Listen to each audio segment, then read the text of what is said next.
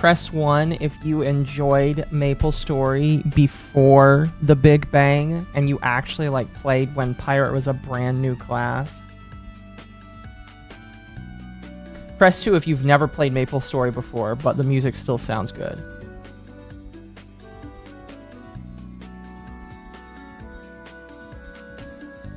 Okay, I'm gonna like break some people's minds right now.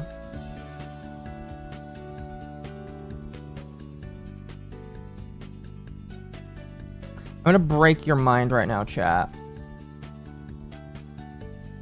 Now, unfortunately, it's unofficial. Unfortunately. But.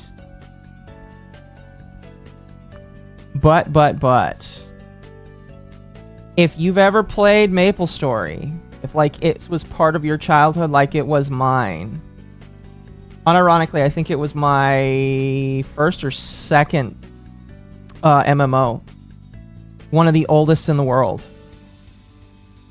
But if you have ever wanted to go back to that, you kind of can. Kind of.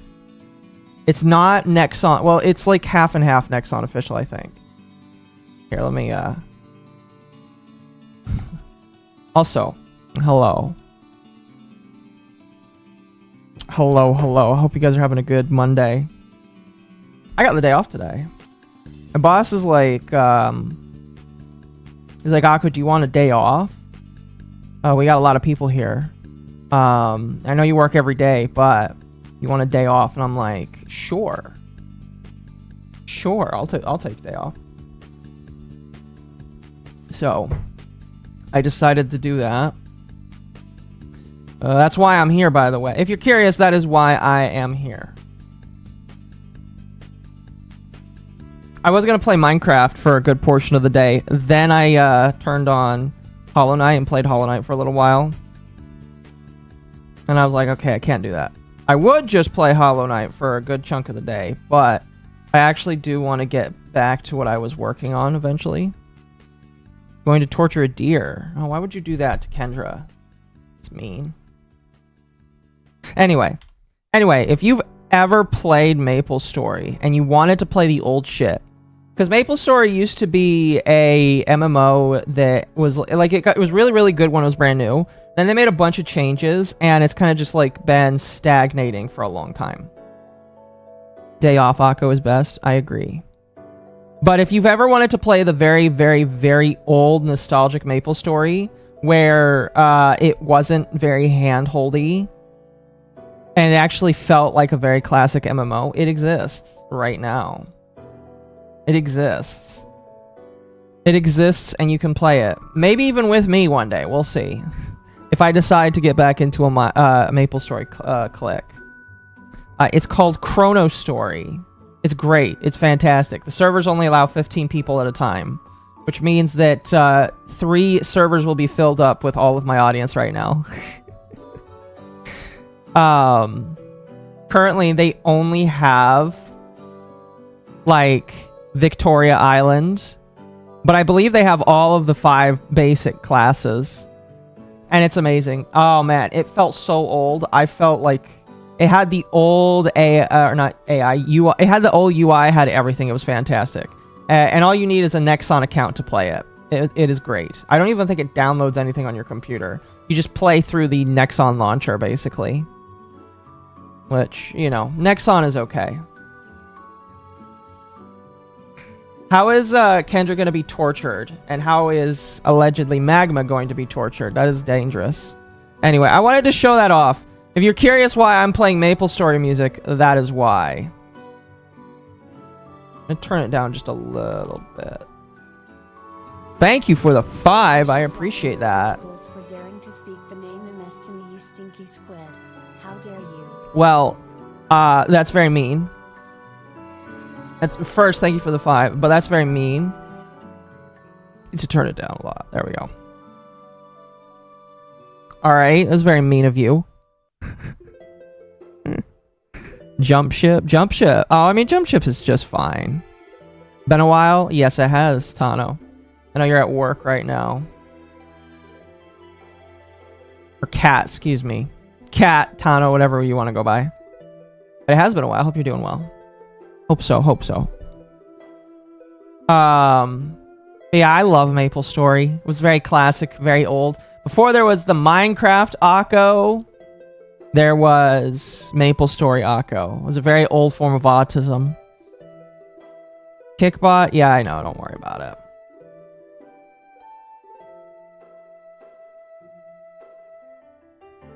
it. And I had a lot of good memories with MapleStory. Anyway.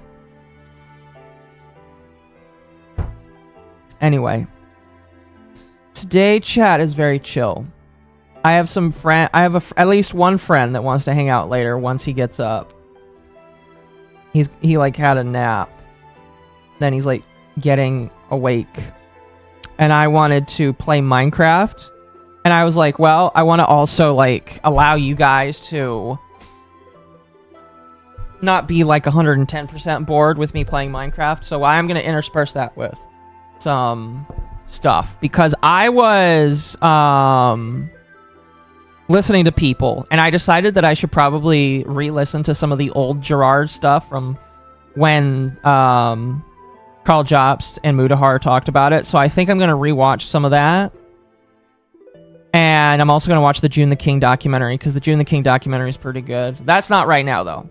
Right now is pure autism. So if you're here for Completionist, it'll be at some point later in the stream. MapleStory sounds Canadian. It is not.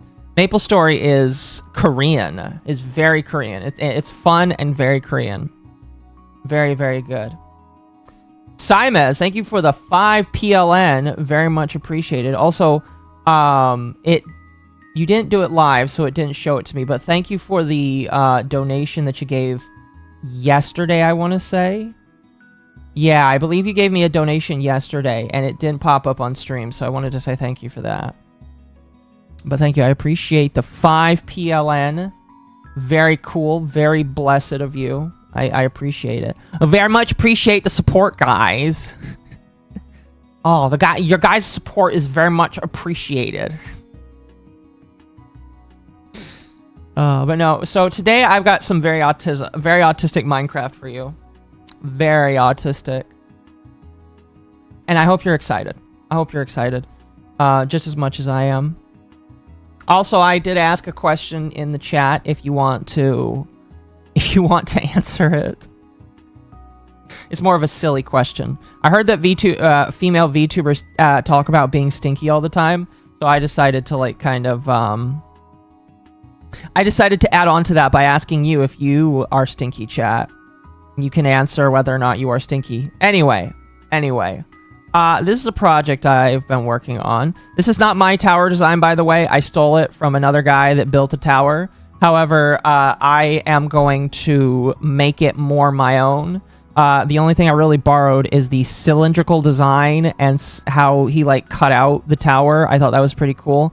But I'm going to work on making like the windows and stuff more original. And, you know, I'm going to make it... It's supposed to be a very weathered looking design too. So as we go on, it's going to look more and more weathered. But that's just going to take some time. Anyway.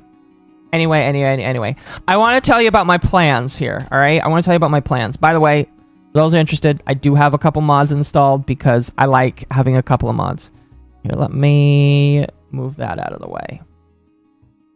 So this is my Minecraft world discovered so far. We're going to be doing some more exploring later because I need to find some biomes for blocks I want to start gathering. Also, if you've never listened to me be extremely autistic about Minecraft and building, today is going to be that day. So if you're very interested in hearing that, you will get to hear a shit ton of it. So my overall goal with like the map here, now not the entire map, this is like a lot here, like from here out is like 10,000 blocks. I'm not going to be focusing on that. Instead, I'll actually just bring this up. My goal is going to be focusing on this area right here.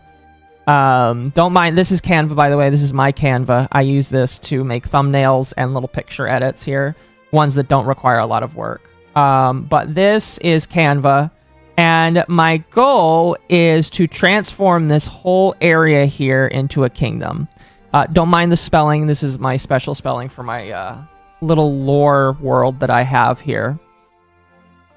But my goal is to turn this area. This is like a couple thousand blocks in each direction here. I did decide to like take a very specific cut of the world here. It's basically, if I zoom in, it's basically this area right here, give or take, minus like moving it a little bit. Yeah, so this whole area here is what I want to work on as like a big area, and then like once I'm done with it, I could expand and do other areas in the future. Now there's a lot of stuff to do. There's a lot of stuff that I want to do. Over here is going to be a big city eventually. Eventually, this is going to be a pretty big city. I'm pretty... Well, it might not be all up here. I might actually move it down here partially, but I'm not too sure just yet. What I know right now is first, I need to terraform this area. Because, like, here, if we go in... So this is the proposed area for the city I want to make. Again, it could move further down. It actually might look better down here. So... this could change. It could be. It might just be down here, or it might even be it might just be this whole area right here. I don't know. But for right now, we're not going to focus on the city. The city is like way later down the line. Instead, we're going to focus on this area right here. This is our main area of focus, which is I've named it the Yellowstone area. And the reason why I named it the Yellowstone area is I wanted to make some of these sections based off of areas that I visited as a little kid that I really liked. Yellowstone is one of them. I thought Yellowstone was one of the coolest places in the world. And I wanted to like I wanted to terraform this land into like not like turn it into Yellowstone National Park, but I wanted to take different microbiomes of Yellowstone and turn this area into that.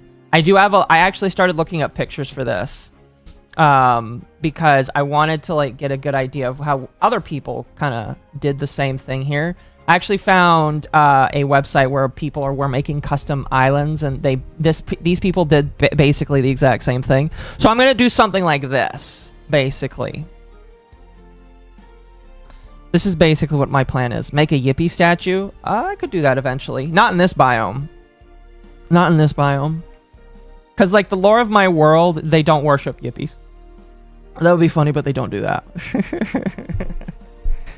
But my goal is to build, like, something like this. The whole area is not going to be these volcanic hot springs, but I do want to make, like, a dedicated area in this specifically for the dedicated hot springs, basically.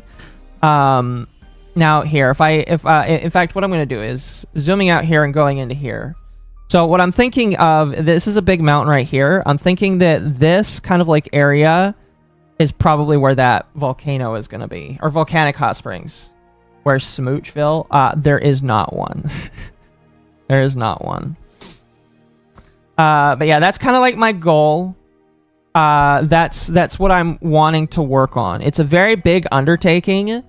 And obviously the first thing you have to do when you want to do this, first you kind of have to prep the land, which is what I've kind of done. I've flattened some of the area, and I will probably continue to do so. But my main goal right now is going to be cleaning up and then gathering blocks, if that makes sense. But I don't want to clean up right now. Well, yeah, no, I don't want to clean up right now because cleaning up isn't, I don't really want to. What I really should do is focus on getting food because I am lacking food right now. But I think what I'm going to do first is I want to start gathering blocks that I need. Because again, I started studying that. Oh, this is a very blurry version of this picture here.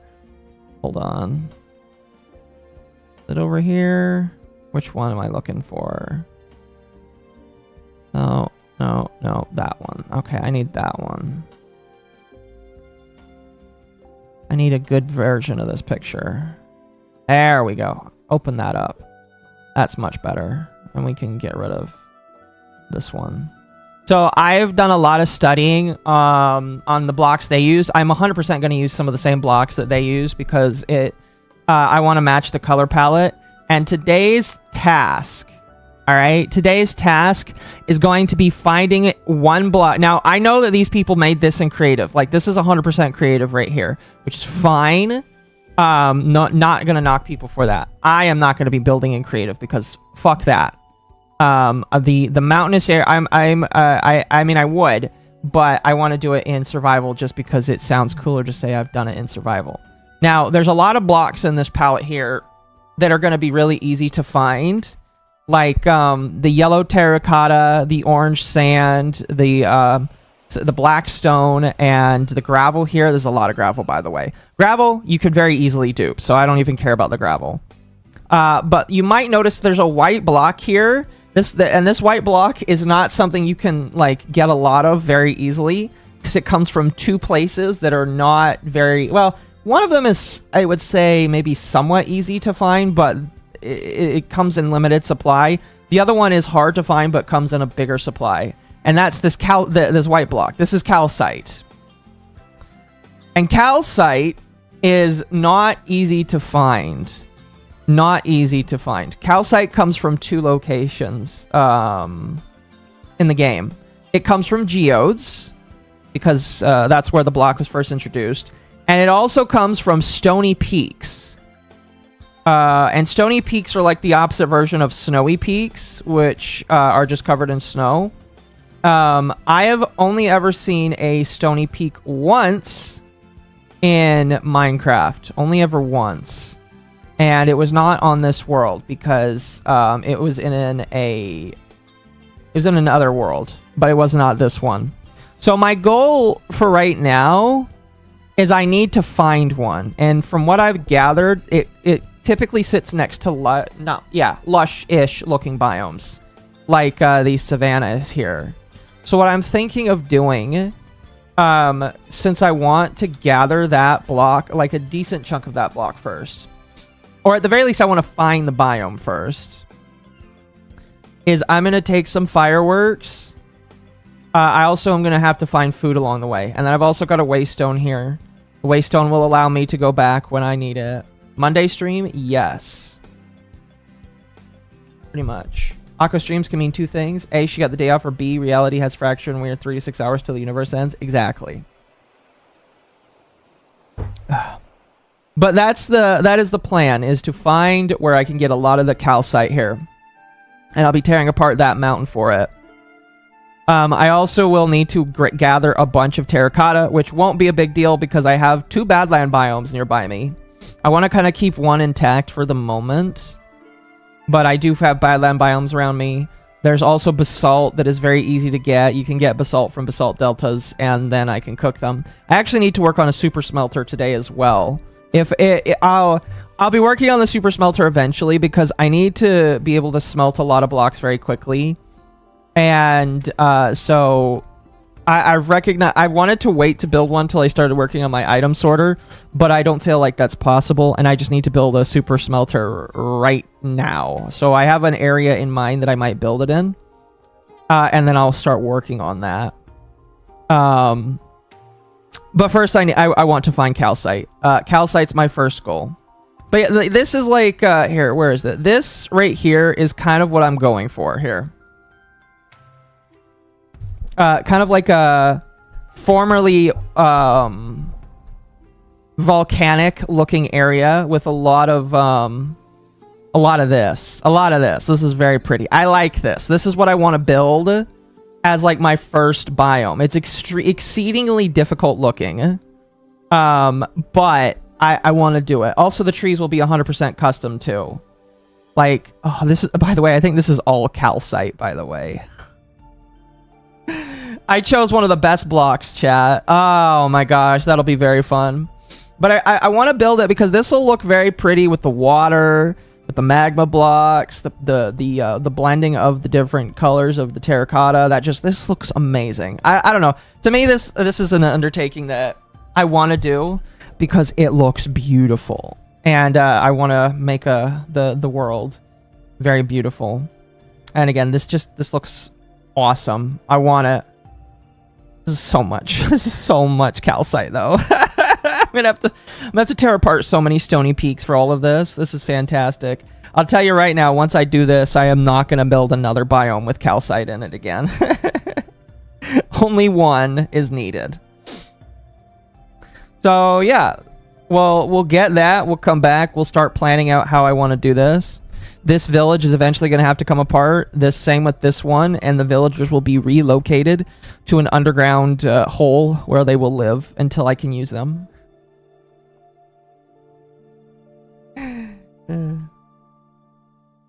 Gotta fix the landscape? Yes.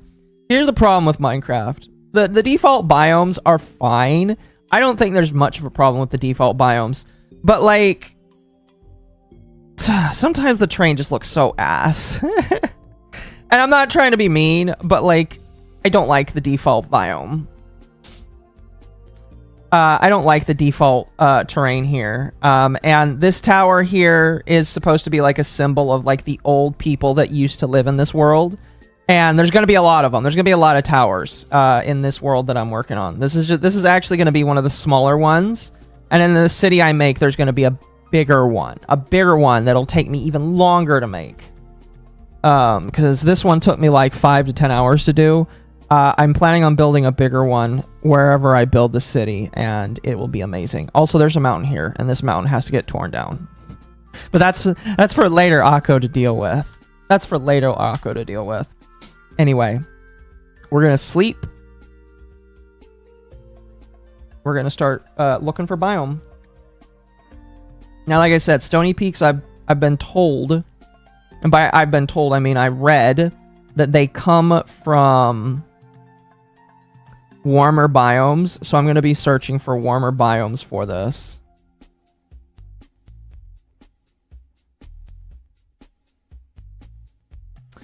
And we'll just... If you want to farm calcium, you just need milkers. This is fair. Well, I ain't farming calcium, I'm farming calcite, which I would say is the solidified form of calcium. Oh, excuse me. Like I said, you're more likely to find them... Oh, see, here's one. Wait, is that a stony peak? Yeah, that's a stony peak right there. Although I don't see any calcite here. But as you can see, it's on the savanna biomes right here. So we'll be looking for one. We'll actually set a temporary waypoint there. Where does it show? Yep, right there.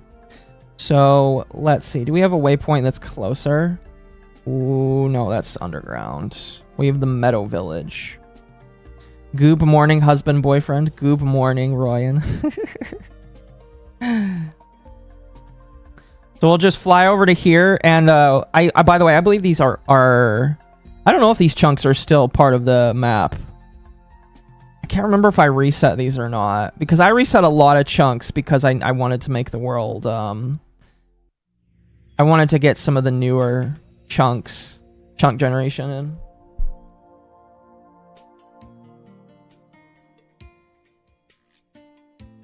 I love this MapleStory music, by the way. It's so good.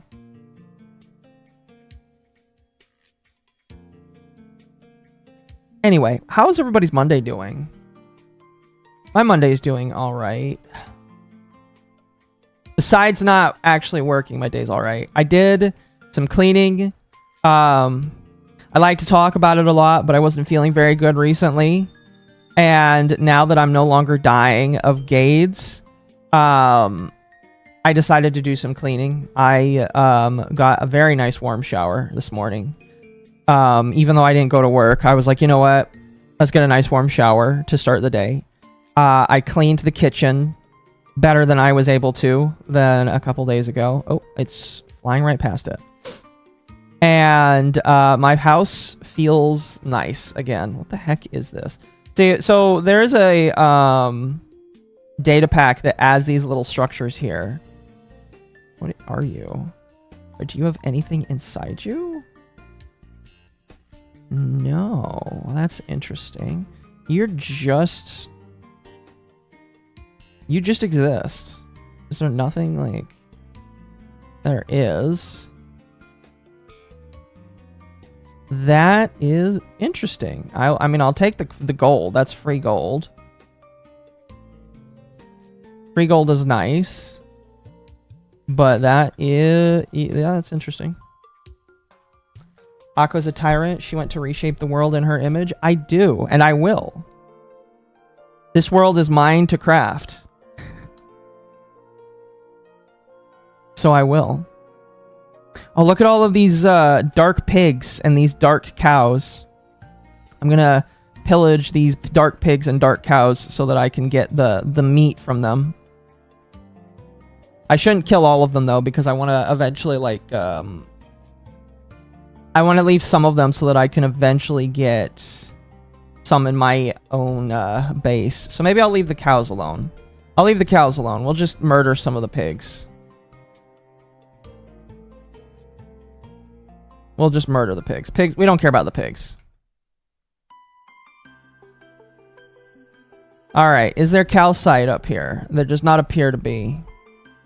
There's a very small stony peak. By the way, I really do like how Minecraft changed generation. Because the way it used to be is a biome was the entire chunk. Like from top to bottom, the biome was the whole chunk. Now the biome changes depending on where you are and how high or low you are. It's how they're able to make ancient cities now. I really like that. It's pretty neat. Pretty cool. All right. So as I expected, it does not have calcite on it. Probably no calcite underneath either, because the stony peak. What biome are we in right now? I forgot. Where do you look up biomes? It's on here somewhere. Stony. Oh, okay. So this is a stony peak. Stony peak. Stony peak. Oh, is this whole biome a stony peak? I think the whole biome is a stony peak. I think this whole biome is a stony peak. Never mind. Let's see. All right, let's just go this way. No, you never know what we'll find. Oh, there's another one of those structures. That's cool. I hope that I'm not like flying forever, because I would just like to start collecting. That's a forest. If worse comes to worse, maybe I'll just like do a biome locate so I can find one. Although doing a locate won't find me all the time what I want.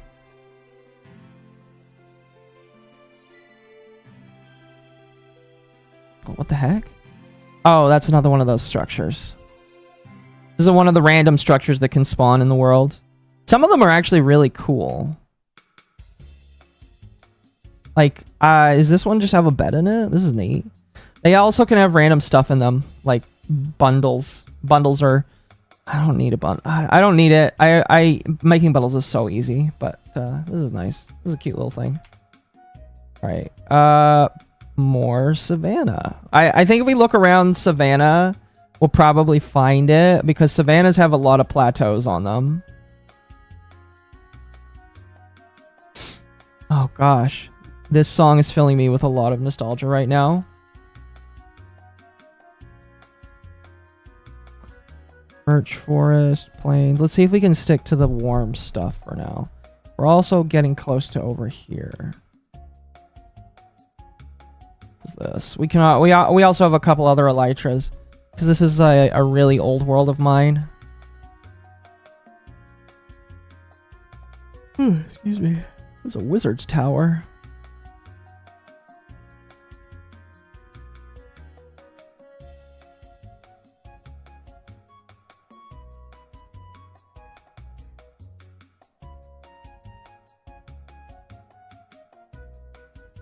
More savanna. That's good. Please, please, please, please tell me. Sunflower. Plains. Plains. Plains.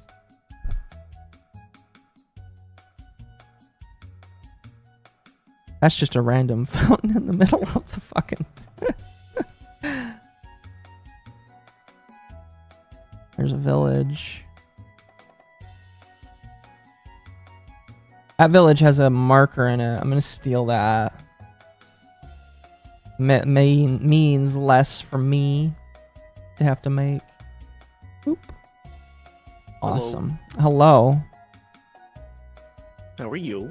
I'm doing. How are you? Oh god. I'm here. Oh, you're the Oh, I can change it. the bad Miku. What was that? What is that? Rotten Miku. Rotten Girl. Miku. Yeah. I mean, you can be whatever you want. It's fine with me. Oh, you hear that, chat? I could be whatever one. I'm gonna choose to be Akko.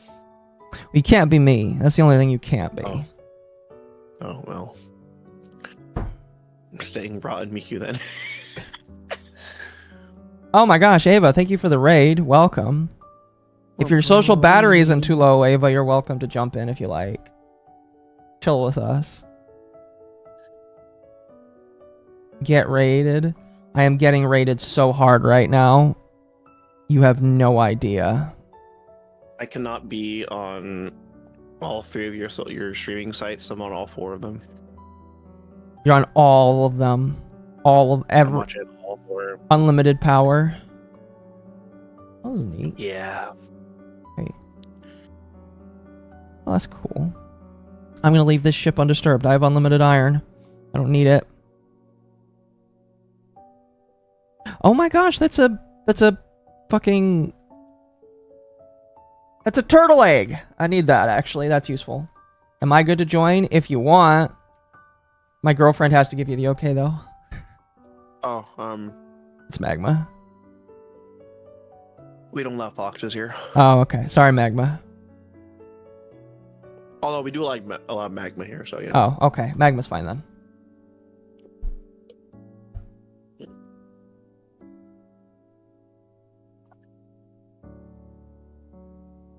So how is your day? You told me you had a nap.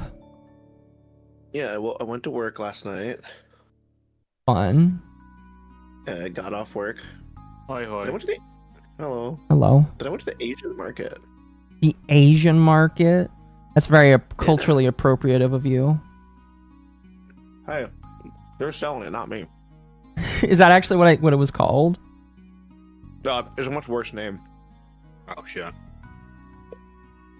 Okay, God, I'm gonna say this. The market near me, it's like, it's just an Asian market. They get a lot of Asian food, but it's called. I get Pixie Raid too. And did I? Oh no, that's all I see. On What the research. heck is this? This is a crazy looking mountain. Ooh, it's called the MD Oriental Market. I mean, that's fair. So like, I just say the Asian market because that's what it is, an Asian market. It's on chat. I can't say that. You can't call it that. People in There's a swamp. people unironically would in that. Listen, if you would definitely find an Asian willing to call his marketplace that. Oh, absolutely. They're kind of base for that. Some of them are, yeah. Space.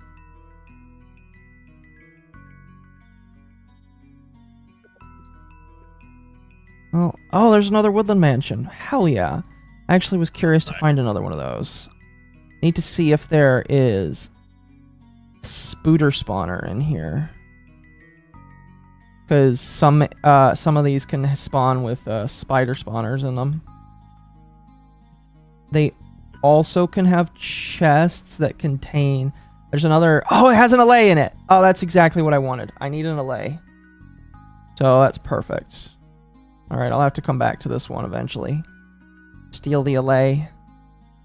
Like, oh, there's multiple Allays. Oh, that's perfect. The only problem is we're like 5,000 blocks away from anywhere. So, it's gonna suck. That would be a problem. Okay, I've had to go and do worse things. Mob slavery? No, I mean, the Allays are useful. They have the uses that I would use them for. which does include, I guess, to some people's interpretation, a form of slavery. But, you know. A ghost child maker? Yes.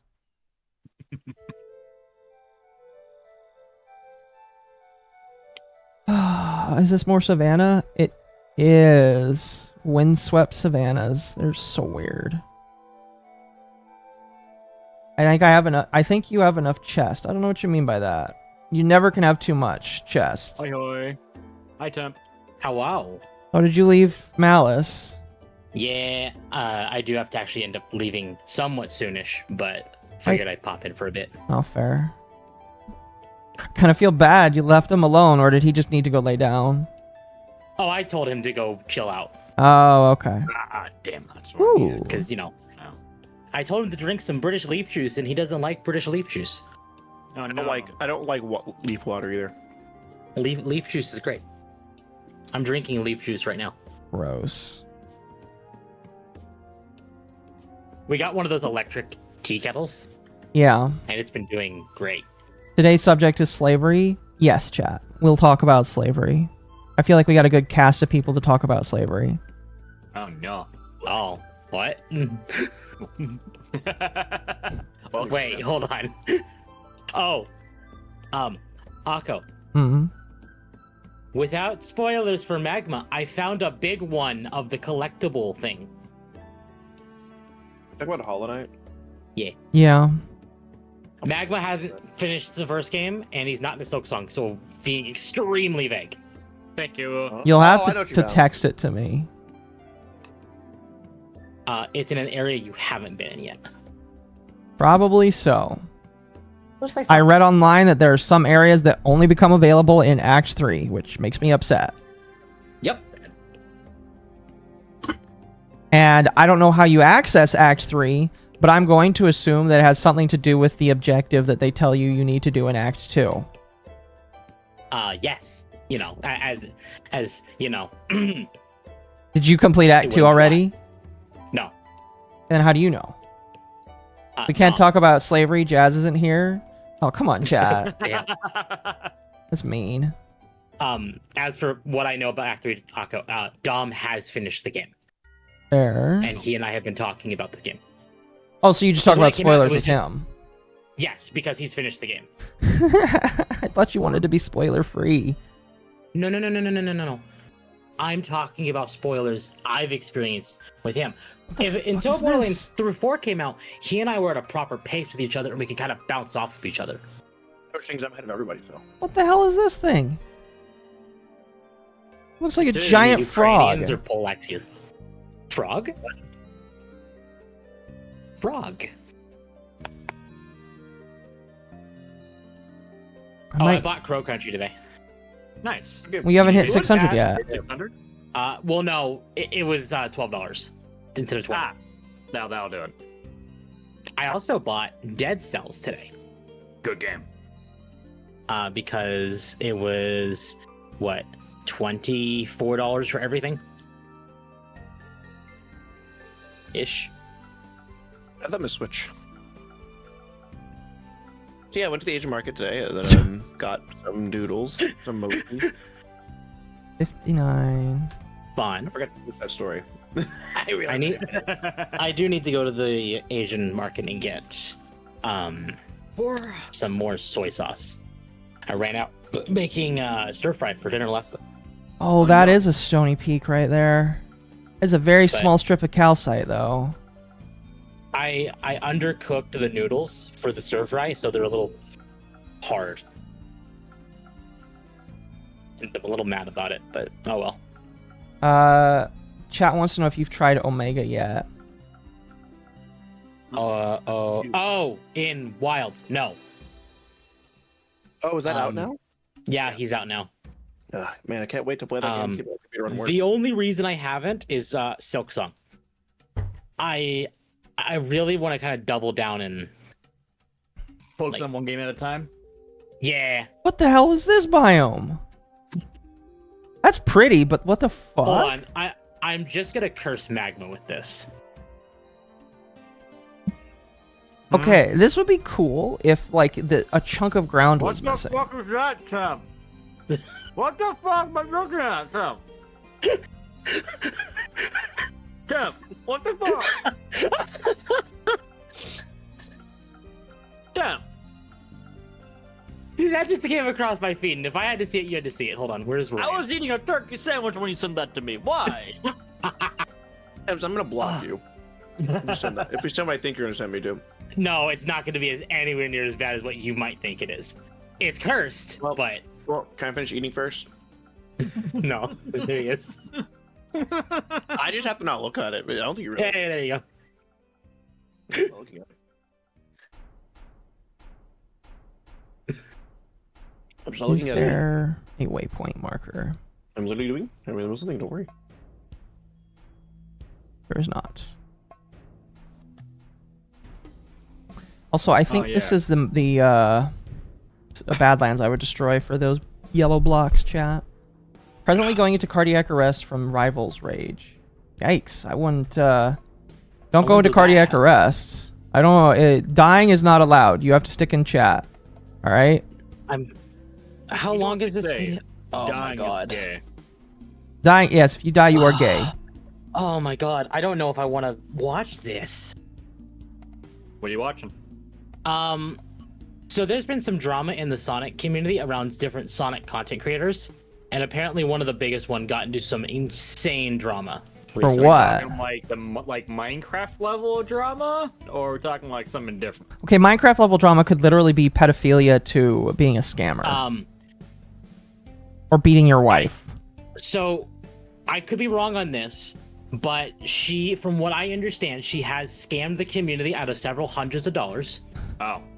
And It's a female. it is a female. Which one is it? And she has dated one of the official actors for the franchise while he was still with his wife, I believe. Oh. Who is it? Lovely. Emmy Jones is who I'm talking about. And is this about the lady that slept with Ryan Drummond? Yep. Emmy Jones. Never heard of her. It's a 50-minute video. I don't know if it's gonna be something I watch on my stream or not, but this is Bless low-cal you. drama. But Sonic. Thank you. You said this was Minecraft? Sonic. Or sorry, excuse me, Sonic. I don't know where you're getting Minecraft from. I don't Because know. that's- She's friends with Saberspark. Oh no. Saber Smart. Chat, this is kind of what I want to build, only better. This is just a cute little version of it, I guess you could say. Look at this. Yeah, this is exactly what I'm thinking of building. I'm sorry, wait. Was she on Dr. Phil in 2011? Oh, that should just say everything. Oh no.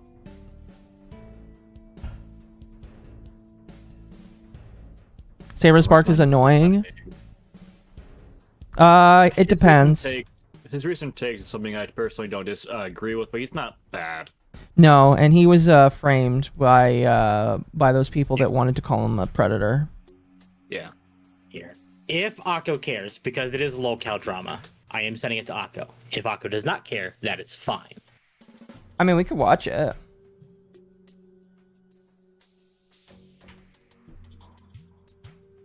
Up to you. I mean, it's your stream. This is You fair. decide.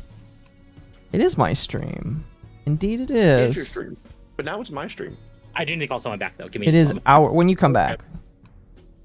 Whoa. We're not. Saberspark was humiliated by Freedom Tunes. He was, and it was amazing. Are you going communist, Kako? Go. No. I need a divorce for doing that. Okay. We'll have to go to therapy. Last time I went to therapy, my therapist told me I'm fired.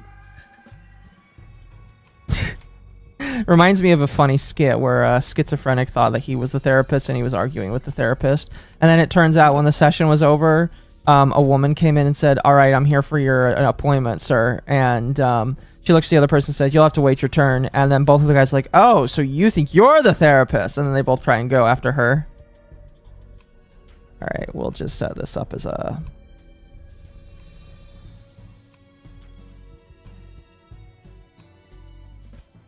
That's an interesting story to read. There we go.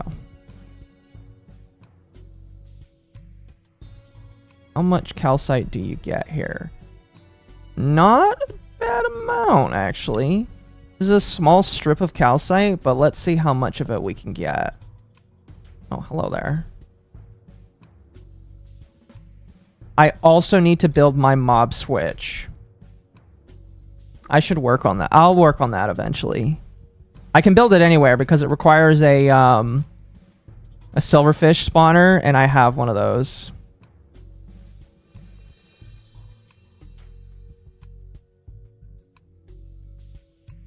It's one of the few mods that I feel like should be in the game, allowing you to mine the mob spawners.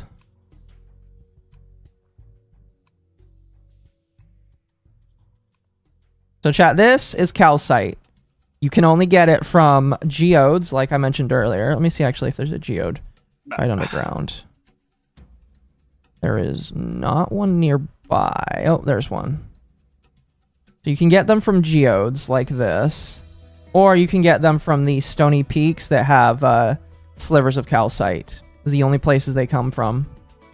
I don't know how much calcite we'll get here, but I'm gonna take it, and then we're gonna go back and start working on plans. I need a name for my elk. Meanwhile, Magma's playing same game, huh? What? Vintage Story? Oh yeah, Vintage Story, yeah. Yeah. So are you playing it till you beat it? There's no really beating that game. Right. Yeah, the story. There is story content in the game. This game actually does have a story it wants you to follow. Yeah. However, there is no end of the game. Technically, Minecraft has a story. It's go kill the Ender Dragon. Exactly. So I think so when I played Vintage Story, it was there's story dungeons and story content like books and stuff and lore hidden around the world. It's really nice. Currently, there is 5 story beats. They added 4 with the recent update. I didn't bring an Ender chest. I'm so stupid. I know. I do have a waystone, so that's about as alright. Where's the waystone? It's up They're there. already cured? No, not cured yet. 64 times 4 times 3.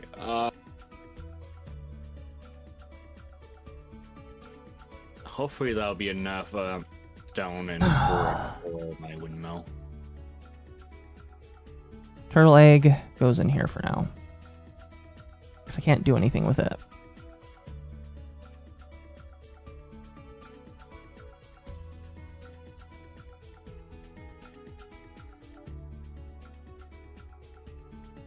There's an update on the EA story from Dogwave. EA is agreeing to the deal, but they're floating the idea of replacing a chunk of their workforce with AI to afford it. Floating.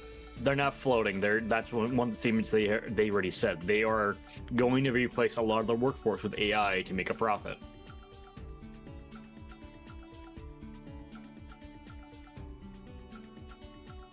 Go. And Where's your woke now, EA? It's all replaced with robots. The robots are woke instead.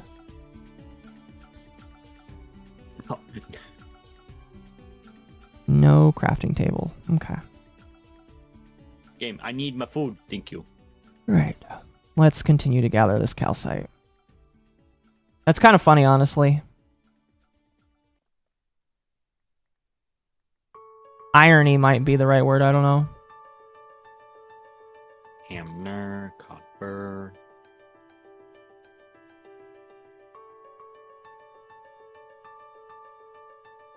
Woke robots like Grok. Grok is definitely not woke. He's a different kind of robot. I got Grok to generate porn for me for free. Not really. I heard some people were able to do somewhat close to that, but Elon made sure it was mostly sanitized.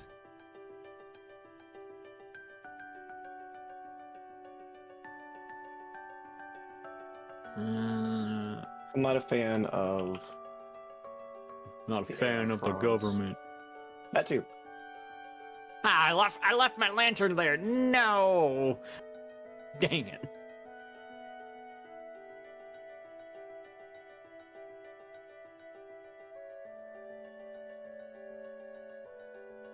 Yeah, this is going to be a decent amount of calcite to start.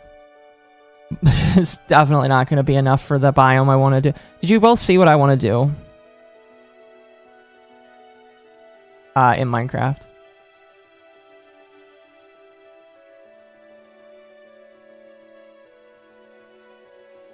You said you want to make a kingdom, right? Yes, but I want to do more than that. I want to build biomes based off of places that I liked visiting as a child. Oh, nice. First one being Yellowstone.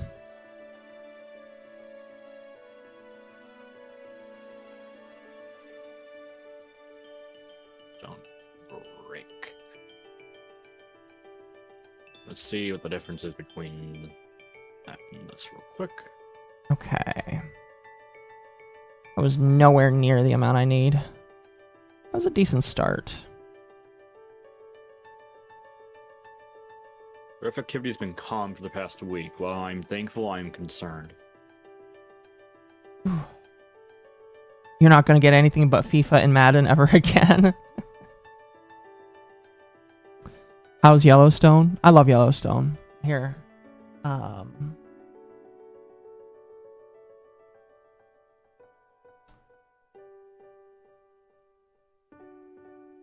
Guess that's the rock. I don't that.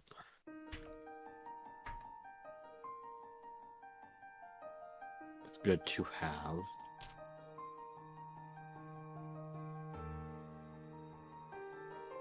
Let me show you guys a picture of one of my favorite geysers from Yellowstone.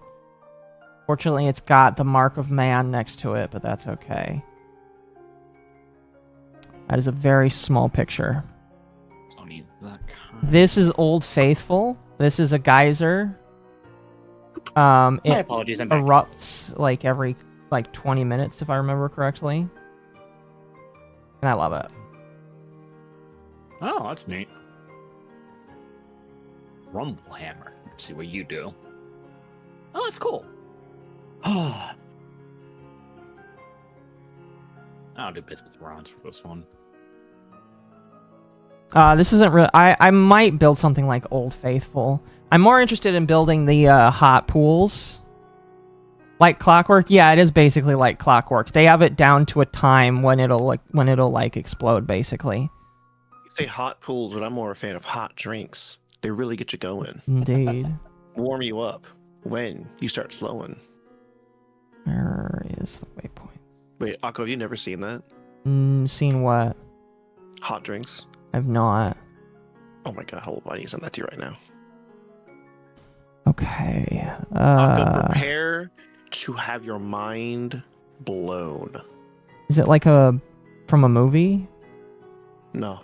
Okay. What if I told you? Okay, how do I explain that? I mean, you'll see when you see the name of it, you'll know. It's Okay. pretty powerful. All right, what is the type saying me? Oh, that's cursed. Thanks. Akko tells us how Earth chants chat. All right, Akko. I need you to put that on stream for everybody to watch. It's kind of peak content. Wendy's training video. This is a Wendy's training video. This is a real thing. I feel like that's gonna get me copyrighted because of the music. No. It's old enough. It's past the date. They don't even use this thing anymore. Old enough. Yeah, but they could be using copyrighted music. They don't. No. They're not. Trust me. All right. I'll. I have never been hit for this thing. This is the one thing I've never been hit for. Watch Akko be hit for it now that you said that. I'd Exactly. be pissed. Oh, I'm just gonna cut that part out. Pump that bad boy to 0. What the fuck? That's old. Sure do. It's not a commercial. It's not a commercial.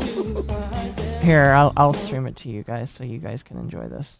Oh, I'm already singing along in my head. Yeah, but you're not the one that hasn't seen it, so I'll share it for you guys. Fuck. What? Coffee's holding time is 30 minutes. That's so long. That's too long. Can stay there before it starts to taste too strong. Hot, hot. Careful when you pour it. Hold it steady upon the counter. Let it set. Pour it in until the coffee There's a whole reaches slew of these, by the way. Yeah. Up on top on it, There's gets hot a drinks, lit cold drinks, every time chili when can be these served with coffee cheese, and tastes grilled so skillets. fine. Hot drinks really get you going. Warms you up when you feel you're slowing.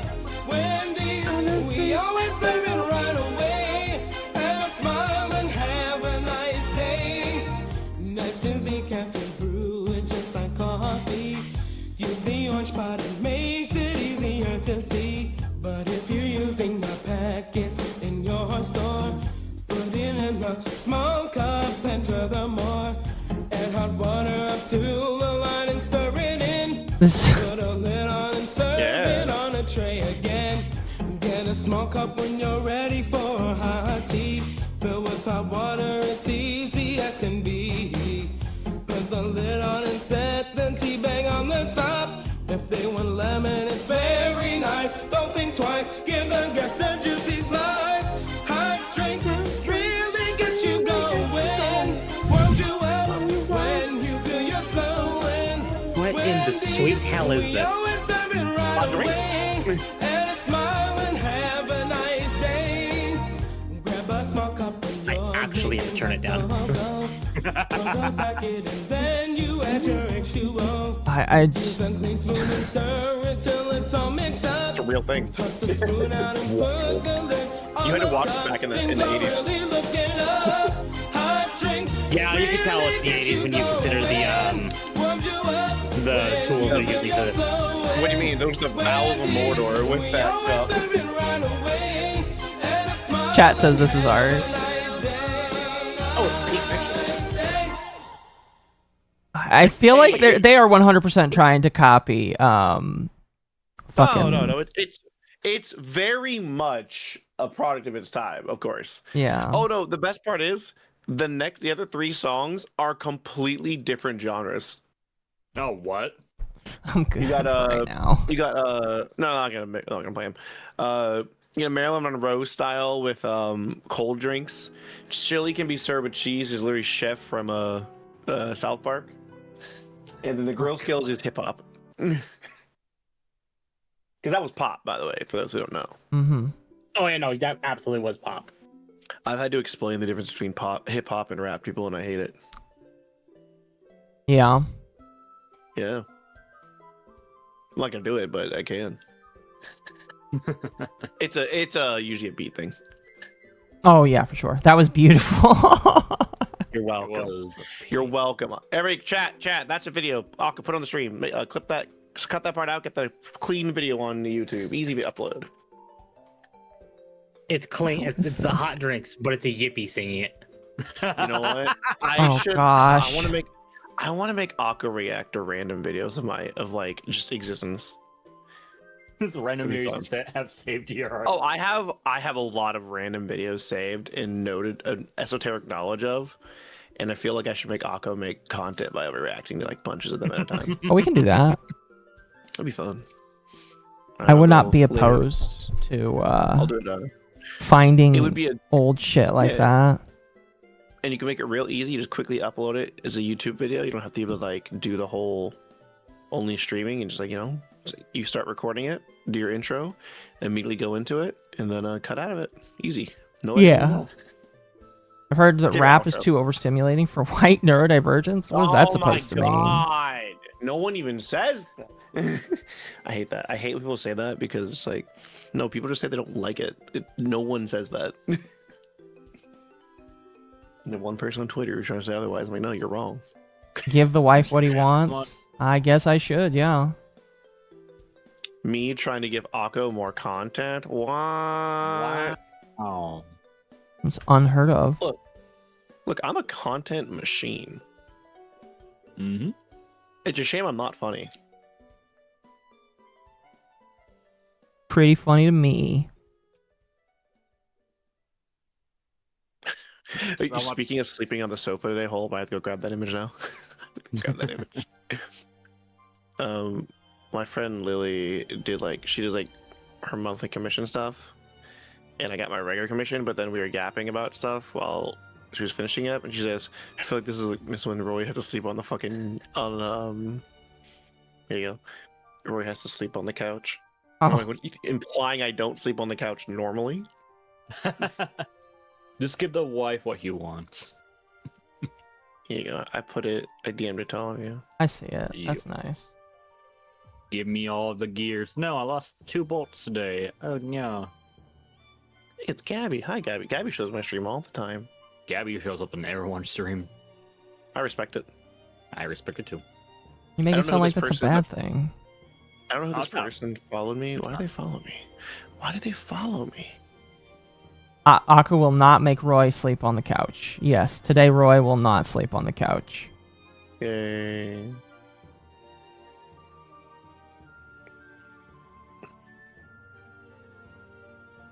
I debating calling my elk Mozart because Amadeus is named Amadeus.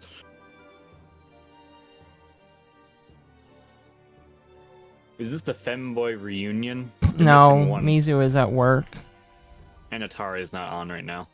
Atari's probably asleep. I know it's hard to sleep because I watched him go to sleep. I told him, go to sleep. Oh, Then I went to sleep. did he have a sleep stream? No. Oh, here's another Badlands. I did tell him that'd be free content. Look. Oh, wait. I should give Akko my model. That way I can sit in Akko's lap and make the chat jealous. Oh, not today. Speaking of models, my summer model is gonna have a small sitting animation. You're So gonna have a I can- summer model? Nice. Yeah, have you never seen the summer? You've seen the summer design. I probably just forgot. I'm DMing it to you now. Me realizing I have to casually. I mean, it was designed. Wait, that hold was- on. What is chat talking about? Is I this the am femboy not reunion? paying No. attention at the moment. They really get you going. No, the dog is female. Oh, okay. The dog is no longer a femboy. Is that another Stony Peak? He's a femboy until he becomes female. Well, no, even the model currently has titties. I don't know if you ask Well- the wrong people, they'll say. Well, Temp, it took me a while to realize that your model was actually a female. Because No, I know. It's not the quite. tits don't have See? a defined cleavage. on No, I totally understand what you mean. Don't worry, the new model will very much be obvious. The dog is trans now. No. Yes. it. No. Don't fuel them, Akko. He went to Nyara for some of that HRT. What the I fuck? hate you. Wait, Akko, have you ever heard? Have you guys ever heard of Rule 34? Rule 30 I'm what? sorry, did you Rule just say 34. Rule 34? Rule 34. So you know Scrandle, right? No. No. You've never played Scrandle? Oh my god, Akko, I gotta solve both these at once. I gotta solve 2 problems at once. Explain, Ryan. All right, I know. I'm pulling it up. Akko, you're gonna have to share the screen this into chat. These are not really disqualifiers. Neither one of these are gonna get you in trouble for alert. All right, I've got it open. Come Hold into on. my stream.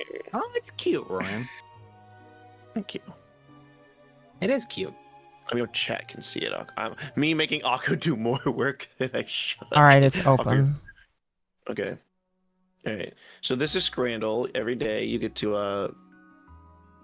Is everybody else here? I can't. My OBS opens Yes. all my audio and stuff does not. Everyone's make here. noise. Everyone was here. Let me pull my Discord over here because I'm officially about to. I'm also getting my stream set up. I have to Um, farm money now. So this is Scrandle, the thrilling daily game of food comparison. So we click on it, and our goal is to rate which one of these are better.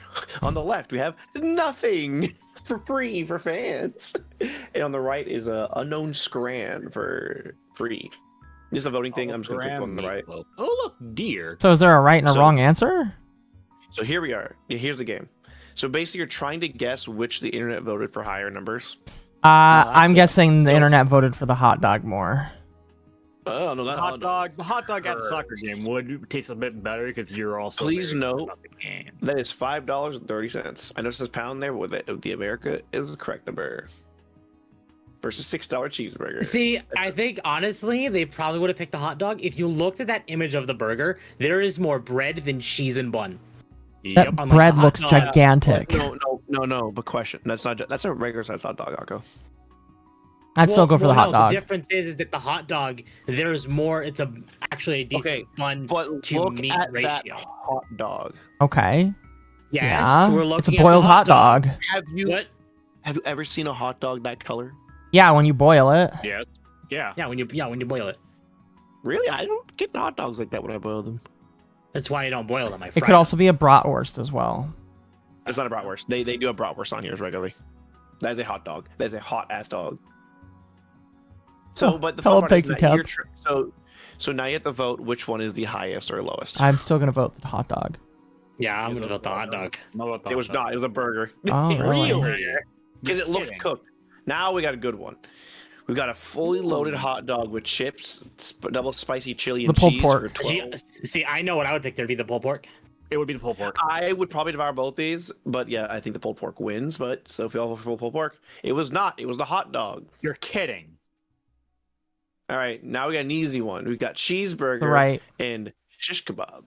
It was obviously That's the a shish burger? kebab. That's a frozen burger. That's not even close. That's a chicken burger. Here we are. Hot dog. That's cursed. Versus cheeseburger. That's an onion. That's an onion burger. But I believe it is still the onion burger. Not by much, because that's like all onion and like no burger. Oh. Now we have chicken wings and rice for 30 cents versus tacos. Price of 2 for $2.29. I think the tacos win. taco. Taco, yeah. Yeah, not even, that's actually shockingly high. Now that's a dog. Hot dog. And then spankerfood. I think people would choose a hot dog just because. I think people should. Well, yeah, the This hot is, dog. by the way, these are all at sports games, by the way. That's a big hot dog. Yeah, So soccer. are you all saying That is a big wiener. I'll all choose think the one on the about- right. I agree with the right because I know people hate kraut, but kraut's delicious. I just don't eat the kraut. Oh, it's so good. You mix it with it. You get the bun. You put it in the bun. You eat it all together in one. Big Oh, sandwich. no, I just don't eat kraut. Executive decision, by the way. I'm taking the right one because it's Minako. All right, now we got Right. chicken and butter with chips and rice, or pigs in a blanket hot dog I'd go I with the love right. pigs in a blanket. I love with pigs in a cheese and blanket. fries. All right, you guys are all voting for The right. deep dog. It was not that. It was the left side. Are you Chicken kidding me? butter. People are retarded. Have you never had good chicken butter? I've had good chicken butter, yes, but like the one on the right looks nicer. I'll take the. I think the one on the left looks right. The messier is the better when it comes to some of these. I'll take the pulled pork No, yeah. again. Oh, it's a pack of. Oh, That's no. pulled chicken, not pork. Whatever. It matters. It's definitely different. Those like chicken strips were pulled apart, but we have chicken tikka wrapped with chips. Versus looks like 2 of those for $6 with chips versus the $4 sandwich. I feel like the left one's a better deal. I'm just gonna go with the pulled pork or the pulled chicken sandwich. No, see, that's the one you want. Is But that- we is can it get plain, internet real though? quick. All we have is a picture. It does not tell you more. You just get the picture. I would probably go with the left. Actually, now that I'm thinking about it. I'll go to the left. See, yeah, see, and boom, the internet. Yeah, think about it. Do you know what the internet is going with? No, not always. Oh, double hot dog. On the left side, we have a The sorry-ass long bun dog. and on the right side, what the fuck is what is that? So which I'll one be is it? honest. I'd pick the one on the right. The one on the Me right too. looks more well done. I mean, I agree. Whatever it is, it's more well done. It is definitely the one on the right. There's 3 that voted for right, so I put immediately. The Paul Curryhurst versus the Guacluster. The left. Guacluster. You sure? Yeah. They're both the same That's price. That is a good ass burger. That's a double burger. That's I'm got gonna take the one on the cheese. right, the left. It looks more zesty. It looks like salted fries, German-sized bacon fring, chili wurst drizzle, and jalapenos. They're about the same price, so you got one left. I'd vote for the right. What about you two? Fuck. I'm more of a burger person, so I'm gonna go with the burger. Chat saying they go for the burger. So we all burger. The burger did win. Burgers have a buff Yeah. if they look good, and then you can score. By the way, this is the guy that made Blue Revolver made this. Bigger the bullet hell, the good. That's all. That's Scrandle, and now we have Rule 34, Dole. Oh, you're kidding me. Oh, that's It's not awesome. gonna it doesn't show anything. Corona. I'm gonna remove AI results. It's not Corona. I'm removing the AI results because it use that. Here's the daily challenge. That's just like Scradle, so we have 10 days. So, is Jambi Yumeko from Karaguki more, or is Diavado from JoJo's Bizarre Adventure Boy? Probably. That's hard because it's JoJo. I would think, JoJo I is think probably- it's Jambi, though. Probably Dio. It's probably Jamie because of female buff, but yeah. Oh, you'd be shocked. You'd be shocked. All right. Kagami Len. Len. You say Len? What if I told you? You were right. Oh my god, by under 100. All right. Anise. McGonagall Gator. Anise. You sure? Anise. Anise. Anise. And it's, yeah. What if I told you? Five Nights at Freddy's What made the the three. hell? I mean, that is. You know what? It's furries. Bail. I was gonna say the, Zen. it is Bayo. It is Bayo. No, it's Bayo. It's Really? Bayo. It's not even close. VTubers were not that high. It's not even close. Bayo is a good number. Fair enough. Solidly lower than it should be. All right. Isabella. Here we go. Isabella. It's Isabella. It's Isabella. What? Wait, what? The food. Oh, the Derpy. Joshi. The vote for Joshi are powerful for the last one. All right. Spike. I'll be honest with you. Are the ponies bigger than the scalies? I don't know. Gonna be derpy. These Rule 34 pools are inaccurate. It doesn't count lolly and gore art. Oh God, you're right. Well, that's what it's specifically on Rule 34, the website. It's not on the internet itself. Because trust me, there's a lot of stuff that has been either removed from Rule 34 or Oh wait, this is on Rule 34. Oh, so you spiked that. exclusively. Are you sure? Yeah. How do you know? Because the amount of spike art with rarity is a little insane. It's gonna be spike. Oh, so he's getting a rarity buff. Yep. Okay. So we have one chat. It looks like they're saying derpy. See, I would have thought derpy, but if he goes under this is what's on Rule 34, my decision changes from derpy to spike because of what is on Rule 34. The fact that you know that is kind of concerning. All right. So. Okay, you said derpy, right? I said Spike already. Oh, spike. Okay, that's 2 spikes. All right, man. I don't. I'm Switzerland. I don't know. I don't know my little. I'm Switzerland. I don't know. You better vote, or I'm having Akko delete you. Reality, not the server. Give me a second. I'm gonna roll for it. Don't you? No. Don't look it up. No, I'm rolling for it. Odds. Chat, Oh, okay. Odds. Derp. Spike. Even. 10 spike. Right. It was spike. God. I knew rarity it. Debuff. It's already buff. Already buff. Okay. Corin from Corin, Fire it's gonna be Emblem or Corin. Rebecca It's Chambers? gonna be Corin. It's gonna be Corn. Now Oh, let me yeah. say something. 3D model buff. Ooh. That's a very Ooh. important thing. Yes, it It's a is. lot If you're easier to counting make 3D Corin. models, it's easily Rebecca. Yeah, you say Rebecca. I had to make that note. 3D. That's the first time we kind of run into the 3D model buff. Also, why Montgomery Gator was so much higher than the other one. Yeah, no, if you counted that earlier, absolutely. Right. Again, knowing the context of this properly changes a lot of decisions. I actually have more entries into Rule 34 than Akko does. Wait, what? Yeah, I exactly. Gator just self-uploads. I don't even upload. About to say how much was done by you. None. The artists that I commissioned were Nyaxi, who's decently popular, and Looter, and then the other one was because Ray Call was in one of them. Ray has like 30. Corin does have 3D models, but Resident Evil with 3D models is insane. That is commonly what I see with stuff like Ashley, Ada, and Jill.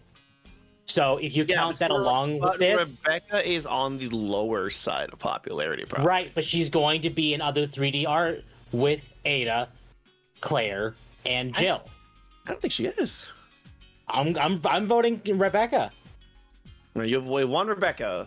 Aka, who you voting for? Corin. Magnus, who you voting for? Don't you dare flip a coin. Just pick one. Pick with your heart. Rebecca.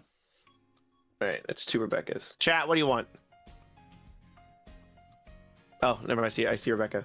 It was Corin, by the way. Good job, Aka. Oh. Cortana. Cortana. No, Cortana. wait. Cortana. Funtime Freddy from Five Nights at Freddy. Specifically Funtime Freddy. So you're probably right because if it was just Freddy Fazbear, all the variants of them get caught. Yeah, especially like the female variant now. Yeah. All right, if it's all versions, it's gonna be easily Cortana.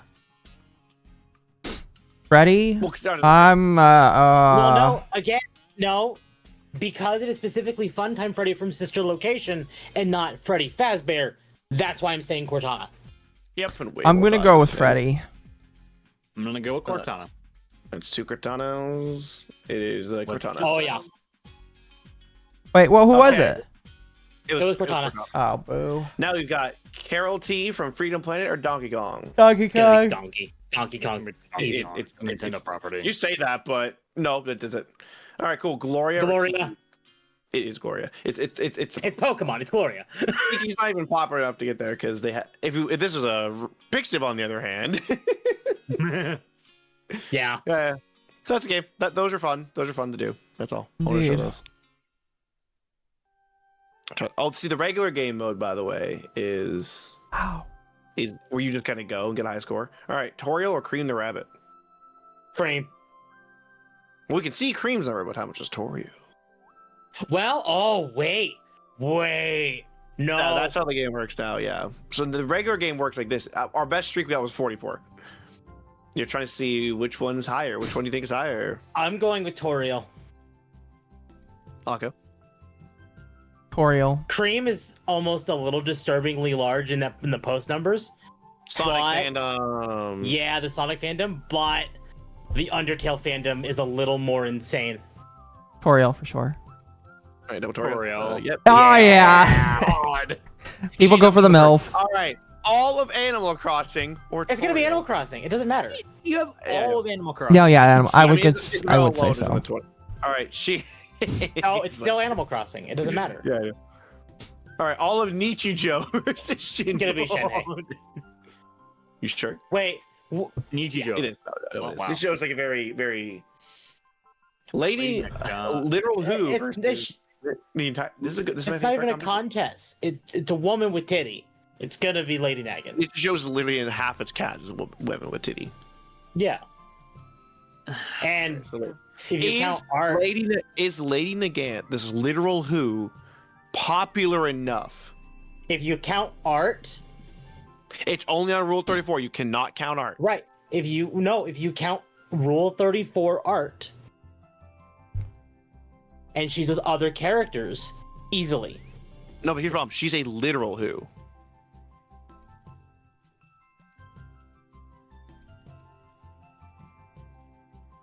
Huh? That's a. I don't know what the fuck that Exactly. is. I'm going Nichijou. I mean, trust me, these numbers can get real low real fast. I'm still gonna say Nicho. 2 Nichijous? All right. Temps, you were right. Temps. Oh, Yeah, what the I was right. Hey, Kendra. Not by much, mind you. All right. Cherry Bun. That's a good bit. Yeah. That's a good bit. All right. No, it's Elsa. Elsa. Oh, No, yeah. don't even. No contest. All right. Shy Still Guy Elsa. versus. I would say Shy Guy, but No, Shy Guy actually has her own It's tag. to call. to call. Easily to call. So what you doing? Guessing who has more art on Rule Uh, 34. Attitude or take all the It's kid. gonna be Crash. It's gonna be Crash. You think so? Yeah, I do. Because Crash is commonly seen with the other female members of the Yeah. cast. Specifically Cortex. Yeah. Okay, yeah. It's gonna be Crash. Maybe Crash. Maybe. Not by a lot. Literal Who versus Crash Bandicoot. Literal Oh, who? It's Haikyuu. Pokemon. Have you seen the All Haikyuu fandom? Pokemon versus Little No. But the Pokemon. character is literally Who. It's literally. Oh. Oh my god. It's Pokemon. Please note that is note for Pokemon. Can Joseph Joestar beat out Mel? I mean, you have Joseph Joestar. He isn't. There's like 2 iterations of him, so it's probably gonna be Joseph. You say that, but he's a male in an anime. But the thing, what is it? You gotta remember, Joseph's like the most popular JoJo. Yep. He is. Like out of all the JoJos, he is the most popular JoJo. No, I Like know. if it, what is it? Joseph? I don't. I think. I don't think that's even true anymore. Joseph. Let's see. John. Because that's not Jonathan. Everybody thinks Jonathan's like a No. like a little Boy Scout. Jotaro is the only one I think that could actually run up with pure popularity of a character. Pretty much. The only JoJo's, because let's be real, even they're not the most. In this actual series of actual, what is it, exclusively porn? Sorry, exclusively Rule 34 links, tags. So, do you think he can breach the 542 number? Yes. Yeah. He is old enough to do it. Yes, the answer is yes. Not say he's been. Yeah. It's Joseph. Oh God. Does Gura. Gura? It's Gura. It's a hard one. I think it's Gura. It's Gura. Even Gura liked her own. But That's the way please less than I note- was expecting. Please note how actually small. And Gura has a lot of stuff on Rule 34. I am ready to be How? tacofied, yes. I mean, Funky Kong or Gura. I still Gargura. think Gargura. I'd be really shocked about Funky no. Kong. See, you have to remember furry buff plus 3D buff. Okay, yes, but you gotta remember, Funky Kong was only, like, became a meme temporarily also. Alright. So is it really, like, Rule 34, or is it just, like, they did it just because of the meme? You're thinking of the internet itself. You have to remember, the freaks are freaks. Sorry, you know what, you're right. I need to turn my brain off. You have to think like a freak. It's your animal Nintendo. I still have yet to replace my apiaries. Yeah, but Fuck idiot. Gura's 3D model is not available. Like, the thing is, people could rip these out of games. They rip these out of games and stuff. That's Oh, why is this Overwatch just the models are 3D so model? No, we're making a note, because so the 3D buff works if you have a model to rip. People don't really have access to the You official sure? 3D models. They have to make them. They make them themselves. Was it? They do release 3D models, but I don't think they release Gura's 3D model. Yeah. Because I know they do, like, the MMD models. Yeah, but I don't even know if Gura has one of those. Did you ever get one of those? Yay, carrots. She has How a would- 3D how do model, you but not I know? don't think You're they like, ever released it for good reason. I thought you were a chum bud. I Hey, did not mine go is- that. I am, but that's not the point. I'm now a Kaneki. All right. I would. Yeah, I want it to be Gura because I feel like Gura would win, but Yeah, I would say at the same Gura. time- Thank you for Told you. no, I all right. Funky Kong. No, it's Garchomp. It's Garchomp by a hard margin. Oh, All Oh, right. still Garchomp. Oh, that's Still gonna be a Garchomp. hard one. No, it's still Garchomp. It's not even close. Yeah, Furry butt. Levy. It's literal who? It's Fairy Tail. Oh, Fairy Tail is like full of all. I should be concerned about that. Oh, right. Meltrilis. Yeah, what have I Oh, told you? fuck. I should be concerned about that. Why? Why? It's Yeah, two. That's what I want. I mean, it's law. Law. Law. Literally law. He's literally the Anne Bumblebee. All of Sword Art Online or He is Oh, that's a literally- hard was it one. Like Law was it? Law is literally like the he's literally the Knuckles of One Piece. You don't want to include him. He's getting included anyway. Sorry, I just do trades for me. It's not Trish. Man, they really fucked up that Devil May Cry 5 model on Trish. Oh, Riza. Riz. Riaz. Is it Riaz? Yeah. Riza or She's like Riaz? the only one from that series a lot. It's High School DD. It's High School Alright. DD. No, you say that, but High School DD has an unshockingly low number in the grand scheme of things. grand scheme of On things, Rule it is. 34. On Rule 34, specifically. By the way, it's Levy. Does the Fujoshi strong enough to outdo High School DxD? That's the question. Remember, it's Issei with Riaz, Levy with Aaron. Fujoshi. All right, Montgomery, get back in there, baby. Okay, Genshin stance. Okay, so Genshin has a very powerful thing because they do actually have the ability for a 3D model. 3D models are conventions. This is a very tough one. No. But it's exclusively how much porn is posted on. You're thinking too much. You have to turn off your brain. Bring your brain back a bit. Dang, I'm sorry. You're thinking too much. High School DxD is more popular on Damboru. That makes sense. Yes. Yeah, it By makes the way, sense. it's ka-ching. Spice and Wolf. All of Spice and Wolf. Is that more? No. Essentially, is I don't think so. Hollow. I mean, if you ask Niaxi single-handedly is producing at least half the Spice and Wolf porn. I don't think so. It's Spice and Wolf is like one of those series where it's like old and niche enough. Yeah, no, it's not. Like, people like Hollow, don't get me wrong, but there's shockingly, it's almost all Hollow. It's almost all Hollow exclusively. You know what? This thing might fail. Of course it international is. crew. It's I'll be right hard. back. Is it Ramach? And I'm saying this as somebody who doesn't even watch Spice and Wolf. Like anytime anybody talks about Spice and Wolf, it's hollow. It took me like what 10 years to find out that Spice and Wolf was about economy because people were too busy talking about the Fox Girl. See, I actually read that light novel. Mama, okay. I got Economy Internet 101 in a Master textbook. send $5 for more hats. So, for this game, do they include the AI underscore generated Thanks, dot Internet in their Zen Master, for the calculations? $5 for more hats. So this game, so for this game, Oh. God damn it, I couldn't read it fast enough. One of my chatters left a super asking, do they include AI generated art in the calculations? I have it turned off because I don't have it turned off currently. Well, I don't think that's That- going. Ooh, beta Twitch integration, hold up. Hold up. Okay. I'm not integrating that with Twitch. I might do it. Gosh, we're gonna include hot tub streamers. Oh, what if I could have that like a constant going thing on my chat where they attempt to get higher and higher cute streamers? Fuck me, I miscounted. Damn it. I do think art streams maybe I'll have that going. Okay, so you got what's Ramatra? That's a dude. Ooh, easy. It's Naruto. Sparkle. Not by much, mind you. Sparkle God, because her and ads were Yoko- everywhere. Yoko Littner outdo. Yes. Yeah, that was pretty obvious. Does Philia from Skullgirls outdo? I don't think she can. That's a rough one. I've seen a lot of porn of her. Yo, Okay. I believe it, but like I don't think so. It's Yoko. That's Tamamo. Tomomo. Genshin. It's got to be Genshin. That's not Genshin. That's not Fate. Genshin, that's Fate. That's fake. Oh yeah. Now, mind you, Don't Fate ask has me very how I good know characters. that. Thank you for the raid. Dang. Oh, really? You're kidding me. Unless you are Saber, you are not breaching 5,000. No, not Saber, but which Saber? No, because Saber gets combined in all of them. If it says Saber, it's Saber. Exactly. Which Saber? That's the joke. Exactly. Red Saber. No.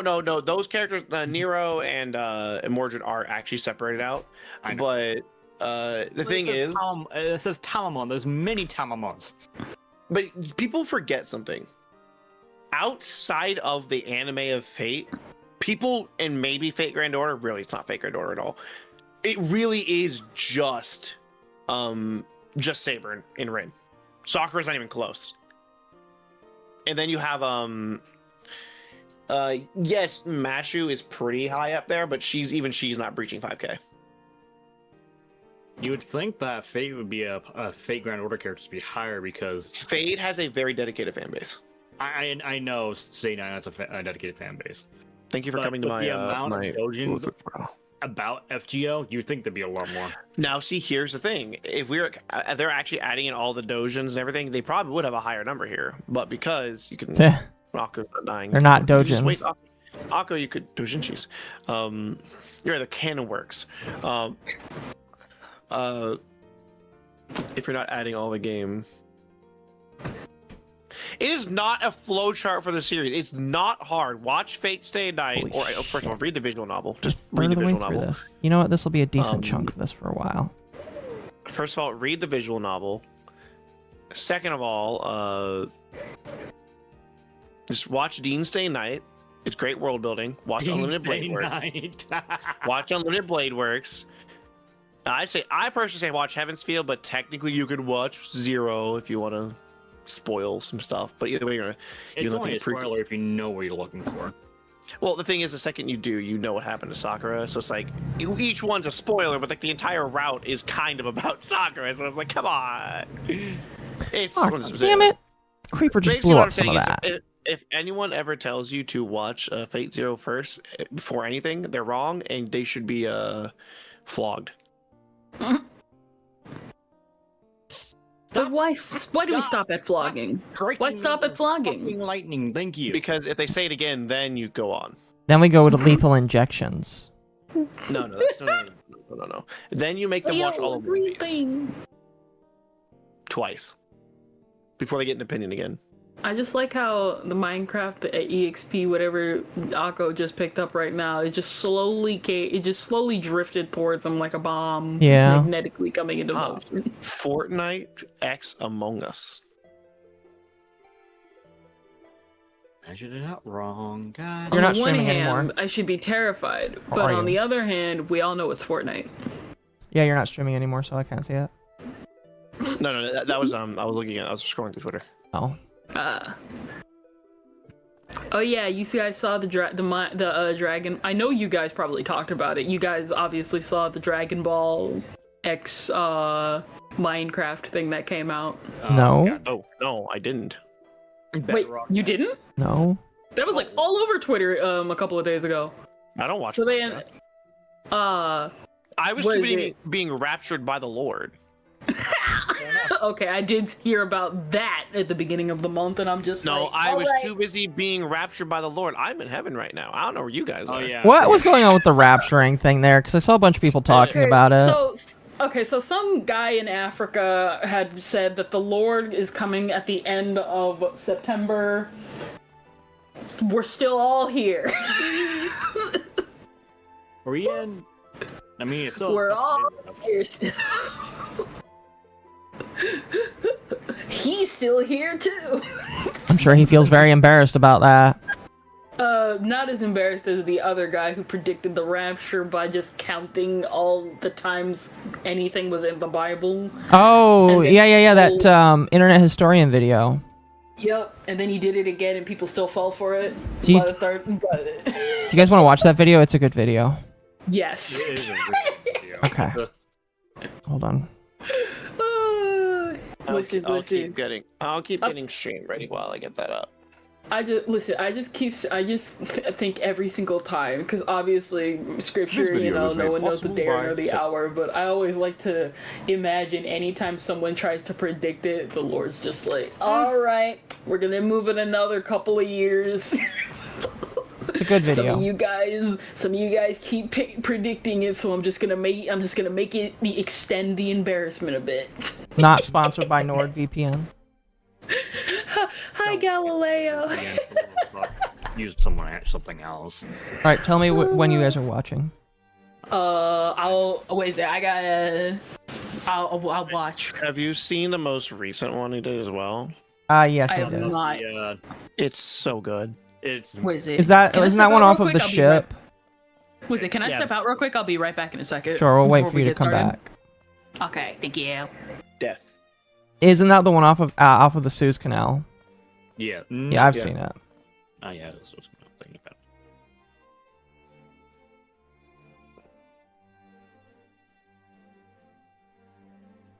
I ate a pot pie, by the way. Nice. A whole pot pie. Just I small. can actually save this. 1, 2, 3. 1, 2. I had one left over and I picked it up and I'm like, oh well, I'll just eat this thing real quick. How the fuck can this man see me? Oh, that's why. Another day of playing the Peak, the Myth, the Legend, Hollow Knit.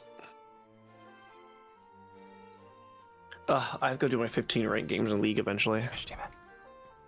Skeleton, you were supposed to Honor. shoot that zombie. League. Death penalty. I need my skin, bro. That's a lot of mobs. Why am I freezing to death in the middle of May? Is that your stream, Mako? Yeah, I'm gonna be playing the internet historian No. video. No, I was wondering what the audio was. I'm like, oh shit. It's fine. I don't Oh, it's care. Maple Story music. God, Maple Story music's so good. 1, 2. So chat, I don't know if you know this, but there was an announcement for official MapleStory live servers. I told him earlier. Oh well, I guess I'll die in Minecraft.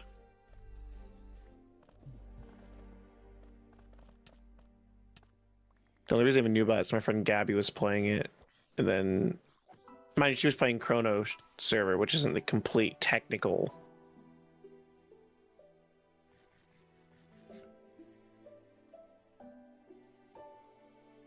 1, 2, 1, 2, 3, 4. Okay, that's good.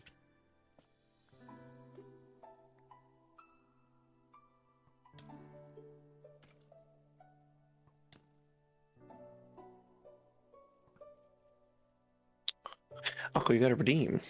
I gotta redeem. Still the Do insult. not redeem! Oh, I forget that those things exist, honestly. Oh my god. Oh god. Greetings. I kind of wish I could share them amongst all my different streaming sites, because it'd be really nice to, you know, actually let all my stuff being used on every side. Oh no, Uncle, you're staring at the Enderman. Staring at that black Alright. man. Right. Did I ever tell you, Ryan, the funniness about Endermen?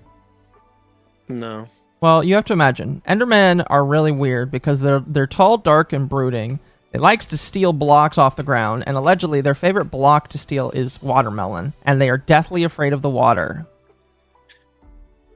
Remember when Twitter tried to say they were all black coded? Yep. I do. Oh my god, y'all don't realize how stupid this is. Oh, that is the warning of me getting the fuck inside. It's really weird watching Aqua play mine stuff in Minecraft. I mine things very differently than this. I am also using a special tool right now that I got a mod from. Dave, Alright, I'm back. I had to pull out some steaks. Fuck that, Dave. I'm hiding in my Cooking the meats. Yes, they finished as soon as I left. All right, let's get a hold of this video. All right. Oh baby, look at the size of that sponsor. He's so dumb. I love it. Just relax. Everything's totally Some silly. ASMR right now. You're Yes. floating Might have through a You said, cloud. somebody in chat said Black Slender Man, and I was like, the what? Yeah, that was a clue. The end is nigh. Oh, I remember that. A prophecy has been foretold. The rapture is coming.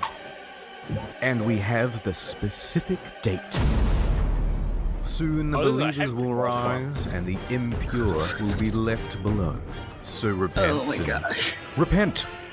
Get your affairs in order. Take your preparation H. That's preparation for heaven.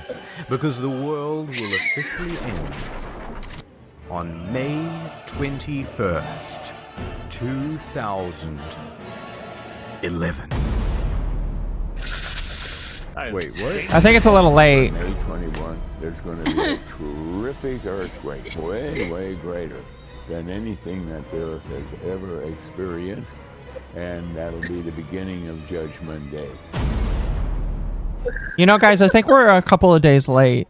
Just a couple of days. I mean, Still time. God can still come. That It's was all when right. I was like, I mean, listen, I'm in my 20s now. I probably should have been out of here a while ago.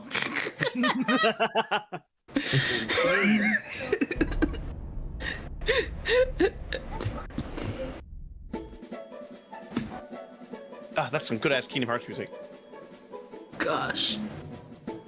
In late campaign. 2010, a campaign was launched to save some souls. They suited up, took to the streets, Not the team Jesus. but it was more than just placards and flyers. Soon they were joined by a caravan of 5 RVs roaming the country, spreading the good word about the rapture. Thousands of people took it seriously. Many began selling their possessions. They were maxing out credit Whoever cards, did that. taking on debt. Dumb. Even the news picked up on it.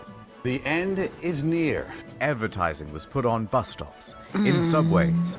A big expensive billboard was put up. Then another. Then another. then 5,000 more. In fact, this quickly became the most expensive single-event advertising campaign ever, totaling over $100 million just to tell people about a rapture on May 21st. $100 million. No, I'm like in person season, something below that. It says something about gamer girl bathwater. Well, like 21,000 cups. That's awesome.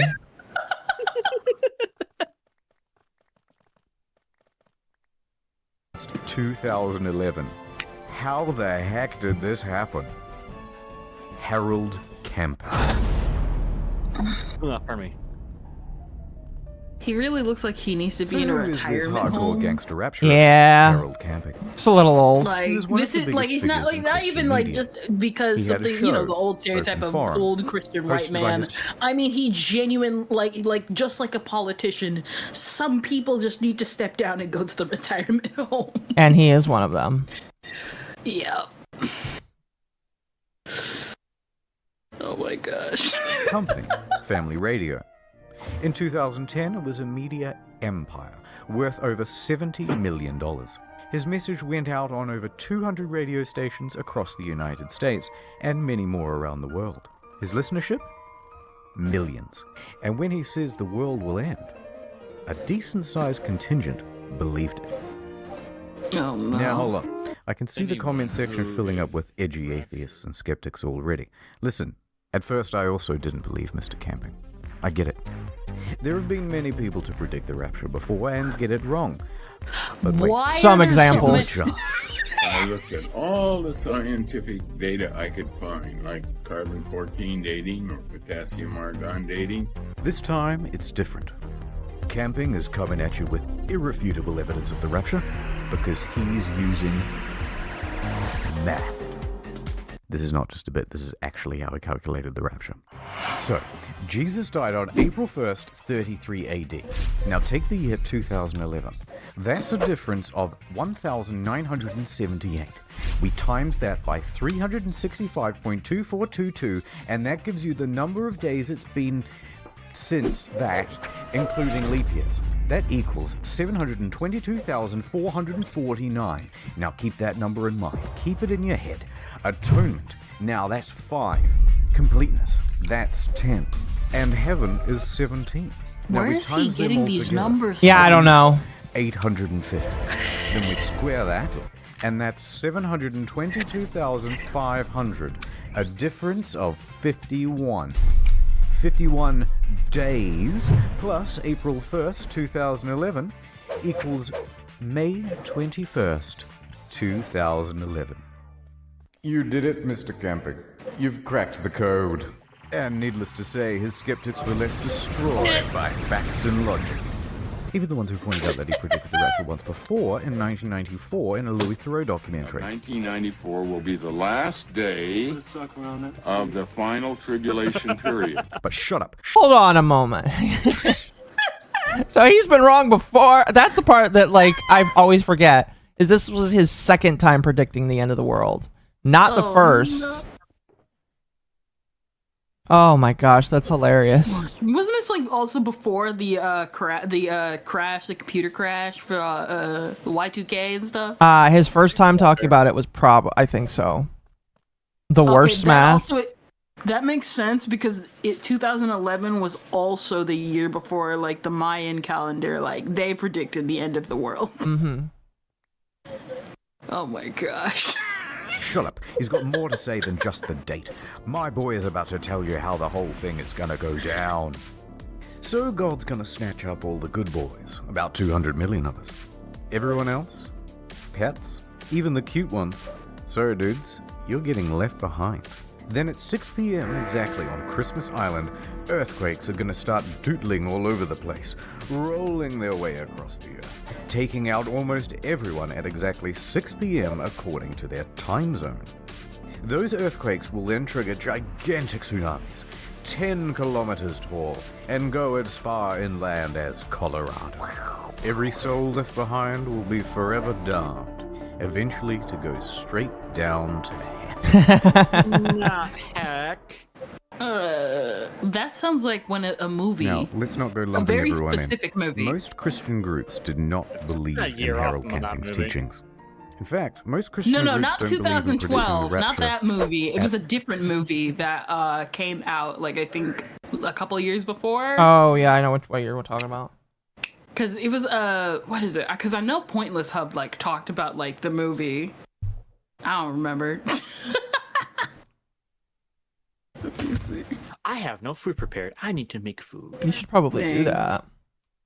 Skill issue. Should have known. What do I want? I am making pie. Congratulations. The Mayans didn't predict the end of the world. They just made the calendar that ended in 2012 because they didn't want to math past 1,000 years. No, yeah, that's probably that makes sense. It's hilarious. Yeah. They're just like, we just didn't want to, and somehow people were like, it predicted the end. Oh yeah, here it is. Deep Impact and Armageddon. That's what I was thinking of.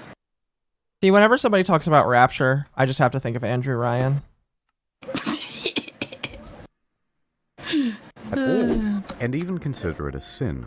Matthew 24:36 specifically says that no man can know the day or the hour. So to try and guess at it would be to go against Scripture. Accordingly, Protestant and Catholic groups denounced Mr. Camping's claims. May 21st, he's a follower of Harold Camping. The scriptures do not teach that. No man knows the day or the hour. May 21st. May Family Radio said it was a bad talked idea. as if May 21st But was that on didn't his stop Mr. side. Camping. He saw the big churches as corrupt anyway, so he ignored them and continued charging forward with his prediction. There's just no reason in the world, no possibility that it will not happen. And so did his followers. A man chooses a slave obeys. Yes. I like how he said all the big churches are corrupt, and he literally has over 9 million viewers. 900 million viewers. Yeah. Do you think this thing is getting blown up too much in the media and elsewhere? Before we go on, two important details. Number one, Family Radio receives most of its funding through donations, bequeathments, ads, merchandise, and sponsors, but mostly just donations. 2. Family Radio was established in 1959. Camping is the owner and CEO, but there are two other chairmen on board to keep him in check. Or at least there were. Unfortunately, in recent years, those other chairmen were getting quite old and sick and having a tougher and tougher time telling Camping no to poor decision making. So by 2010, Camping effectively had free reign over the... Andrew Ryan was a prophet of his time. Actually, I disagree, and maybe I need to show the Analyzing Evil video about him, which is a really good retelling of why he was actually like a jaded individual. He had some ideas correct, but a lot of his other ideals I just don't think actually worked all that well. And we can show them after this. Company. Yes. Free reign over its messaging. Free reign over its audience. Oh, and no. free reign over the spending. And he started spending like the world was going to end. The media soon picked up on the ubiquitous advertising, and the word spread further. This, in turn, encouraged more advertising, and in turn more media interest, so things were snowballing. By early May, You know where that money everyone could have was talking gone? about the rapture. To homeless people? Yeah. I mean, homeless Don't people will worry. just spend it on hookers and blow, so I don't know. But the end of the world is coming. Oh my The gosh. search term End of the World May 21st was number 2 on Google search, followed by Harold Camping, May 21st Doomsday, and May 21 Rapture, also in the top 10. The traffic online was so substantial it even caused Family Radio's servers to crash. Soon, it became a bit of a meme. And the internet did what it does best. On May 19th, Operation Rapture was conceived. Okay, lads. We'll wake up early on May 21st and throw clothes into the street. It's going to look like a bunch of people were teleported to the afterlife, and hopefully, some of them are going to freak out. Well, they had a pretty good turnout, but it doesn't seem like anyone fell for it. Disappointingly, it seems like no one showed up for the pre-rapture orgy organized on Facebook either. Although maybe that's because the location. I love how almost 8,000 people were interested in this. That's awesome. What? Listen. People were interested in. Listen, it's gonna be our last day on Earth. It's gonna be our last day on Earth. America's going to be us. Universal healthcare, gay marriage, easy access to birth control, a progressive tax code, and strong environmental regulation. If you don't want to miss all the fun, come to our pre-rapture orgy to make sure you be there come May 22nd, 2011. Listen. Everyone's just gonna get engaged in the activities until like an hour before, and then everyone's gonna pray, and then we all gonna go raptured. Oh no, I'm thinking about to start starving. Oh my god. The only thing he missed, the only opportunity missed, is that he doesn't mention the theory that Randy Macho Man Savage died to stop the rapture.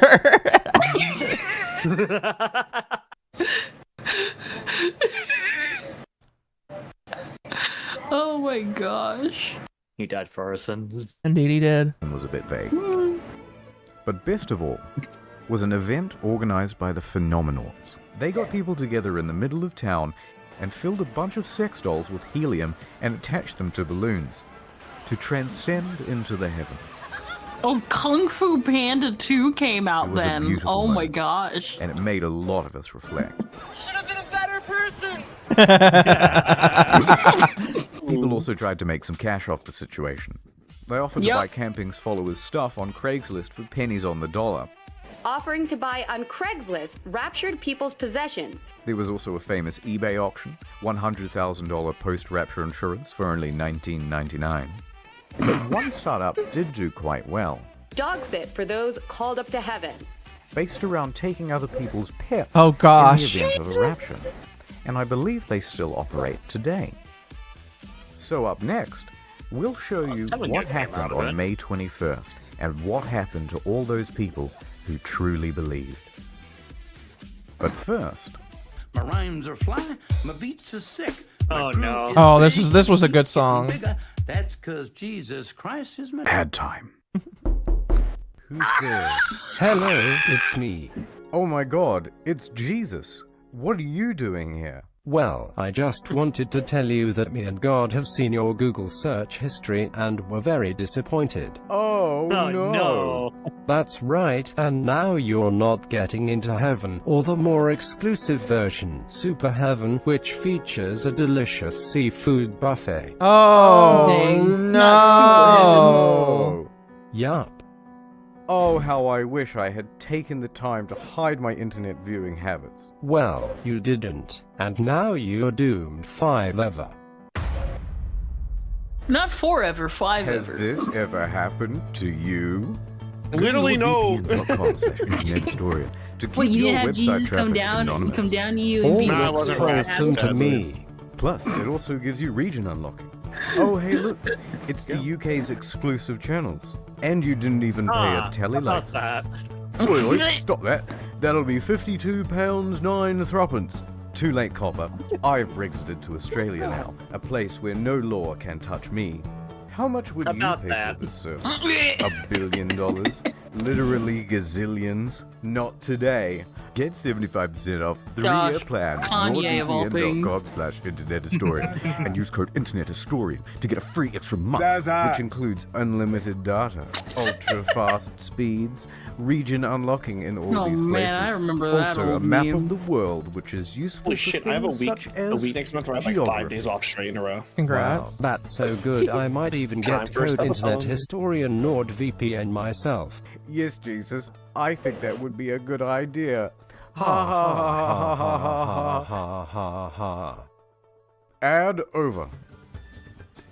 Before we go on with Mr. Camping, I want to point out 2 other predictions. In 1806, Mary Bateman also predicted doomsday. Through a chicken. It was dubbed the Prophet Hen of Leeds, because it started laying eggs with the message, Christ is coming. Oh, I know this marked chick. onto them. Yeah, I know the story. Amazing. And it all appeared legit. Locals saw the hen lay eggs with the message already written onto them. Can't fake that. Oh my god, people said, and many more flocked to the area to pray. Well, on inspection of the eggs, it was soon figured out what was going on. Mary Bateman had used a corrosive substance to etch into the egg, and then, a couple of minutes before everyone would gather around to watch the chicken lay, Mary would... Oh dear. Come on, man. It's not funny. She was an interesting character, though. Claimed to be a witch. Poisoned a couple that same year with a deadly pudding. She was later tried and hanged in 1809. Strips of skin from her corpse were tanned and sold as magic charms to ward off evil spirits. What the fuck am I reading? Also, shout out to 2012. Remember that one? As December 21st, 2012 marks the end of the world. Well, we came because it's the end of the world tomorrow, and we thought we'd better pop in here because apparently this place will be saved. With accents like those, you would hope they'd be the first to go come the apocalypse. Okay, let's get on with it. Let's take a closer look at some of the people who followed Damn. camping. Take Robert Fitzpatrick, 60, former government employee. I had plans after I retired, but Oh yeah, that's put them all right. aside. This is gonna get sad. I feel as if I've been drafted. This He took is really almost sad. all of his life savings, $140,000, to have 3,000 posters put up in New York City subways and bus stops. I'm not going to tell you I'm down to my last penny, but, you know, it's a good chunk of what I had saved up, sure. Does it matter if you're down to your last penny, if the doomsday is coming? No, it doesn't. And he's not the only one. According to the LA Times, the Bauer family hopped in their minivan and drove across the country to see all of the big landmarks before it was too late, racking up thousands of dollars in credit card debt in the process. They really believed they were going to die. Worse still, the Ramsey family. The father quit his job. So did his mum. His younger brother quit high school. And his wife Marcia thought she was never going to meet her unborn child. Some of these people's lives got pretty fucked up.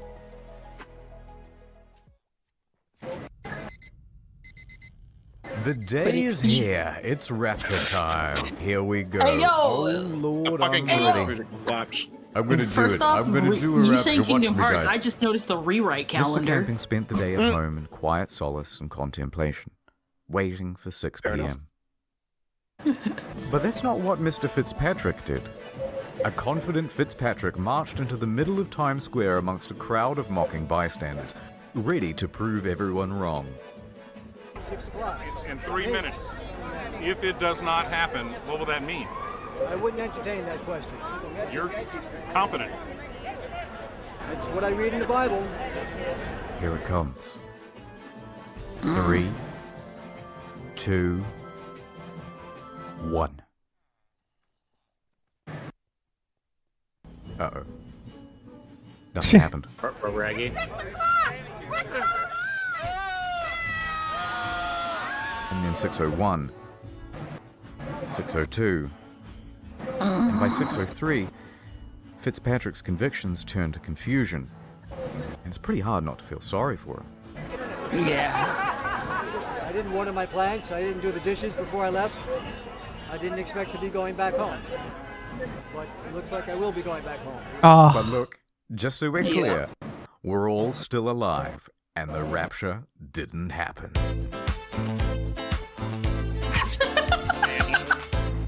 I just noticed Camping the was not in the Thanos. same celebratory mood. I'm ready to shoot myself or go on a booze trip. The next day was a Sunday. Why do you want to People shoot were shocked, yourself? confused, He's the one who made the prediction. looking for answers. Yeah, They he showed up also. at I Camping's know he church doesn't have expecting credit to card see him, debt. but someone I bet else he was does. holding the congregation. He's like, Instead, But Camping no, spent the day he holed did up in his do some house. crazy spending in his company, though. I do. But But I'm he'll wondering make how you his feel money today back. About No, he won't. your prediction. Not. Remember, his entire business is based on reputation. Dang. Listen, I've seen some stories where even though the pastor or I know. On whatever Monday, has done, he appeared on his program. don't even get me started. But this time, I know. no open forum. But what he did have was a whole bunch of rationalizations. In fact, your boy was doubling down. Let's go. With another prediction. October 21st, 2011. Imagine not doubling down. And this is it. This is it. Continue right up until October 21, 2011, and at that time the whole world will be destroyed. Now I know what you're Oh, going to say. really? And okay, maybe he got it slightly wrong, but God's just This late. time he has irrefutable proof of the rapture. Using math. Again. Again. So camping took May 21st. I've seen this video once or Then he twice. looked in the book of John. It's such a good video. Which states they caught 153 fish. So, add 153 days to May 21st, making the new rapture October 21st. How can you argue? It's flawless. Yes, Mr. Camping. Add the fish number. You've got it this time. On Tuesday, he opened the phones on his radio show, and it was the first time that his show was ever exciting to watch. Why didn't the rapture happen on May 21st? Don't cut me off yet. And why do you believe so much on it's going to happen another 5 months? You're really pathetic. You know, I wasted all my money, and I sent it to you, and I don't have nothing. I was putting my hopes in you. Oh. You understand? I wish I could see you face to face. I'd smack you right in the... What say you now? Calling names doesn't help anything. After that, viewership steadily declined. Now, after his prediction for October 21st, the media asked him, Am I on cocaine? They asked him Will you dissolve the company in October? his response. I am not the CEO. I'm a servant of God working here, and God is the CEO. We look to him all the time. He has 1,000 ways of getting me out of here. We have to leave that question with the Lord, not with you or with me. That's not our business. That's God's business. And how prescient. Because 2 weeks later, he had a stroke. I do hope he gets that. But he didn't. A month later, he was back to doing his show. And he pressed on with his new prediction. By October 16th, don't ever test he came God to his with senses. stuff like that. He'll He be admitted like, that you know no man what? could How know about I just exactly give when you the an rapture would ailment happen, that'll and hopefully made the make you statement not when do something October stupid 21st again. Came and went. Never stopped me. Finally, on November 1st, he retired from his leadership position at Family Radio. Just I under wonder 2 years why. later, he was dead. The result of complications from a fall at his home. It wasn't big, it was him. Look at him. Get him. But look, I don't want to be too harsh. He was a flawed man. He messed up some people's lives. But in the end, he confessed his mistakes too. I was totally convinced, totally convicted of it. But I was wrong. I was wrong. I have sinned. At least he admits I truly it. believed the rapture was coming. This wasn't one big grip. Some internet celebrity should And learn from everyone that. just kind of got swept up in the excitement of it all. I am one So cobblestone let's put a bow off. on it with what happened to Family Radio.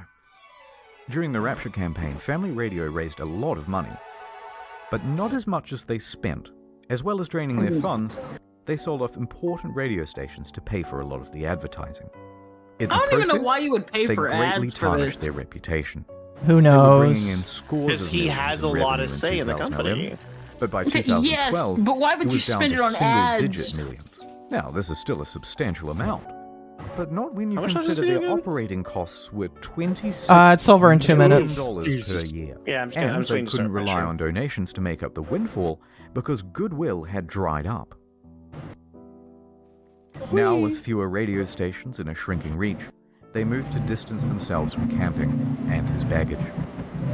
Shows from mainstream Christian groups that Harold pronounced as corrupt were brought into the programming schedule. They announced they would no longer air the teachings of Mr. Camping. And finally, on their website, they removed the archives of Mr. Camping's audio recordings.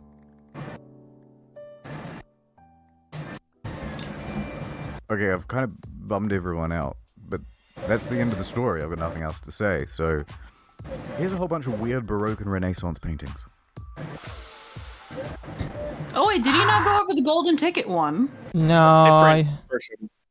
Oh. Again. Okay. Wait. Do any of you guys know the golden ticket rapture story? No. I did not know. Or I'm not sure if it was it had to do with the rapture. Hi to chat. Hi. Oh, okay. So what is it? If you guys don't know, so what happened was that this is something my mom told me a couple of years ago, and some people know about it. So basically, what happened was that there was this couple in the back of I think a gas station or something that got caught. They were going around selling tickets to get into heaven, like golden. Oh, I know. Oh, why? I know this one. This is Please, much newer than this video. please don't tell me people fell for that. Oh yeah, they got some sales. People fell for that. Not a lot of sales, but they got some sales. Oh my god. Everybody see. was just like, what do you, like? It was like Keto something was the guy's name. That's sad. It wasn't Florida of all places. Out. Well, that makes sense. Oh my Florida, gosh! man. Of course. Hi everyone, we're streaming. Hi, everybody say hi. Hi. Hi. Of course, it's always Florida with these people. Always Florida. Hi Kim. Welcome right. to the Rapture talk. Speaking of Rapture, the next video I wanted to show you guys, I found this guy because he talked about Breaking Bad characters after I stopped watching Breaking Bad because it was over, and I started listening to his videos. And one that I listened to that I really liked was him talking about analyzing evil for Andrew Ryan. And I want to watch it because it's good, but I want to hear what you guys think. Do you think Andrew Ryan is evil? If you think yes... Oh, go ahead. Never heard of him. You've never heard of Andrew Ryan. Okay. No. Fair. I'm going to be a reaction streamer, so He like a Reddit atheist? No. Okay. Magma, have you heard of Andrew Ryan? I remember hearing the name, but I forget the person attached to it. You guys never played Bioshock? I have. Oh, Andrew Ryan. That's where I know it from. I know. Yeah. Okay, for the record, it's Ayn Rand is the original author, for those who don't know, of Andrew Ryan, a man Atlas chooses, Shrugged. slave obeys. Yes. So I ask because I want to ask you guys if you think he is evil or if he is a good person. Andrew I would not say a good person. Bioshock. I've never played Bioshock. He's not entirely evil, but he's nowhere near good. Okay. Why would you say that? Oh, because of the fact that the society he created and the precedents that he did was entirely flawed, and he did not actually refuse to see the flaws in his own creations. He also kind of made it a little bit totalitarian, ignoring also the fact of little girls and Eve and all that. Okay. Well, remember he's not the one who did the shit with the little sisters. He just kind of took over when he arrested what's his face. Yeah, he still allowed it though. Yeah. Well, it was a bit more than that because technically speaking, he did not want to stand back on his morals or what even if he did not fully agree with it or care about it. Pure libertarian society. I'd say maybe pretty close. Anyway, we're gonna play this video. I think it's a good video. This is by the Allay, Analyzing Evil, Andrew Ryan. I got the. Hello, Let me everyone, and pause welcome my to the game and 71st put episode. this recording up for everybody. The stream up for everybody. Okay. This guy also doesn't share audio from the game or really any TV show, which kind of sucks when there's good quotes. But I kind of understand why. It probably doesn't want to get copyright struck. I need to replay Bioshock now. It's such a great game. We need to replicate his society. I want firepower. That's a fair statement. Episode of Analyzing Evil, featuring our patron pick for March 2022, Andrew Ryan from the Bioshock series. A self-made industrialist with a grand dream of a society free from the limitations imposed upon him by the power structures of mankind. Andrew Ryan serves as a shadowy antagonist throughout the first Bioshock game, a man at the helm of a once prosperous city that's begun to decay under the weight of his own ambitions. In this video, we're going to explore the conditions that led to the degradation of Rapture, the inherent flaws present in Andrew Ryan's character, and the system he implemented that led to the collapse of his utopian dream, not long after it became a reality. To accomplish this, we're As always, by the way, tell me if you want to stop the video to discuss. going to be looking at the information about Andrew and Rapture that were given in the first game, as well as the novel, Bioshock, Rapture. And while it does contain a couple contradictions in its story, it does serve as a worthy addition to this series, one that gives us quite a lot of useful information to examine when looking into Andrew's character. But before we begin, let's first talk about our sponsor for this video, Keeps. Keeps is an affordable 2 out of there's help and stick 1,000 after pick treatment. They're pro 24 stock.com/VIL. Now without further ado, let's begin. That was perfect. Keeps. The name Andrei Ryanovsky, a child born in the first decade of the 20th century in a village outside of Minsk, in Belarus, which was then a part of the Russian Empire. When the Bolsheviks came to power in 1917 after the October Revolution, Andrei and his father fled their home country, fearing the terror that was the new repressive Like the regime stream, yes, that like had the stream forcefully chat. taken the reins of power from a brutal, autocratic empire. During their flight, young Andrew would unfortunately bear witness to the deaths of his aunt and uncle, who were also trying to flee the country, watching as they were gunned down before his eyes, as they attempted to board a train to Constantinople with Andrew and his father. This experience caused Andrew to harbor a deep-seated hatred for the Bolshevik government, a hatred that managed to supersede the ill feelings he had towards the previous regime, due to his first-hand experience with the brutality of the new. Wishing to afford themselves better lives, Andrew and his father fled to the United States in 1919, seeking the freedom and prosperity that so many others had encountered there. It was here that Andrew gained his first taste of a better life, a life that was created by great men that had laid the foundation for a society dedicated to liberty and the pursuit of happiness. A new world where one could prosper simply by exerting their will upon it and manifesting their desires through their own determination. And in the light of this comparative paradise, Andrew Ryan prospered, exponentially so, after oil was found on his property, a fountain of wealth that he took from to sow its riches elsewhere, wisely investing his money in several different business ventures, namely his own company, Ryan Oil, the coal industry, and in the railroad system, eventually acquiring the second largest railroad in the country for his own, ventures that left Andrew one of the richest men in the country. Yes, life in America was indeed fruitful. These are all details that, like, you don't actually know, because, like, when you first play Bioshock, you think that he's, like, this big, evil, scary guy that's just in charge of the city. But, like, when you learn more about his backstory, I didn't know that he, like, was, like... Well, I mean, okay, it makes sense how he was able to get as rich as he was. It's just, like, you don't think to yourself, how is this guy, like, in charge of the entire city? Like, who did he kill in order to get there? And I just thought it was really neat to learn that he, like, owned one of the biggest trains in the U.S. in order to get there. Yeah. It makes a lot of sense, I'll be honest with you. It's always the simple stuff. Either killing or you just got lucky.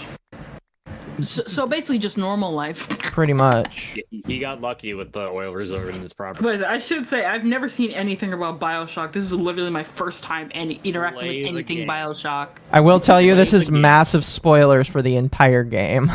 Dang. It is the... But it... Oh well. Oh well, I have the memory of a goldfish. I'll, like, subconsciously remember bits and pieces later. Yeah, pretty much.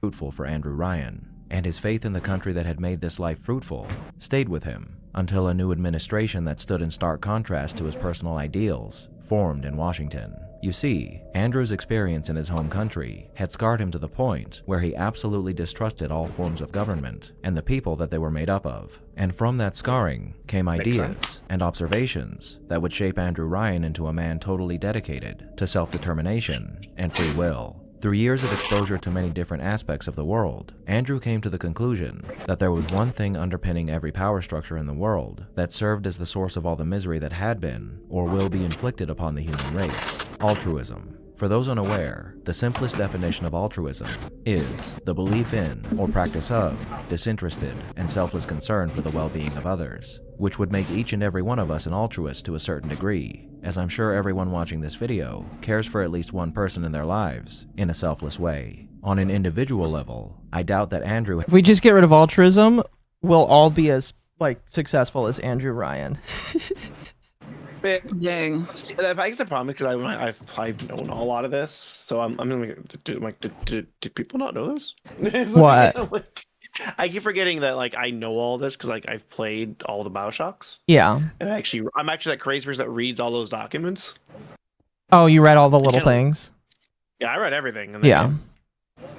I unfortunately, well, I mean, I still haven't played Bioshock to the end. I played Infinite because that was the one I was allowed to play when I was a teenager, but, like, I still need to go through all of the original ones.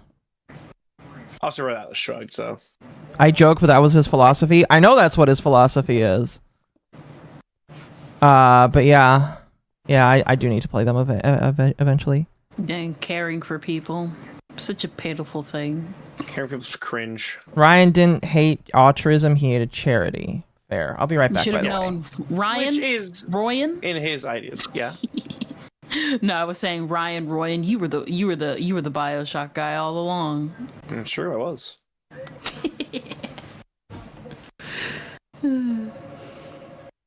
What the? That's a different kind of. How many kinds of wolves are there in this game? I don't like my rival fight. Ah. You playing Devil May Cry? Song. Oh.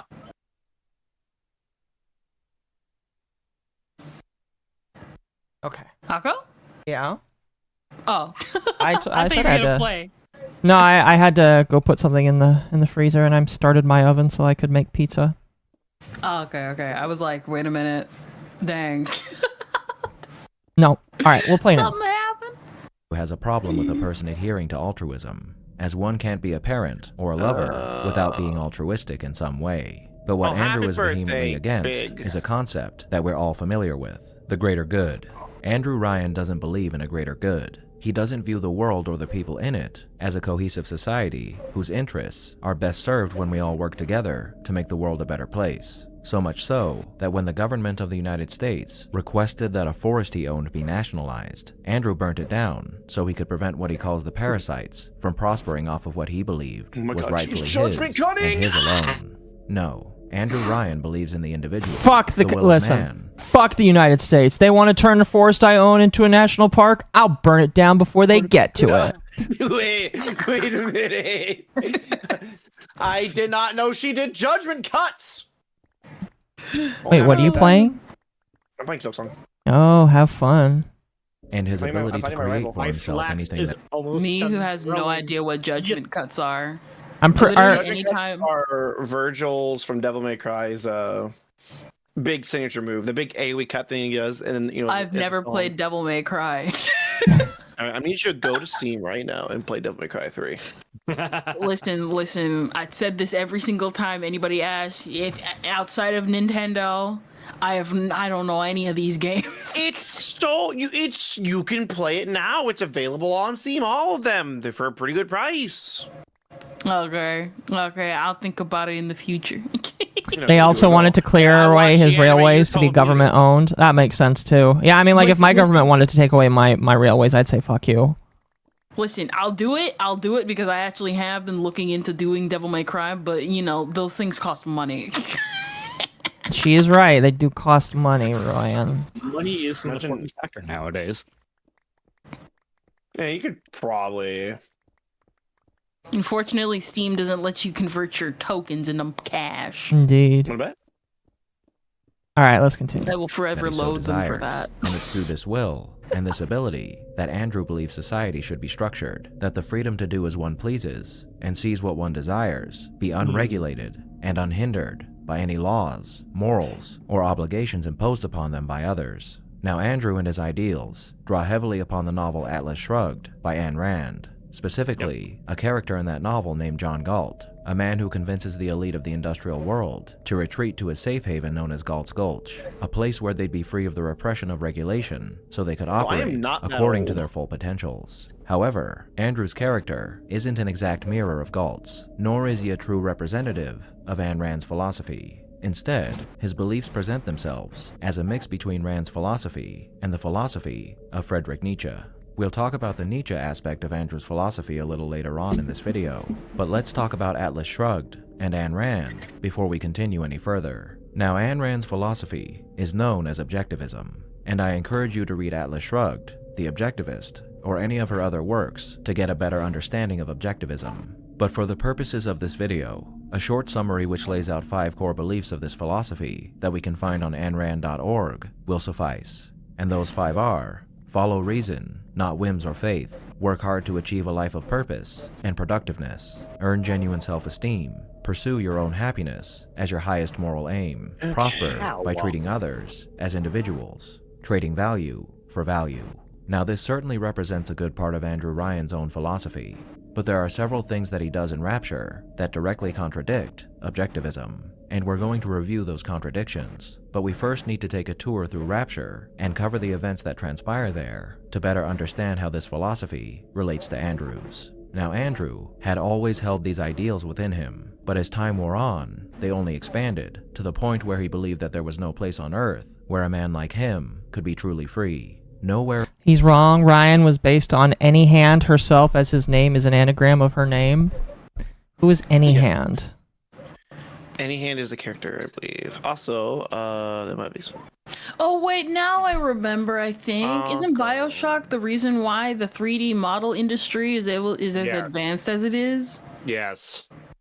Oh Really? yeah, that's my only fact. That's the only fact I remember about Bioshock. They were super. They made a really good stuff for that. What program? Bioshock Infinite, to be particular. All of it.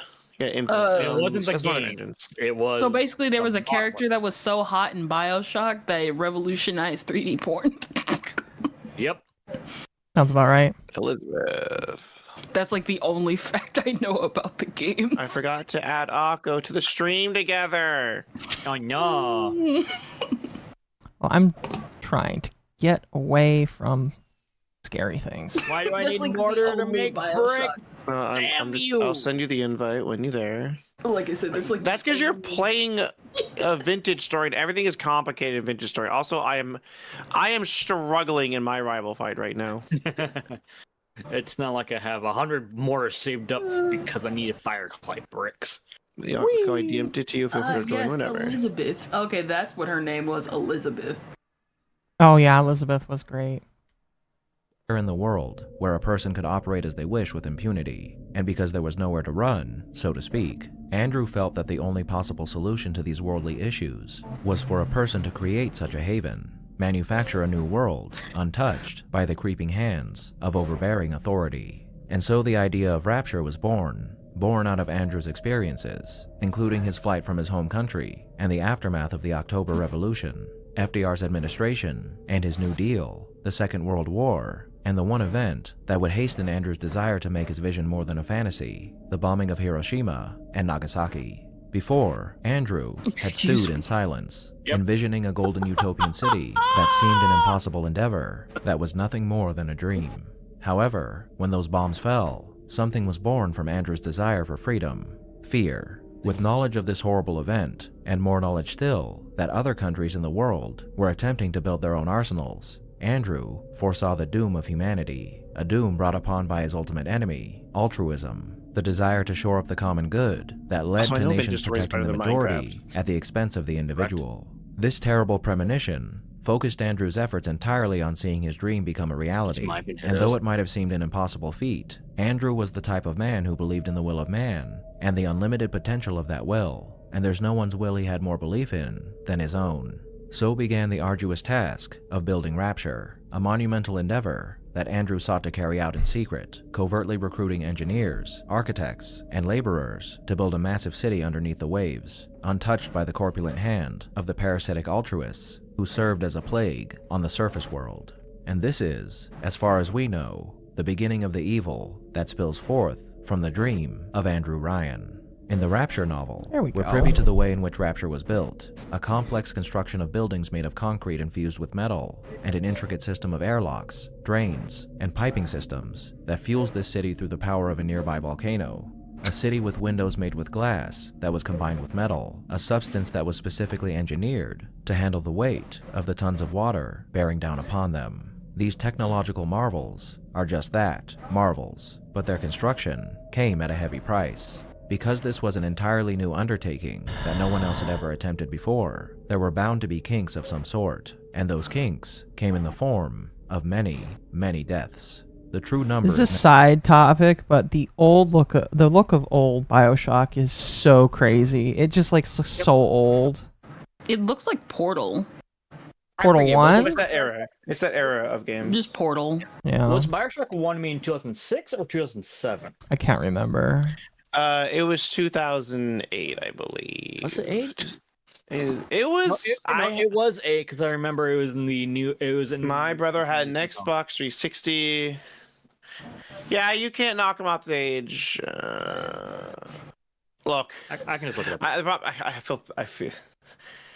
I'm so locked in, but because I know all this about Bioshock, I just know this is 2007, August 2007. 23rd, 2007. Yeah, it was in August. It was like late.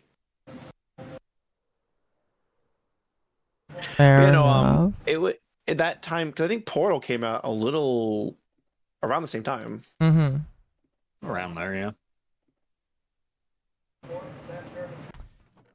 Which chest has Will the I have enough orange brick for this? terracotta? Probably not. And don't worry, Cub, you can't knock them off the stage. In fact, I didn't want to knock them off the stage. I wanted to have them in front of me so I could smack them. All right. Never given to us, but it's highly likely that dozens died constructing Rapture. Now, the novel addresses this issue at a few different points, but where It's it just really minor- matters just minor is when Andrew is inconveniences. speaking to Bill McDonough Exactly. on the subject Right, that or few success. gargantuan You know what? undertakings that Hey, I had saw you caring for that. I saw you caring for your coworker that just died. You're off the team. Not the kindness thing here, not about it. Yeah, I'm gonna need you to get back to work on Monday and also Tuesday as well. You're good for weekends, right? Right? Exactly. Yeah, you're good for weekends. I saw you caring for your coworker that just died. That's a deduction for $1 million. Well, you want paid time off? We don't do that around here. Altruism. You need maternity leave. And the bot? Is it a bot? Okay. Oh, is it actually a In their bot? hand, they can start working. Where's the bot? Listen, if it keeps spamming, Oh, I'll there it is. ban it. been made a reality up to that point in time, had been seen through to completion without some number of deaths occurring amongst the ranks of the laborers working on these projects. Which is true, and the example he uses here is that of the Panama Canal, a project that cost the lives of 25,000 men. You But know just what? because Maybe we should something be is down true there. doesn't make it right.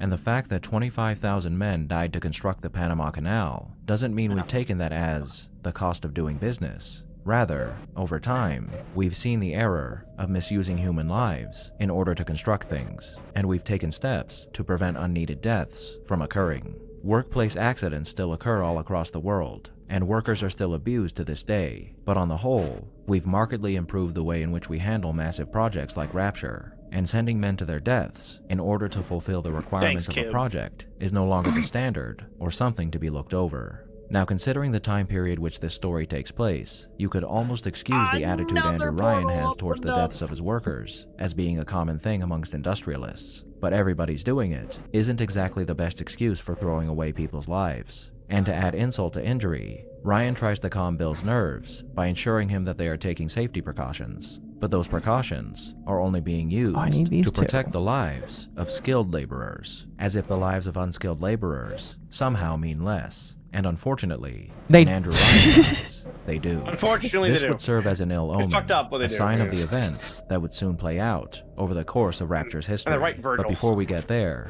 I think it's best that we discuss yet another decision made by Andrew that we can count as another harbinger, inviting certain misunderstood We double the people effort now be to a abuse part workers? of his glorious I guess it utopia. depends. Andrew's philosophy gives him the inclination to gravitate towards people who show themselves to be full of strength and spirit, knowledgeable and talented men and women. Thank you for the who have two, potential Bot for Gang. greatness. Hell yeah. Men and women who show that they have what it takes to act upon the will of man, inherent in their DNA.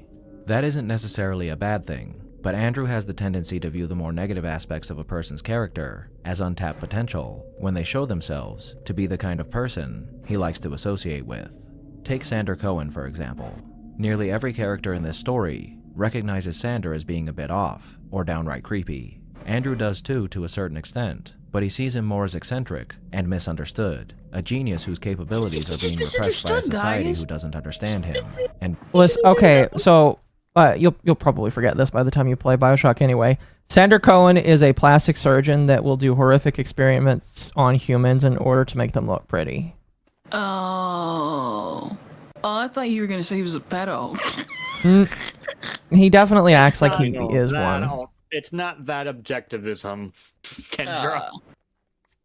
Listen. Some of these games, listen. Some people will make games and be like, I made him the cruelest, meanest person, the creepiest weirdo around. But don't you dare mistake my character for being a pedo. A meteorite hit my vineyard. No. I forgot that I had this all exploded down here.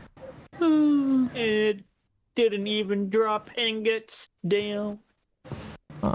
Skill issue. Should have known. This is true. I need more brick. Is useful. Oh, she had three.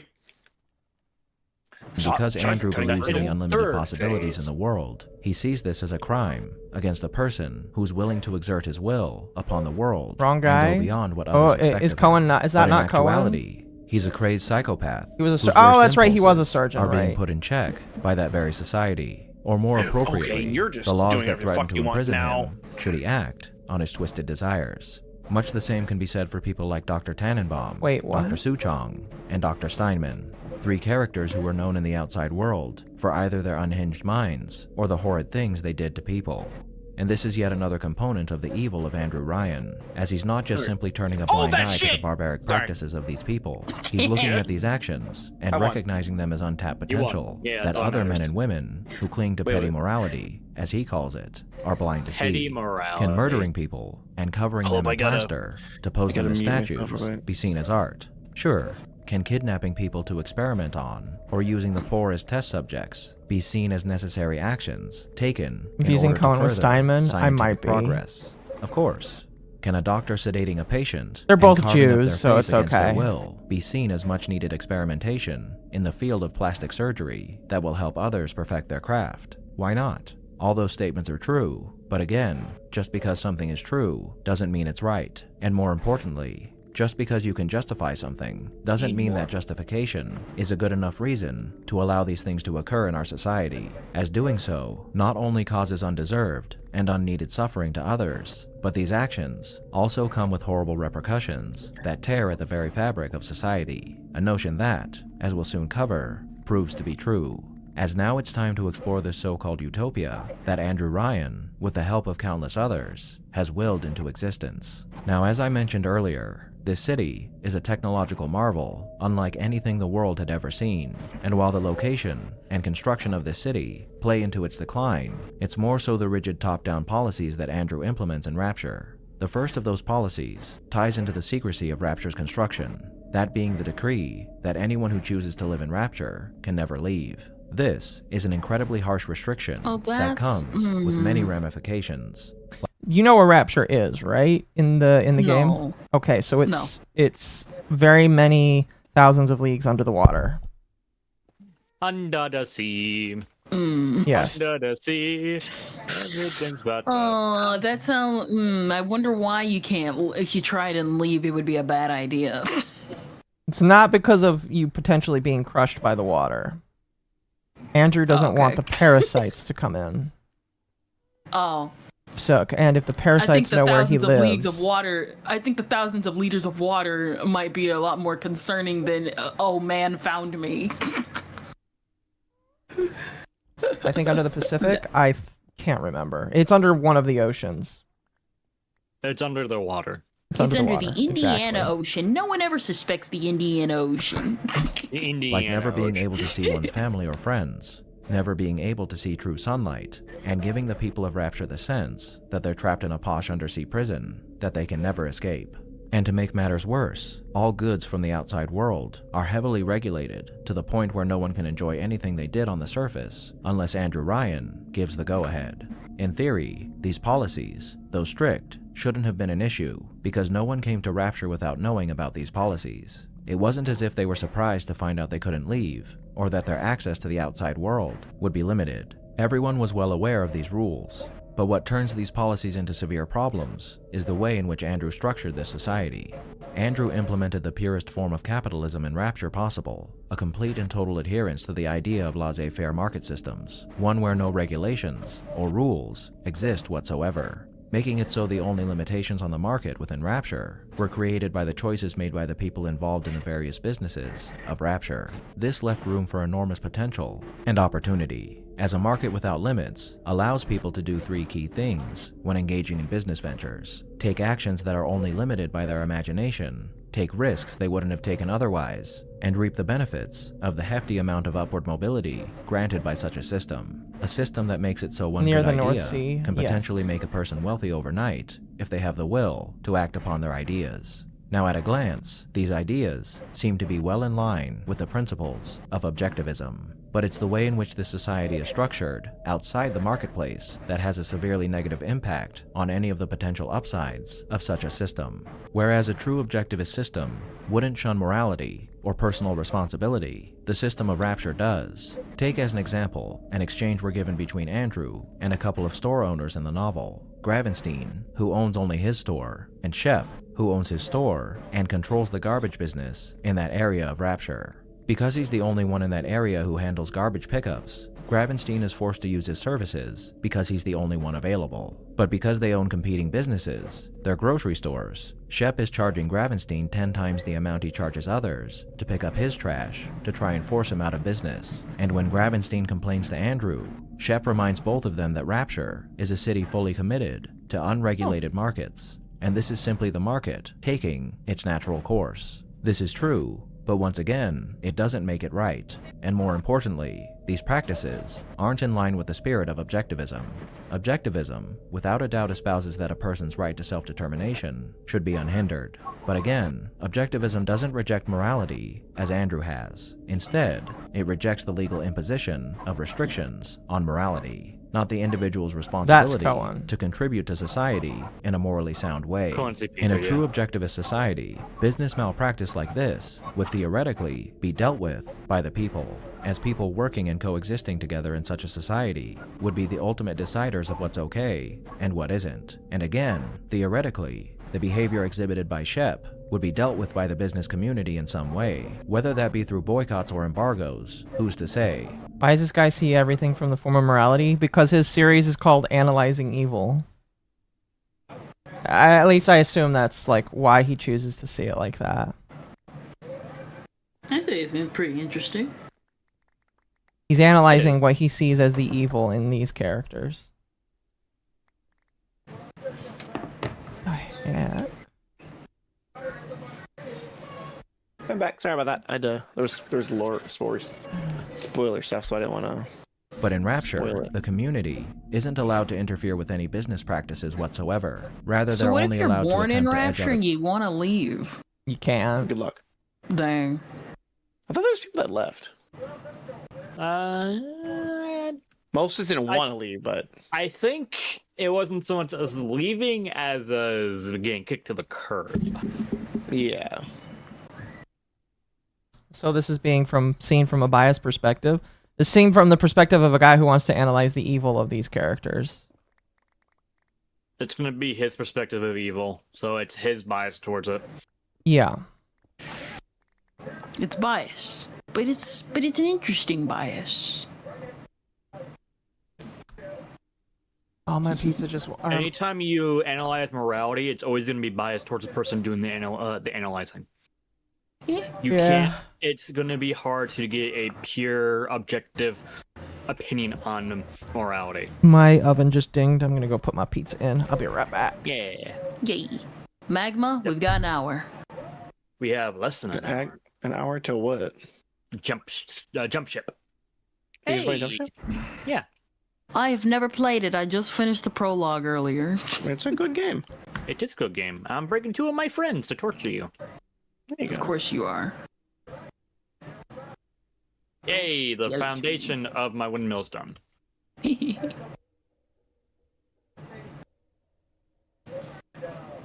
Unfortunately, I am girl gamer. I forbid you from yelling at me. I will You're gonna play be our very captain. badly. Got it. Listen, all I did throughout the entire tutorial was jump around everywhere. And then I got lost finding the front of my ship twice. But it's interesting. No, the game is fun. It's the zero-G combat mixed with the ship fighting, mixed with the transition between ship fight, zero-G, and ground combat is amazingly fluid. That I can agree with. I did keep shooting people. I just kept shooting. I just kept shooting everything. I like to shoot things. Shooting things is not a bad thing. Hey, my parsnips are done. Good most use of my of parsnips are tutorial. done. I'm trying to get this to start. My If not, we'll flex play is something almost else. done. I almost. Oh, the flex surface is coming. Yes. If this doesn't work, I have other games to play. What games you playing? I'm just killing time with games. Okay. I just can't play like Silk Song and react to anything. It's really hard. No, for sure. A business Goddamn, by can the creating ghost a have competing babies business of already? their own, You're already so that the pregnant, just market give will birth. sort it out through competition. Damn. Andrew doesn't like Shep's What? business practices, but he Oh, it defines takes his 20 position on days the when- matter when by an making animal this gets pregnant, it statement. takes 20 days It's from not give really birth. a business practice I admire, but the great marketplace is like a thriving jungle, where some survive and become king of their territory, and some don't. It's the way of nature. Survival of the fittest weans out the weaklings. Gravenstein, I advise you to find some means of competing, or move out. The problem with this statement is that it doesn't account for Gravenstein's capabilities. He clearly isn't able to set up a competing garbage business with Shep, for various reasons, so why should he be made to suffer because of his inability to provide the capital Okay, I gotta or ask, is manpower? Wolfenstein connected to Bioshock? No. In No. any way? No. Okay. Wolfenstein is based off of a fictional scenario where the Nazis win. Dang. Bioshock Okay, is okay. post-World War II, like 1960s or 70s. Okay, okay. I always thought they were connected. Akko, I lost you. That's What? No, I lost you in a stream together. Oh.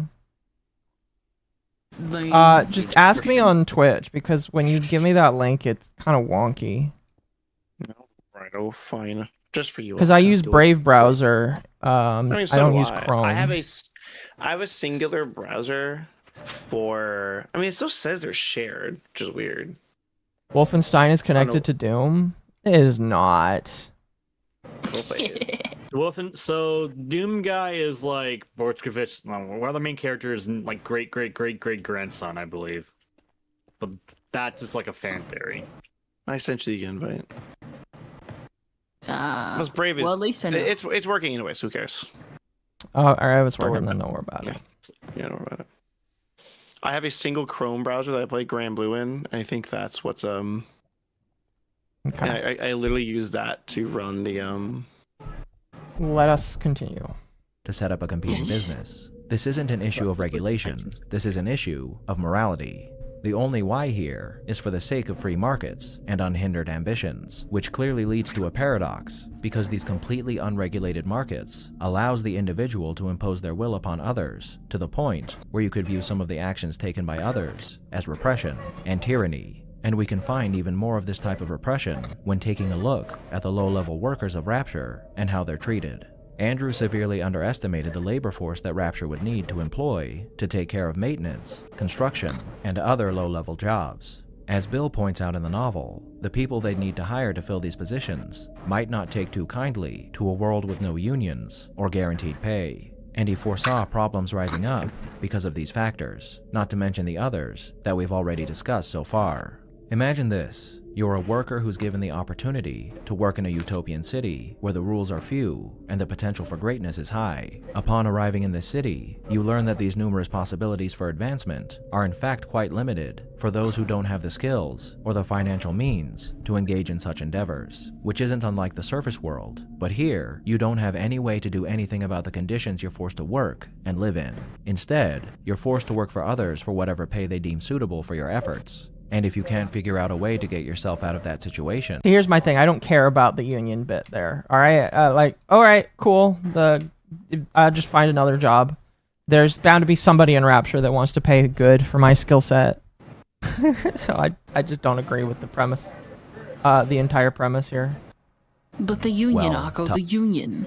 Fuck the unions.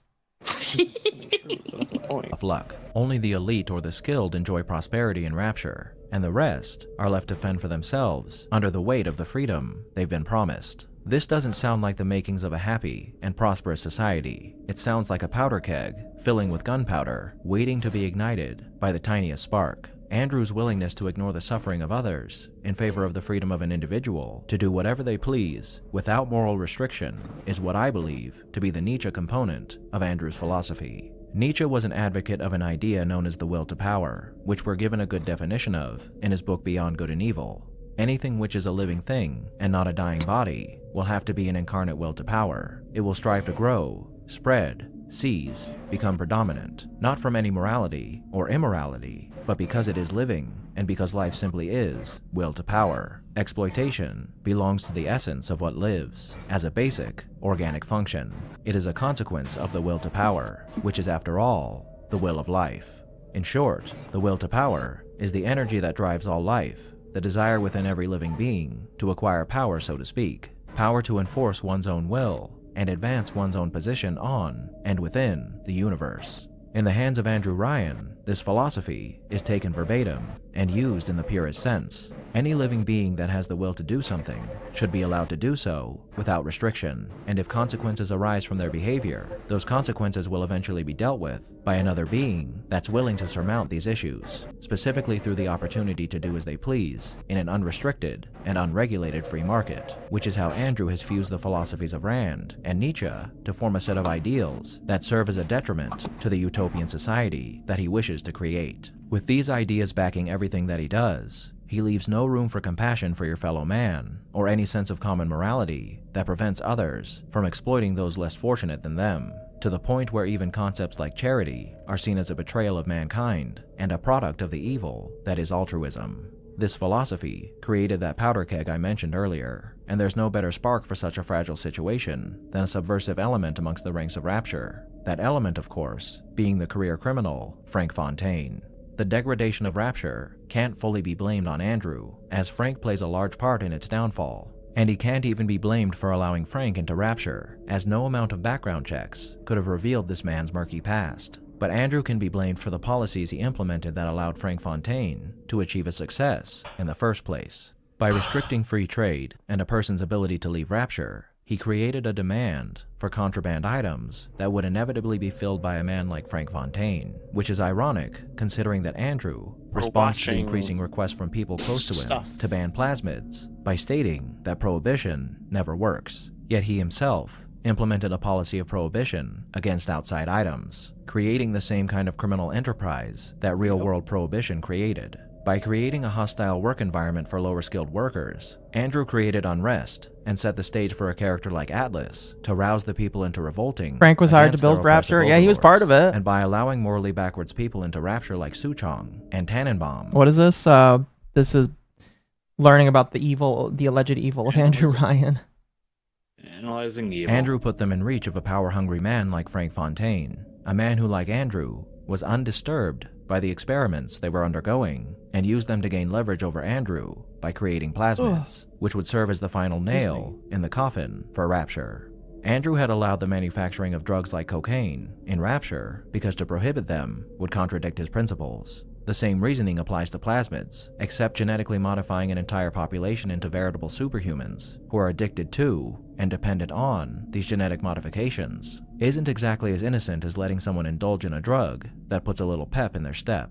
All of these elements bring us to the final mistake Andrew Ryan made that underpins every single one of the policies he implemented and the decisions he made, and that's the fact that Andrew ruled Rapture as a dictator whose dictatorial power was derived from the freedom he promised to his populace. And as that freedom increasingly started to wear on the vision he had for his city, Andrew began to resort to tyrannical measures aimed at curbing the continued unrest in Rapture, first with his constables that were loyal only to him and his vision for the city, then with security cameras and turrets designed to deter any would-be criminals, followed by a political prison where he interred any and all citizens of Rapture who dared to think outside the lines that Andrew had drawn, and finally by seizing Fontaine Futuristics in a hostile takeover and sinking Frank and those loyal to him to the bottom of the sea in a department store prison. And all of this tyrannical overreach by Andrew comes as a direct result of the type of man person can't be evil if coke flowed Andrew freely. is a magnanimous man, a larger-than-life figure with innate charisma that draws people to his person, a man whose capabilities come from his own determination and will to achieve anything that he so desires. Some people are able to remain humble when they're gifted with these natural talents, but others still succumb to their own ego, and Andrew Ryan is definitely a victim of his own ego. Companies named after him, statues lining the streets of Rapture to show everyone his grandeur, designs created by him to specifically cater to his tastes, he also and a forgot man who one thing believes there that it's regarding his the right plasmids, to too. own. Unless he brings it up later.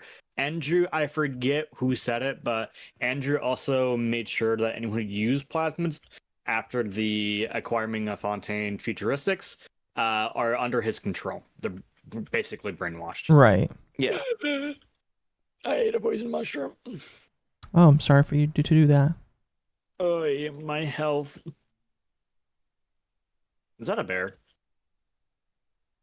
No, it's a wolf.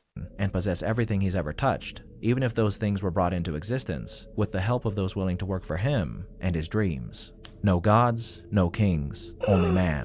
That's the slogan that welcomes newcomers to Rapture, a promise that the world they're about to enter is one of freedom and prosperity, unconstrained by church, state, and your fellow man. But that banner is misleading. As if it were true to the spirit of Rapture, it should read, no gods, no kings, only Andrew Ryan, the God King of Rapture. By the time New Year's Eve of 1959 rolled around, Andrew was now firmly in control of the fates of the citizens of Rapture. Well, those who were loyal to him. And his society was beginning to crack as physical and metaphysical leaks in Rapture's hull began to form. And with all the negligence Andrew had displayed so far, it was always inevitable that such a grand utopian dream would crumble at his fingertips. By the time of Bioshock, Rapture had been reduced to a ruinous ghost of its former glory, and Andrew Ryan, I got him, locked away in the comfort of his industrious home in the heart of Hephaestus, waging a war of delusion against a man who seeks to turn everything he's built into his own personal fiefdom by using Andrew's own lab-grown progeny against him.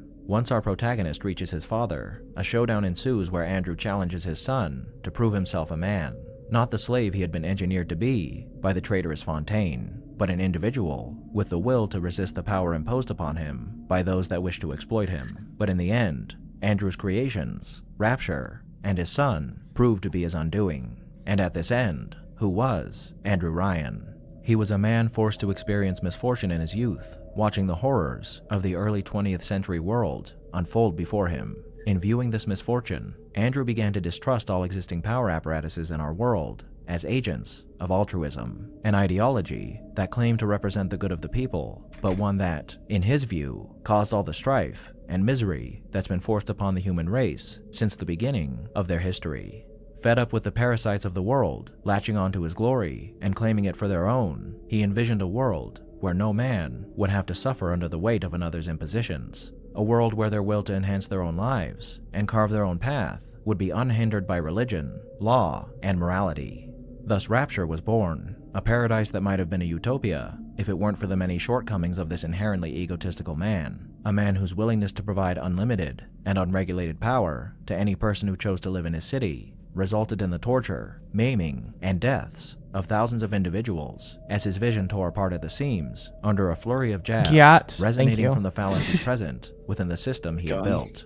Who knows what could have happened had Andrew provided some baseline necessities for his society? I think most of us can agree, no matter your views on society or economics, that a lawless world with no courts, no accountability, no morality can't hope to persevere, even if those structures were to exist on a communal level. Andrew Ryan's vision for a utopian society of unregulated freedom is an admirable one, but no man-made construct is truly perfect. And like many other utopian ideals that have been put into practice in our own world, this one was doomed to fail for one crucial reason: the inherent faults present in mankind. And in this scenario, those faults presented themselves as an enormously inflated ego and unchecked selfishness, the core of Andrew Ryan that allowed evil to reign in Rapture without restriction. You could say that the evil that arose from the actions of Andrew Ryan weren't deliberate, that he never meant to be the indirect reaper of thousands of souls. But the fact remains that all the suffering that occurred in Rapture can in one way or another be traced back to Andrew Ryan. And it's for that reason that though his intentions may have been glorious, when put into practice, they resulted in a catastrophic amount of evil. Thank you all for tuning in to this episode of Analyzing Evil, and I hope... Well, there you go. There you go. I think the other thing to consider is Ryan isn't just evil because of what he chose to do. He's evil because of some of the evil that he allowed to percolate in Rapture as he lived there, what he chose to just let happen. Yeah, I think the statues kind of gave that away. I guess it's my turn to submit a video. What do you want to watch? Is this the YouTube watching stream? As long as it doesn't have copyrighted music in it, yeah, sure. Oh, fair. Yeah. I thought it was supposed to be about part of the stream is supposed to be about Gerard too. Yeah, we'll get there eventually. Yeah. I think we'll let Ryan choose something, and then we'll go to the completionist. I want to watch a man who talks about the worst video game music. Maybe. Angry video game nerd is right there. The worst video game music of all time. Oh, isn't that Yoshi's? Isn't that the Yoshi Island DS? Okay, I'm grabbing his video. Give me the resin. I need the resin. More resin. Thank you for the resin. Here you go. I'm DMing it to you now.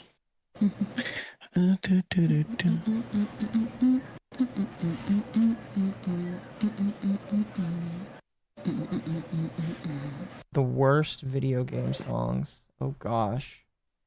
Oh, it's some peak content. Again, does this have copyrighted music in it? Fellas! He is smart enough to cut a lot of it before it hits his own thing. All right. My pizza comes out of the oven right now, actually. Let me go grab it. It's not like they're hitting us with the old holla headshot. Yeah, but let me go grab my pizza, then we can work on this. All right, Royan. If you get Akko a hit, you know what's gonna happen. If I get Akko a hit, I will give Akko $10. I'll give Akko more than $10. I don't know what Akko makes from ad revenue per stream.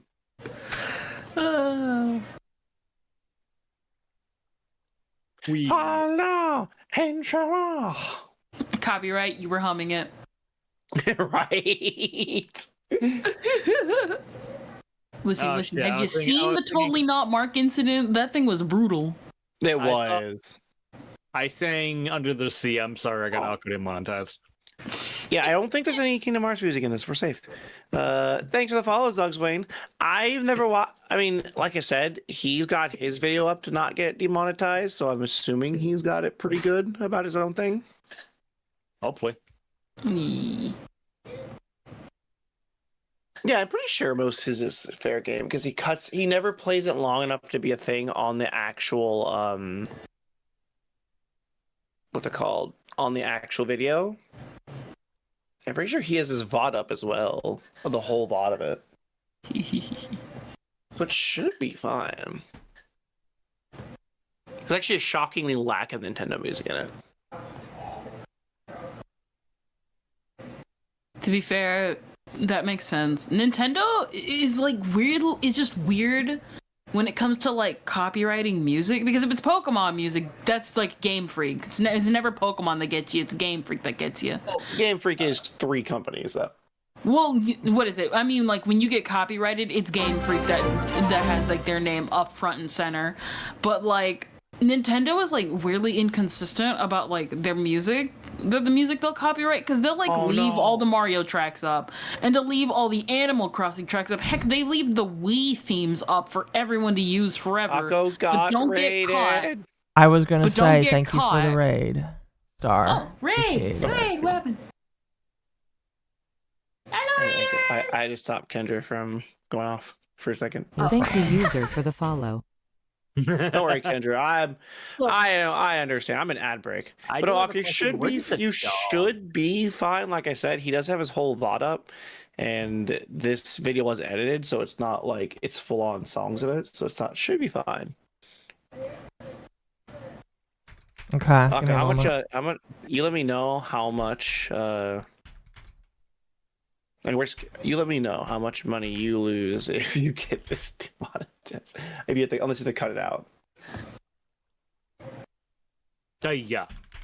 You let me know, Akko. I'll donate it to you. All right, sounds good. God is I'm a angry taco at me now? today. God dang. Oh snap! I'm not counting super chats. I don't have the money to cover those. Super Now, chats you can don't get cover Akko's claimed. bills. Cover very Akko's specifically talking about- bills. Supers don't get claimed. Supers- Thank you. Akko doesn't Hooray. live with me, so I couldn't do it. I mean, if Akko and I lived together, I would definitely Check cover costs. Lucky Listen, I've heard stories on Discord. the internet. It's not impossible. You know what to do. So what you're saying? I mean, if I could do my job from where Akko lives, the irony guess is, I'm a taco. Oh wow, I I'm a could taco now. You're a taco. Yeah, irony is I am could a work for taco. Akko's company. I am and a do the taco freight. taco. Taco. Taco taco. I'm a taco taco. Alright, Bonus points if Akko. people know what that means. Mhm. Look at the taco.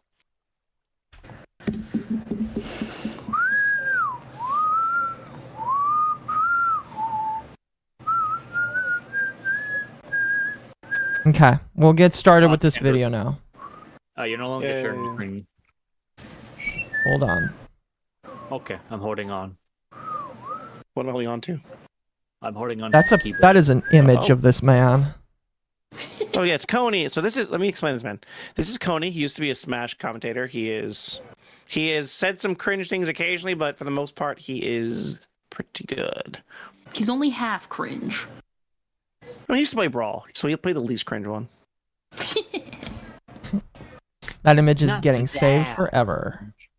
Oh, did you just screenshot it? I did. Oh no, that image clearly already exists. So I love this video. I like video game music, and so he played this. It was really funny to me because I was over the road when I was watching this, and I use a lot of this stuff in some of my videos now. Okay. Thank you for your support. You're welcome, Star. Appreciate being turned into a taco. I am now a cheeseburger and a taco. Oh, did you show them the art? I- Oh wait, that's what I can make my PNG for you for. I showed it. I showed it last time. Yeah, but yeah. All right, let's get through this because I would like to try and watch some of the Completionist documentary. Fellas, video game music. Ever listen to it? I know that you do. If you're watching me, I know you're obsessed with video games. It's okay, everybody likes video game music. But you guys know all the good stuff, right? But what are the worst songs? What are the worst songs ever created and put in a video game? I asked my chat that very same question. And by the way, Crazy Bus is Oh, banned. is this the worst? Oh yeah, this is the worst. I think you can see why. It's the I worst, yeah. apologize Oh to my all God. ear users. Let's run a bracket to find out the absolute worst video game song of all time. Shall we? Oh my gosh, that was so bad. Did you double the speed playing of this? It's Is this 1.25. not Livin' La Vida Loca? It's like the same thing. How about you're missing out on the It music? actually is. It literally is. Wait, It's not that bad. It's only 0.25. It's only a fourth faster. I keep forgetting your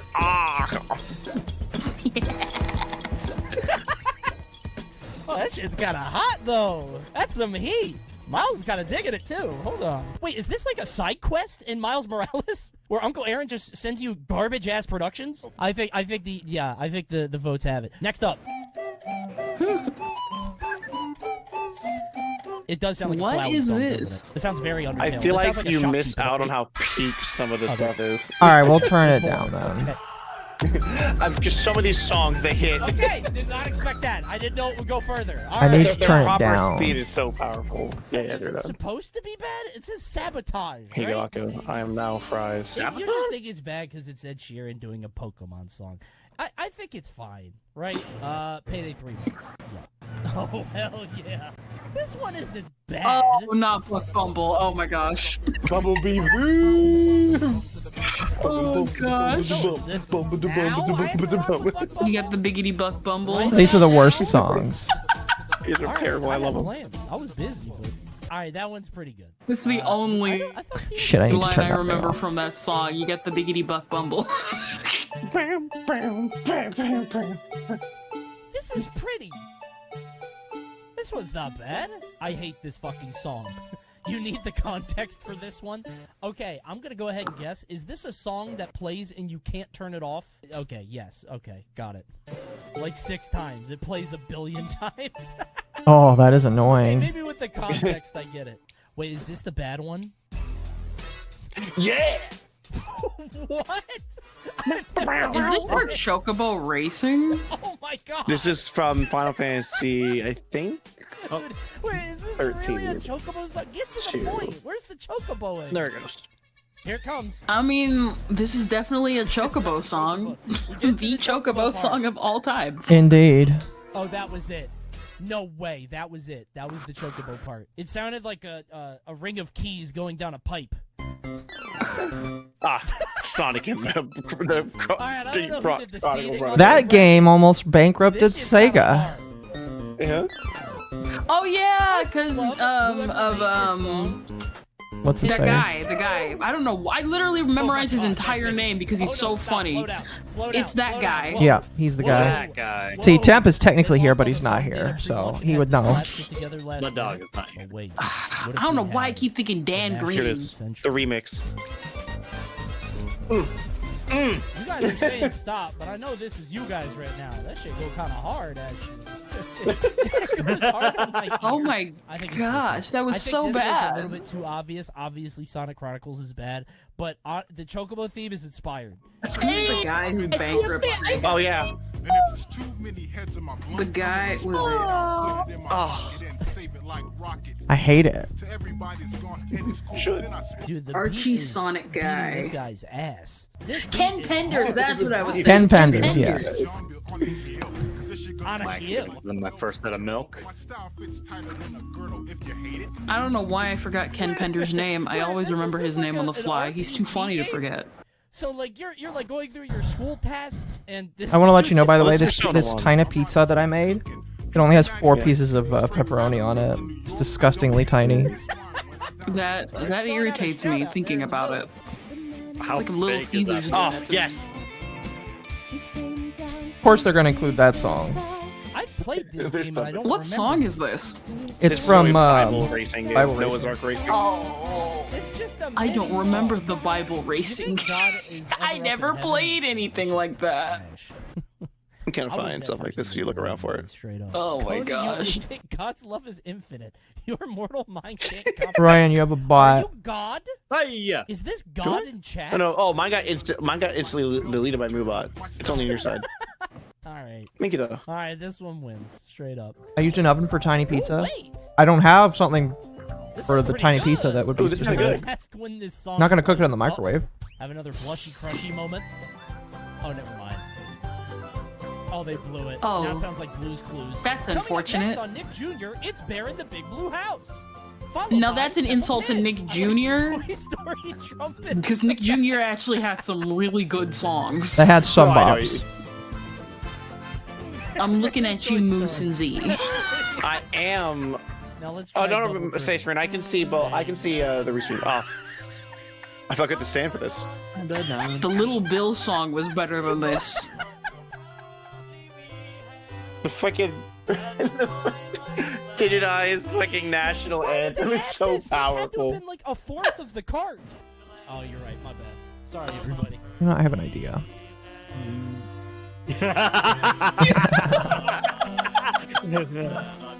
Now flag. What, you gonna I'm stand? standing. I don't know if you guys are you gonna standing. stand? You gonna stand for the Pledge of Allegiance? Oh, here it is. Okay. Is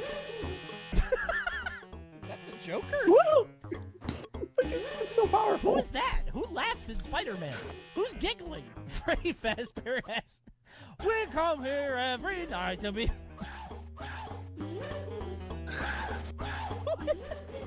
What's up with that? A goblin Tickling the Green Goblin. No. What? Whose theme is that? It has to be Venom. Stage theme. No, On in this game. it's a stage theme. A stage A theme? stage. Oh no. Oh, So you're saying no villain? Fucking There's no. laugh.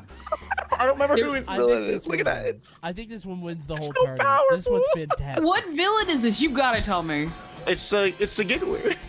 The Giggler? The Giggler? I have never heard of the Giggler in my life. Wait. It's like Chinese water torture. Like every time I think it's gonna like I'm He's I'm not actually wrong. relieved by the little like tick tick tick tick tick tick tick. I like that one way more. But when I hit the just give me the little dings. I've never heard of this game. I don't know what Sonic Eraser is. Is it Tetris? No, it's Puyo. Oh my gosh, he just punches! Any song that's physically painful is worse, right? It has to. All right, I got next sold up. into someone. Oh, Oh no, not the Undertale one. I've avoided that one all my life. I thought Sagat was cool. He has a good song. The fuck is going on in Thailand? Oh, are they going over the bootleg games? Oh my god. Yeah, this is what he says. Do you all know? Do y'all know the communist one? The communist Lion King bootleg game? Yes. Oh, I think John. Oh my god, this song. Somebody's doing Yes. a Louis Armstrong impression. This is a powerful song from a powerful game. It's very jazzy, actually. Yeah, hold on.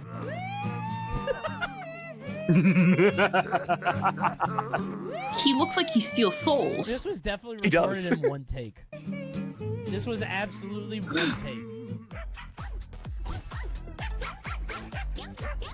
Yeah.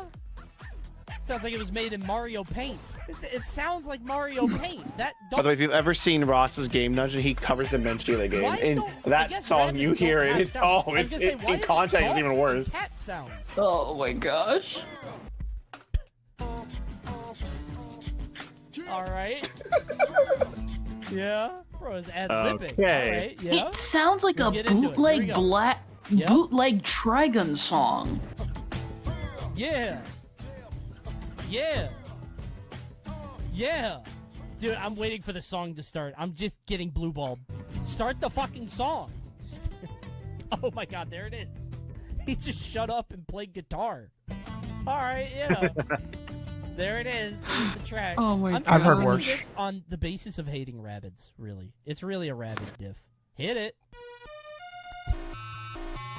Oh my god. Yeah? I don't know. I don't think anything can top Sonic going to punch himself. I'm sorry. Oh, Yeah, you be wait, oh, this isn't even all of it. There's still there's still 32 more matches. There's 32 total It matches has of this. keyboard in it. Like this is supposed to be a musical arrangement. Fire Emblem Engage.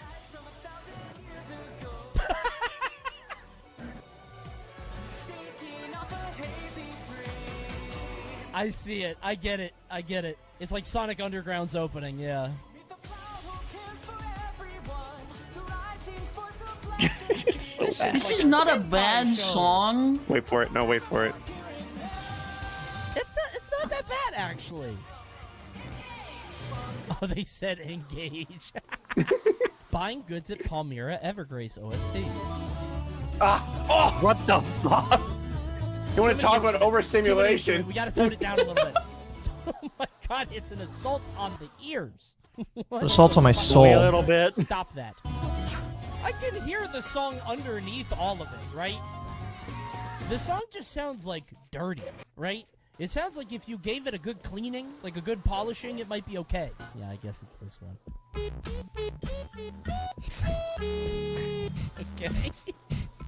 It sounds like a bootleg Animal Crossing song.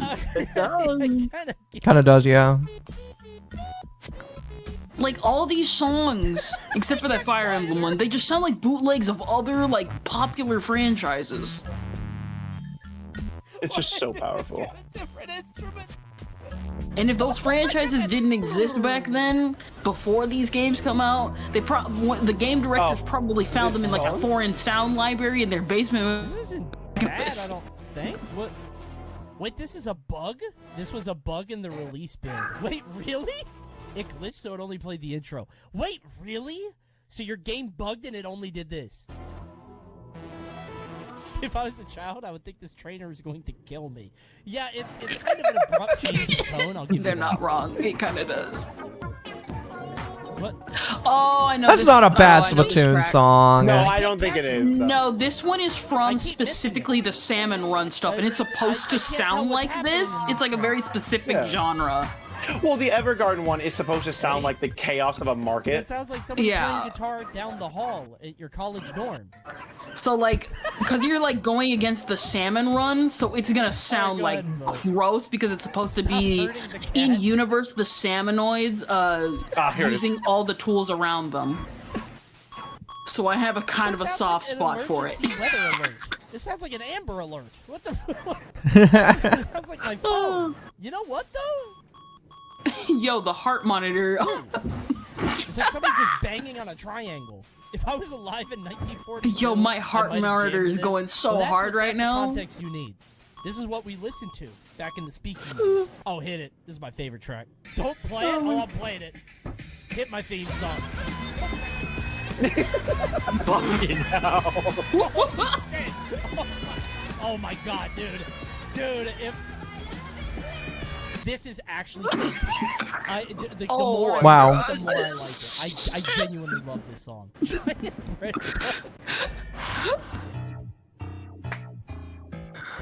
song is so funny.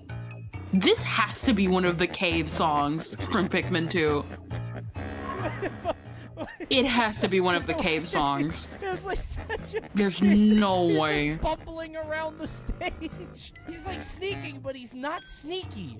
For those curious, I just made a chunk loader. He's getting away with it. That's why the bread bug is so funny. You guys know what this is, right?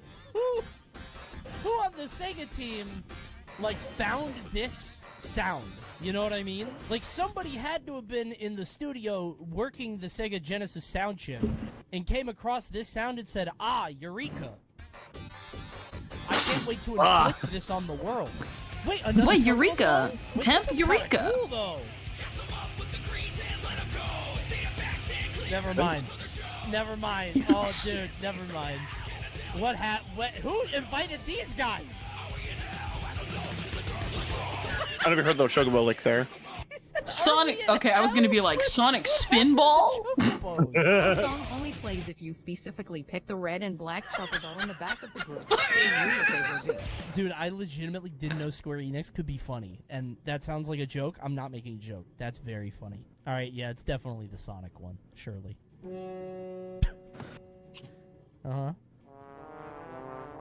Oh, it's this one.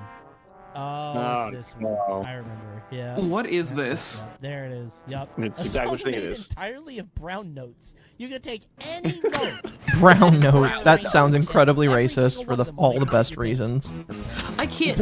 Oh yes. This is very Earthworm Jim. Oh, it doesn't stop. Yep. Okay. It doesn't stop. Like, it just sounds like this could have been like a really good track right here. And then they just decided, oh wait, I'm getting paid $5. Okay, now it's scary. Now it's scary. Ooh. No, back to... No, we're back. Okay, okay. Dun, dun, dun. Again, $5. The guy just showed up with the guitar. I think a lot of people might change their votes. Yeah. Yeah, the vote the vote has changed quite a bit. Yeah. Yeah, this one wins. Oh, hit it. Is it the boink? Ooh. Yeah, I didn't know that sound. What? What the fuck? Are the Genesis and Super Nintendo ones different? Mine didn't make a sex sound. Mine didn't make that sound. Mine was not Are they really different? No way. Oh my god. No way. So the Genesis one isn't horny.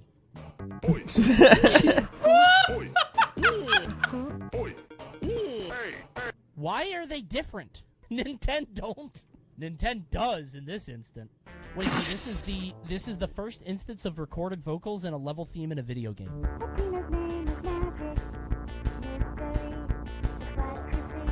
What? Can you speak up? This is my Discord girlfriend on karaoke night. What? Your mic is broken, kitten. Oh, it's this song?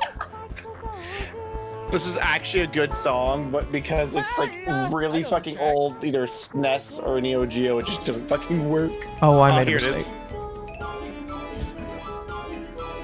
That is a little harsh. Who invited the harp player? This is like when you lose on Guitar Hero. Dude was playing Harp Hero and just lost. At Beverly Hills Cups. Oh my god! It's Corrupted Crazy Frog! Holy shit! I feel like it had to have been more work to make it sound that bad, right? Like, it couldn't have been... It could have been a Sane Frog? I wouldn't say that. We are in round 2. This should go way faster. Here you go. Oh, it was the second one of these he did that had the fucking really powerful song.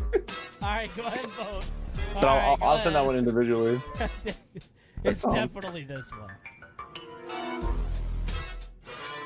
Oh my god. This okay, it's definitely the joke. Man. Putting shit together like the house that John built on a hill. Cause this shit on a hill. Or this one. I would actually say it was the other one if this wasn't performed so badly. This is the song. It's just they got a guy in the programming team to sing it. No, I'm not even. You know voting. how This like one wins. every time at a football stadium they always isn't get even someone vote. who knows how to sing the national anthem? It's That's not even why. close. This is a blowout. This one's a bloodbath. Hmm. What happened Anyways, to this I gotta game? get going. All right. What is this? Is this one even bad? This one got a bomb. Alright. Bye. Same with me too. Unfortunately, I can't stay for perfection. You don't want to stick around for these amazing songs? I really, really would want to, but unfortunately, Magma's kidnapping me. Okay. Man, you can hold off for like, how much more seconds on this video? How many more? You got Alright. like 10 more Hold off for minutes? 10 minutes. No, we'll probably have to get started in 10 minutes. Yep. They have a pre-stream. What do you say, Magma? Sure, I can put stuff for. Let's go!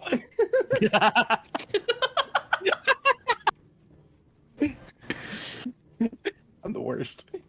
You are. Let me just get my OBS set up properly this time being. Yeah, you just set up with free time. All right. Well, you guys have a good one then. You're right. See ya. What do you mean they were staying?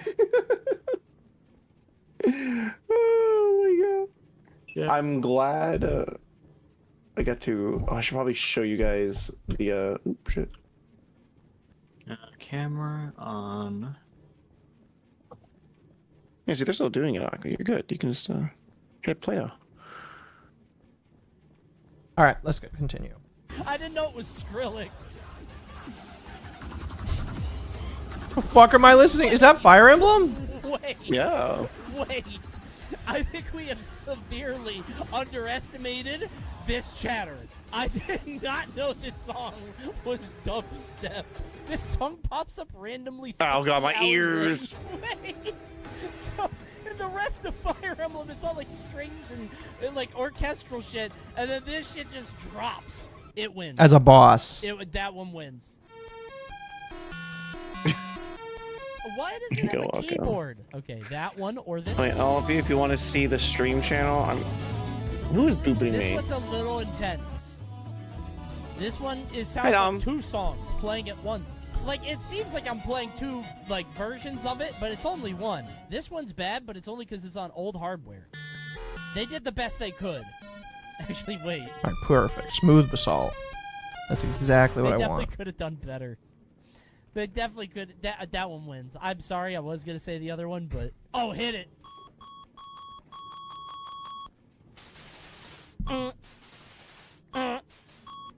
Oh my god, dude. It actually kind of hits. This is me scanning my groceries to the beat.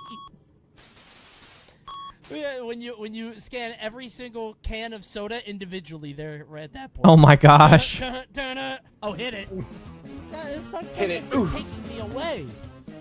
The men in the white van gonna put me in a straitjacket. Why is this song chasing me?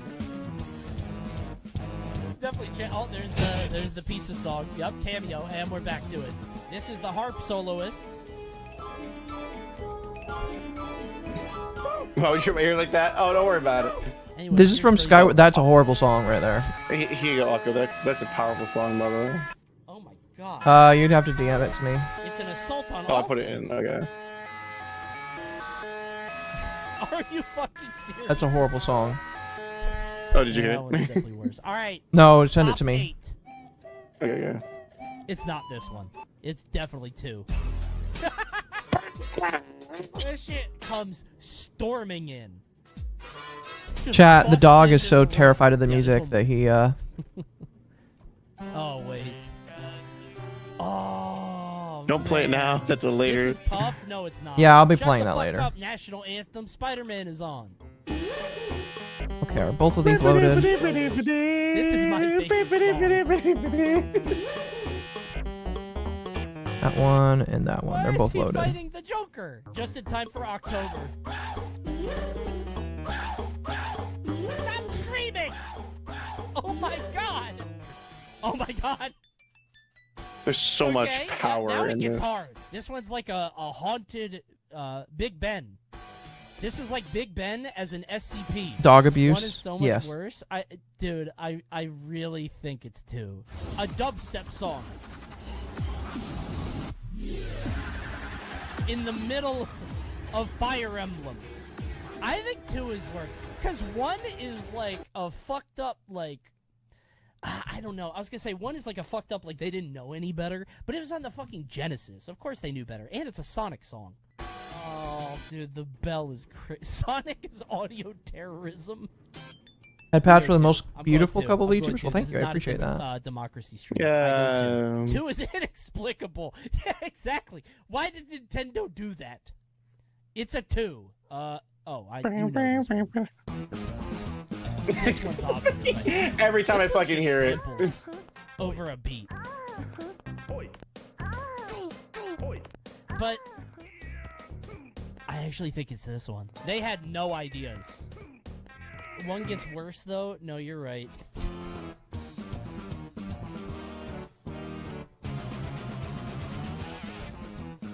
It's Wild Woody. Never mind. All right, we have our final 4. Okay, this one's fucked up. Oh, it is top 8. You're right. Round of 4. Top 8. This is top 8. My bad. It's funny enough without the samples. The samples put it over the top. I feel like we've listened to all of the songs. Send it the giggler. Yeah, you can double that. You can double that. Huh? You can speed it up now if you want to. Because the beginning part is the most important part. Because you know.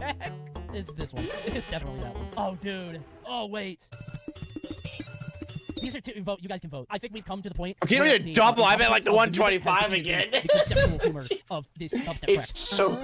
It's so weird hearing people talk fast. Manic Fighter always takes me off guard. Yeah, I've heard this song many times tonight, and I'm never ready for it. Meanwhile, here you go. There's the voting. Go ahead and vote. I'll go to true content streamer. I am, I yes. love this one. I love this track. Unironically, I love this shit. 2 is not a song. I guess this technically is a song. That is a song, right? This one's really hard. It's ID42. Manic Miner is an actual song. Oh, that's so cursed fast. Zoomer's just voting too because of Crazy Frog, you think? Dude, it's so thick. Every note is so thick on this track.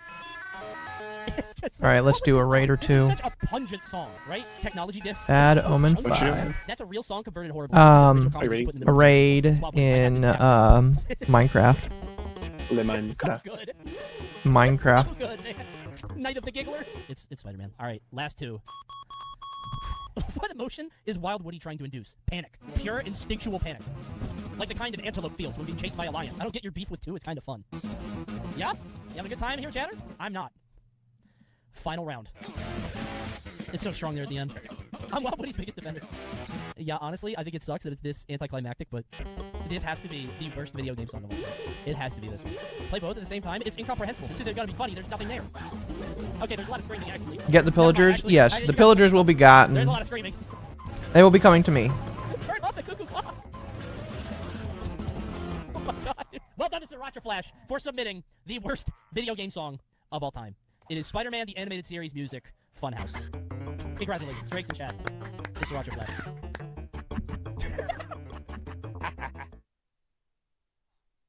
That song, that video terrifies me. There's a second one. I'm not gonna watch it, but there's a second one. Oh no. Oh, it's really good. So yeah, I sent you another video. Really quick. It's short. It's a song. 2 minutes. Do we have to listen to it right now? No. I want you to listen to that in your free time. Okay. So what are we talking about now, Akko? June the King, the Completionist. It's a long video. This video is but we should be able to get through it. We only have like 2 hours before. We have about 2 hours before movie night. Hey, what do you Or watch? movie night is actually in 3 hours, but I'll be done in about 2.5 hours. We'll be watching Austin Powers tonight, I think. Ooh. I've never seen it, so. You've never seen Austin Powers? Nope. After I finish this dungeon in a while, I can probably switch to a different game now. So, Chad, if you want to watch Austin Powers with us tonight, join my Discord. Here, I'm gonna. I keep forgetting. Wait, is Join my Mizu's Discord. not hosting it? Or is Mizu busy tonight? Mizu asked me to host it. Oh, okay. I will be. Yeah, join my Discord chat. While this Ravager slowly dies from suffocating in a wall. Alright. This video is sponsored by War Thunder. War Thunder. Pulling one thread of a security thing is going to upheave my entire life in a way that scares the living crap out of me. Now, the reason why, by the way, I'm watching this is during Gerard's reply video that he did a couple of days ago, he talked about how vulnerable he was as an individual, essentially, and how he was just, like, scared and powerless to do anything about the issues that he was having. A lot of people are saying that, one, the old interview he did, and two, the responses he did do not really equate to that. Need to work soon? If you have to leave, that is totally fine. Yeah.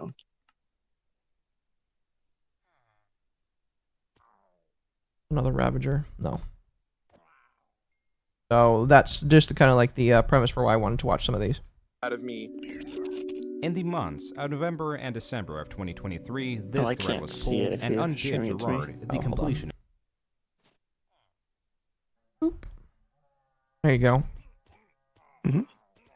Khalil. These allegations are slanderous, and we believe we're done with selfish intent. This was all sparked from Gerard's watch him family-run all the charity time. that, though they received hundreds of thousands of dollars in donations, did not donate a single penny of the money for nearly 10 years. The drama around it exposed Gerard's long history of lies, from lying that his company was covering the cost of the event.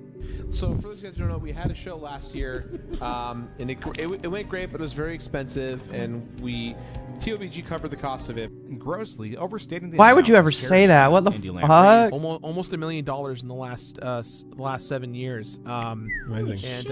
And this year we're doing it in person. Even lying about the disease he is fundraising money for. Someone who's diagnosed with FTD lasts about 6.5 months.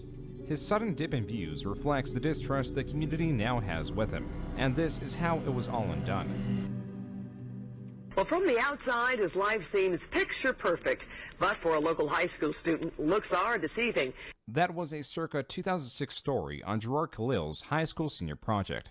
The description reads, quote, I was on KCOW News a few years back for my first feature on the true story of my mother's illness and battle with dementia. Unquote. Gerard's mother, at the age of 56, after years of exhibiting strange behavior, was diagnosed with frontotemporal dementia. The Khalil family, a family of 7, had their lives changed forever. Charles Khalil, Gerard's father, an immigrant from Lebanon, the same year Gerard's mother was diagnosed, began a yearly golf tournament for the disease.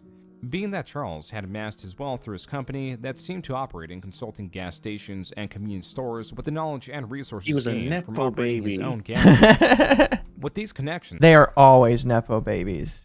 Always. Can I watch a lot of these YouTubers and stuff. Like I used to watch them and I'm like, how the fuck do they make money? Then I realized, oh, that's how they have money. Cause like there's no way they're not because I look at like their views and stuff, like there's no way they just have it. They're clearly bleeding money through YouTube, right? And it's like, Gerard, maybe not. He did decently well with what he had. well, because I know I remember he had like a bunch of channels and there's like a whole network behind them doing other stuff, right? Because I only ever watched like his completionist thing because it's the only one I really cared about. Because it was interesting from an idea of 100% in games, right? Yeah. That's why I watched him, but so my brain's like, You're good. You're good.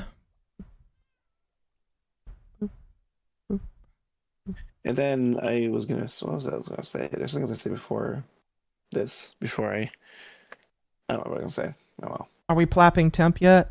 Temp's just kind of there, so maybe. Maybe.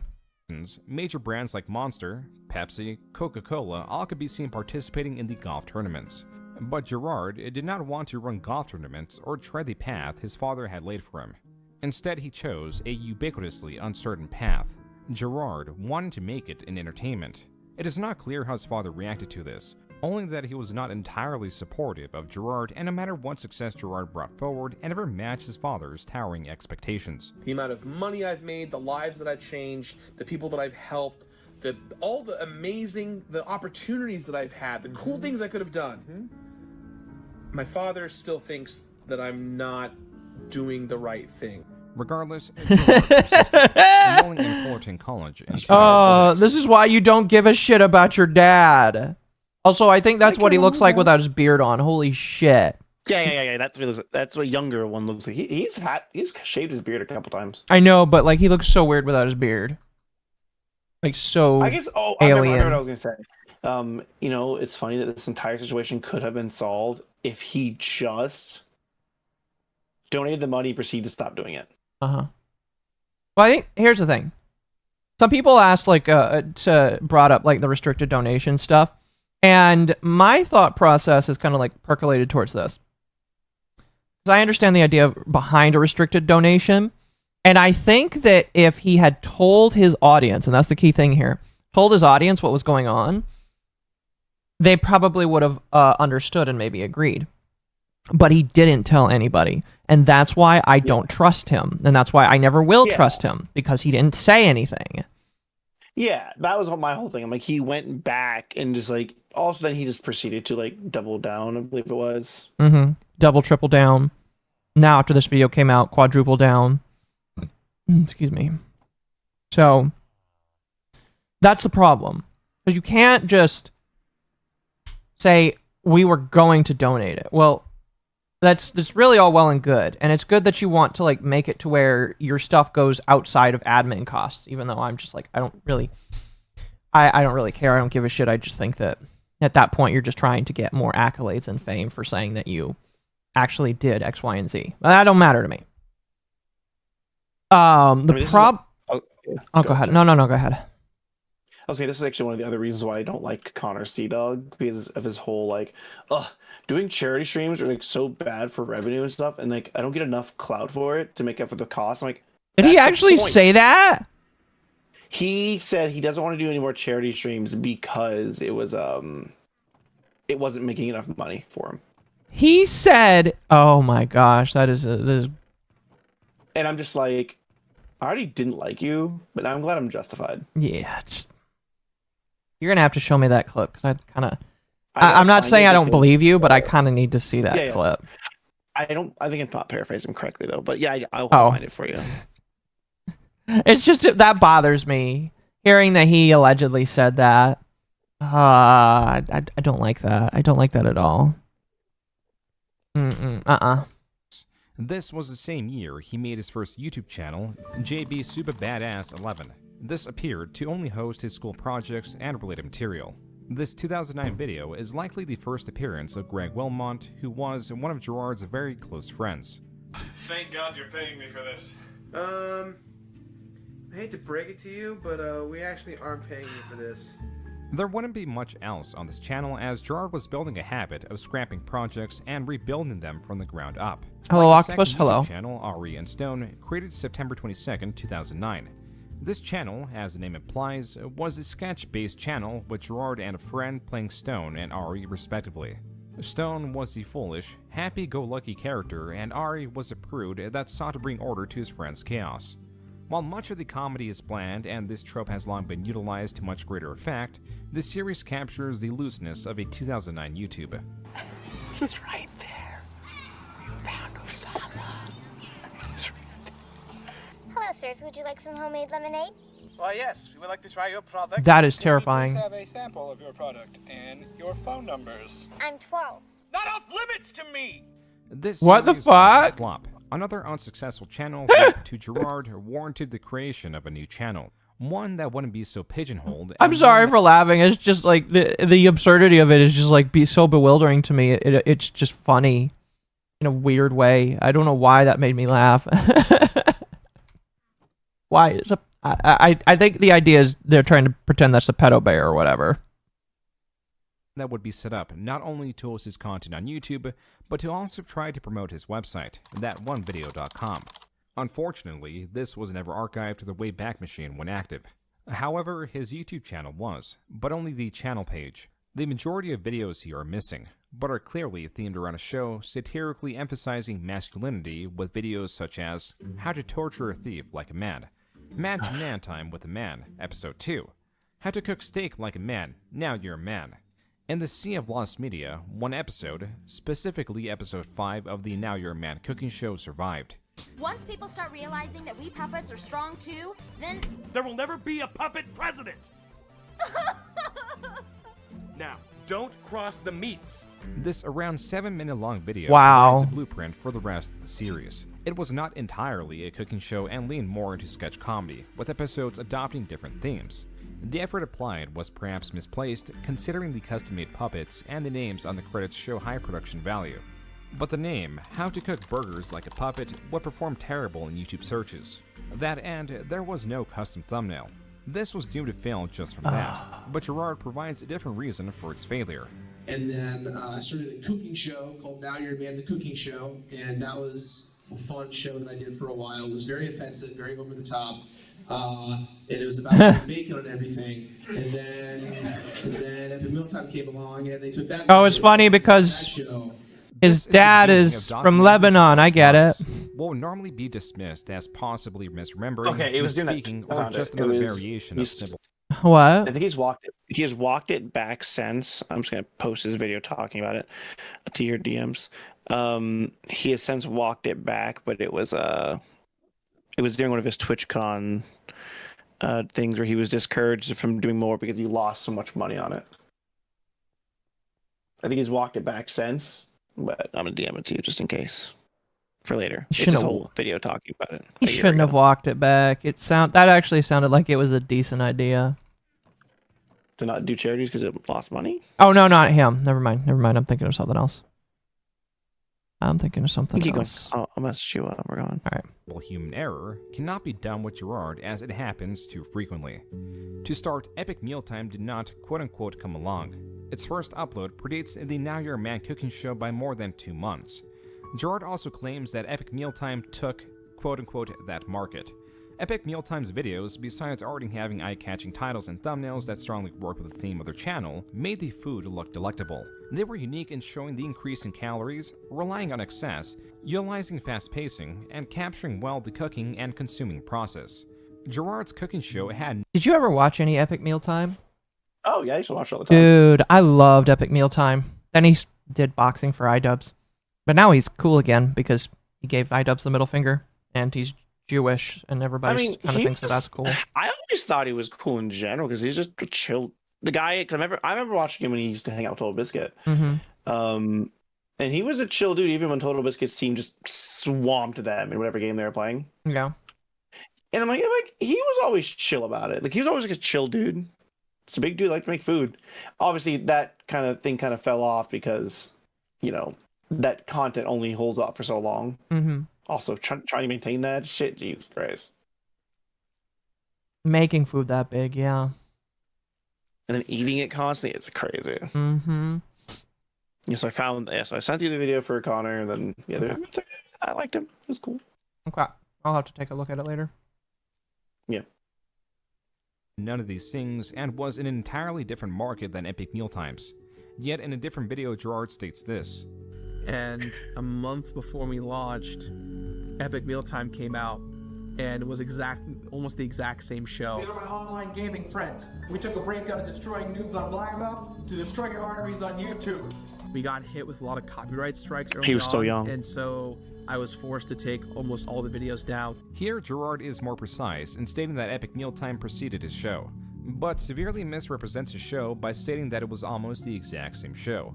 The only similarities between these two are that they involve food.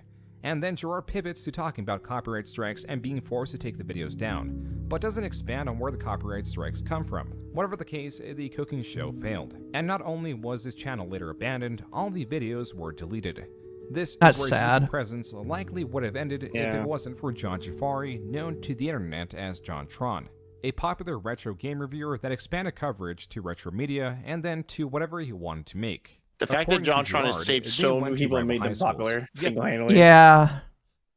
That is kind of funny to think of. Him in a heartbeat. Yep. And They were now, so quick to drop him, yet he won. and now look at him now. Married with a kid. Stable future. Look at all these other people that abandoned him. I mean, he's always had a stable. I don't think JonTron was even doing YouTube for a living. I think he just made money on something else entirely. I have no idea, honestly. I asked him for an interview. Was he- He never got back to me, sadly. I mean, yeah, he's probably literally living his best life. I'll still hold out.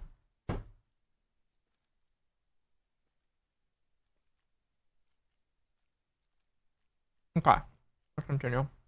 Yet somehow became friends within that time. But now in 2012, with Gerard recently graduating from California State University, Fullerton, his previous channel failing, and being dissatisfied with his job at Best Buy, Gerard needed direction, and in a way, he got that from JonTron. As Gerard explains, JonTron wanted to livestream himself playing games with Aaron Hansen. Together the two hosted the Let's Play channel Game Grumps. The only issue was they did not have an appropriate location to do so. JonTron started with the Game Grumps? No, he started on his own and then came together with Aaron. He's always good by himself. So. Which is where Gerard comes in, because he already had a streaming setup in his parents' home. So not only did he provide his home as a stream location, but was actively working in the background swapping consoles as games as the host saw necessary. But the stream eventually winded down and JonTron left. I'm not anyone famous, so I'm going to turn this off.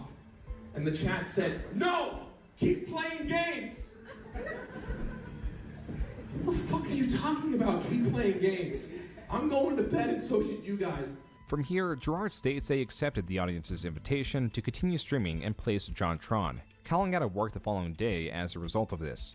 It was then, after quitting his job at Best Buy and with the guidance of Aaron Hansen, Gerard came up with a new idea. In the next few weeks, you're going to be receiving a new show called The Completionist. I am a completionist, and so each and every week, I'm going to bring you guys a completionist aspect of all these games, whether they be new games, old games, arcade games. This series, at the end of 2011, was launched through the Normal Boots website. Normal Boots was a conglomeration of various gaming creators that did not feel secure with YouTube and their constant changing policies, or how readily they would accept video takedown requests. After the soft launch of the series, Gerard decided to expand his catalog of videos to YouTube with his own channel that— Why did people drop out of JonTron? Because he was a brand new right-leaning content creator. Or he was brand new to the right lean when he debated Destiny about specific things, and in specifics to the more right-leaning policies. And he was really bad at it. Didn't really know what he was talking about. Probably does now, but he should have never debated Destiny, in my personal opinion, because that was a bad idea. Yeah, he's not a debate bro. He's a video content creator. Yeah, he's a funny guy that makes funny things. Exactly. that went under That One Video Gamer. He also launched his LLC under a similar name around this time. And so the first episode of The Completionist on YouTube was released in January of 2012. Yes!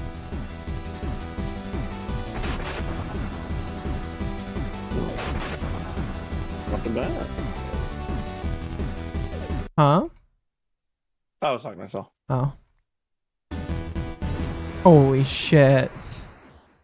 But first, this video is sponsored by War Thunder. War Thunder has built up its reputation by being the most comprehensive vehicle video. Gerard knew he needed a gimmick to separate his game review videos from the long saturated market of game reviewers. The completionist angle was 3 hours its own late? unique Nah, draw you're in good. that Gerard would focus on the entire game, and larger segments could be devoted to the difficulty or just trivia other videos may miss. But when writing the show, he felt that his comedy was lacking. That's when, as per the credits, Greg Wilmot, Gerard's friend, came in to fill that role. It played a little bit differently, but I wasn't entirely sure. Wait, what the hell are you doing? What do you mean? No, see, I do the reviews, you do the funny.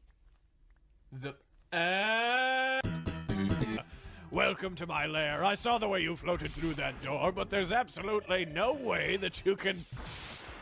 A lucky shot, but never... Guys!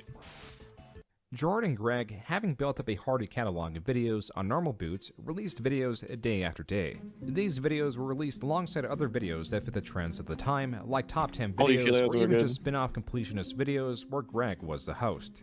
Shortly after its launch, the series had already gotten enough notoriety that the developer of Super Meat Boy challenged the completionist to complete his game. And after over 18,000 deaths, Gerard did so in the following episode. That one video gamer, with its rapid releases and unique angle, made certain that that is quite a lot of deaths. By the end, to be completely honest with you, mine's probably over 10,000. I was gonna say, I don't remember how big mine was. Okay. I need terracotta. Green and blue terracotta. January, less than a month of its existence, it already jumped up to nearly 4,000 subscribers. But as the pacing of uploads matched the actual production schedule of around one episode a week, the traction slowed and the growth became gradual. By the end of February, they had only gained 1,000 subscribers. Oh. Even so, this proved to Gerard that he had finally found his niche and was quick to embrace it. He could also be found subs a lot, though, Twitch, where he both played games and hosted a podcast-style show, and on an additional Let's Play-esque channel known as Super Beard Bros.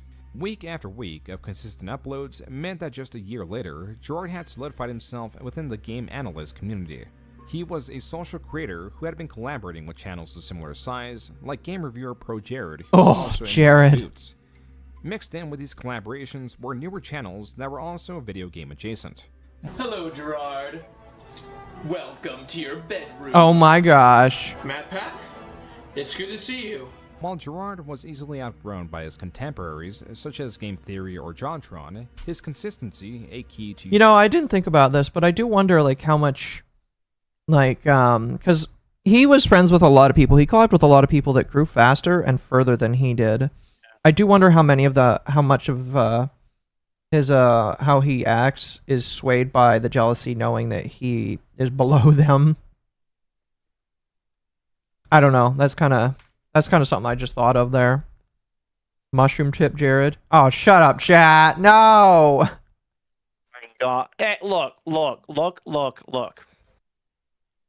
I can just. I'm glad Pro Jared actually bounced back because he is not a ship. I'm like, God, dude, come on, man. Why are you interacting with the people, your fans? Yeah. YouTube success was what carried his channel's growth. Momentous as this was, Gerard's life in mid-2013 was taking a turn for the worst. I saw this woman go from saying, give me that fork, give me that knife, give me that spoon, to give me that gray, give me that blue, give me that silver, to even give me that thing. I want that thing, to thing, thing, to nothing. Gerard's mother, 10 years after being diagnosed with frontotemporal dementia, had passed away. Gerard and family, bearing witness to her slowly regressing state and to her eventual passing, decided to allow her memory to live on through what would be known as the Open Hand Foundation. This charity is a 501c3, and it would be basically family-operated, with the Kilo family working hundreds of hours yearly to quote-unquote evaluate charities to donate to, among other responsibilities. Virtually all the expenses went to the yearly golf charity that the Open Hand Foundation was now sponsoring. Quote, applicant estimates that it will expend approximately $23,000 to cover its expenses for each tournament, resulting in a net profit of approximately $27,000. That's not bad. Unquote. In basic terms, the golf tournament was to happen annually. The proceeds would go to the Open Hand Foundation. The Open Hand Foundation would then distribute the money to whoever they saw fit. My apologies, I'm back. Gerard You're was fine. a director and was... Gone so long, you missed all the bad songs and jump right back into Gerard.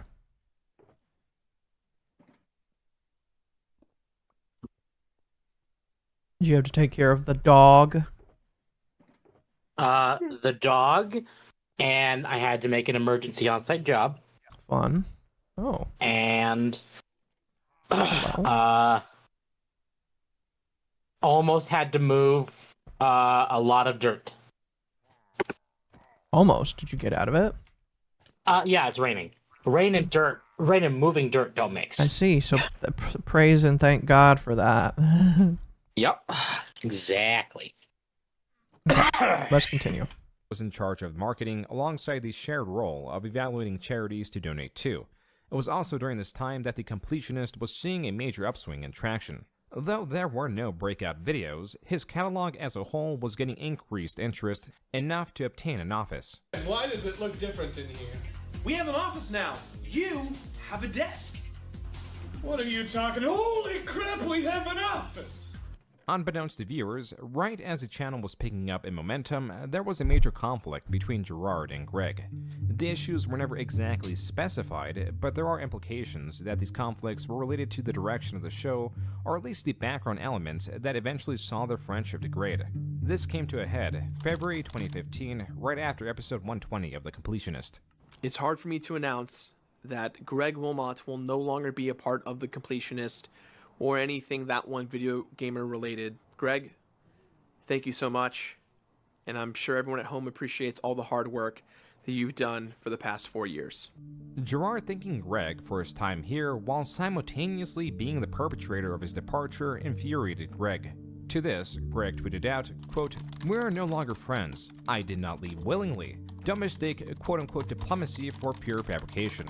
The loss of friendship has hurt most," unquote. But it did not end there. On Reddit, he gave a significantly long response. Quote, "The truth is, Gerard and I's friendship had been rough for the year prior to the falling out. We had been slowly drifting apart. I like to get my work done quickly and efficiently, then be on my way home. However, I feel I was removed due to our failing friendship and punished by the business I had no protection in. Gerard and I never worked out a contract between each other because we were best friends, and rather naively, I assumed we'd take care of each other in the end, as we did don't so do many that. years prior," unquote. The reactions to this were mostly of support. Though the comedic side of the show was now dead, the audience understanding that Gerard was continuing the show were happy enough with that. All over the internet, in relevant Completionist posts, there are comments stating that Greg leaving the show diminished the quality of it, but also comments stating that they did not like Greg at all. These were found in the same spaces. Damn, that's brutal. Ultimately, the departure of Greg saw far different reactions. Regardless, the fact is, the month that Greg stopped appearing in episodes was the same month that Gerard's viewership stagnated. This is not to say that Gerard was not attempting to improve his content, because by the end of 2015, he had hired a team to help with production, though he was still trying to expand his craft beyond The Completionist. That's where Big Bad Bosses came in, his video game-themed boy band. Oh, I remember when that came out. Ever, but I nothing remember else was working. I have that whole album. I do too.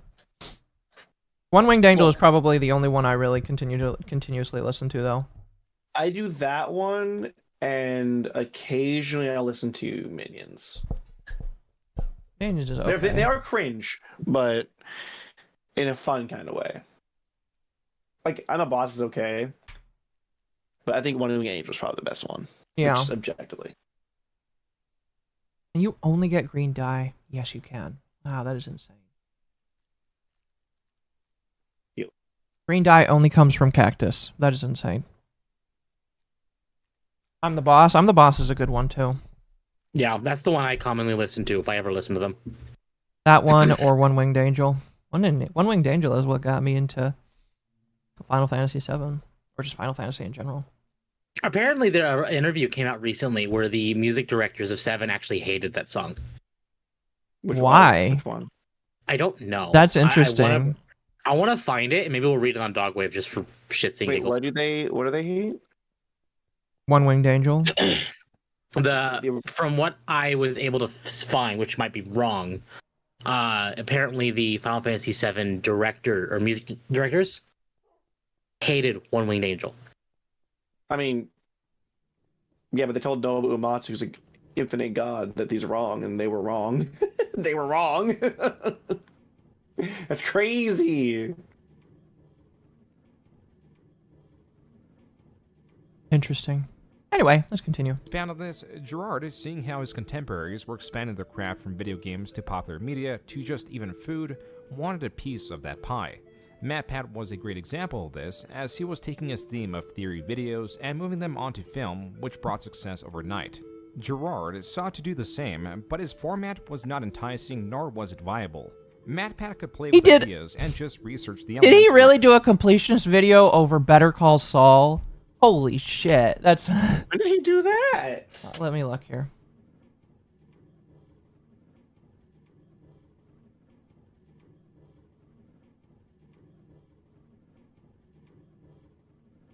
He did... Wait. He did! And it's 9 years old. Oh my god.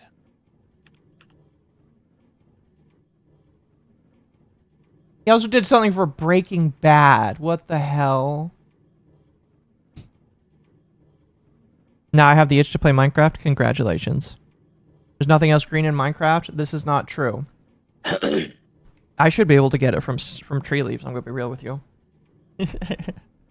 Around the related story. He takes a simple concept or happening in a movie and or show and expands on it greatly. But Gerard, carrying his completionist theme onto shows, had to watch all that was available.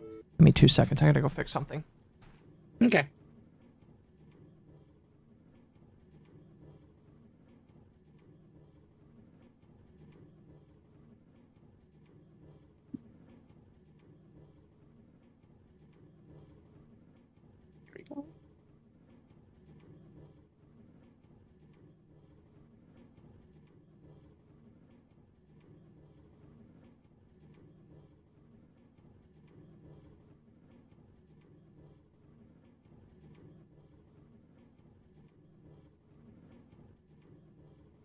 Moss is a good green building block. Yes, but I need green dye so that I can make green terracotta.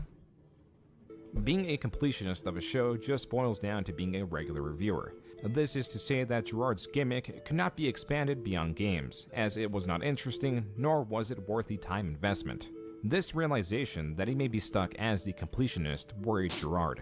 Oh boy, what is next for the completionist? Well, I'll tell you what, I don't want to be completing games my entire life, because that just seems a little bit daunting and depressing. I've been working on... And that was the moment he realized he needed to get a job. Because he did! Oh, that's sad and depressing. A lot of big projects. Well, it's the idea that a lot of these content creators... They want to do it at first. It's like, oh, it's fun. I like doing it. But then you realize, do you really want to do this for the rest of your life? Yeah. Make a cactus farm. That is in the back burner. I don't need a lot of green terracotta because it's just for these hot pools. I only need enough for like the inner parts of it. But you're right. I do need a cactus farm.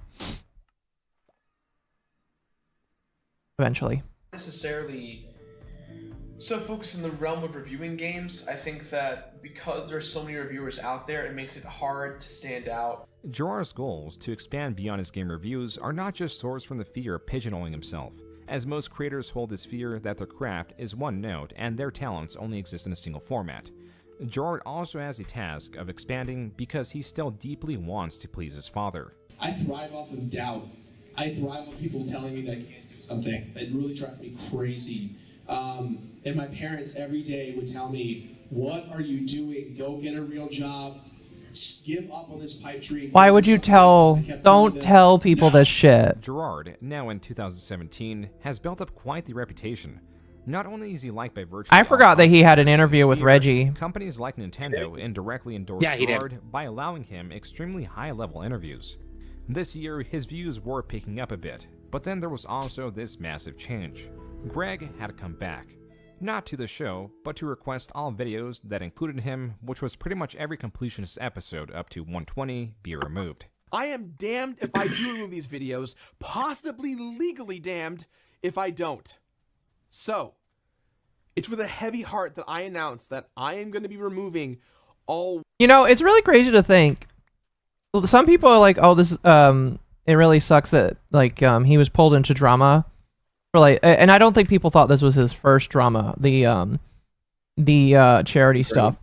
But like, I imagine a lot of people didn't even really know the kind of drama that he had been in before this, before it. Like, I don't think people I knew. knew about the Gray thing, but I didn't know what it was because at the time I just did not care. Yeah.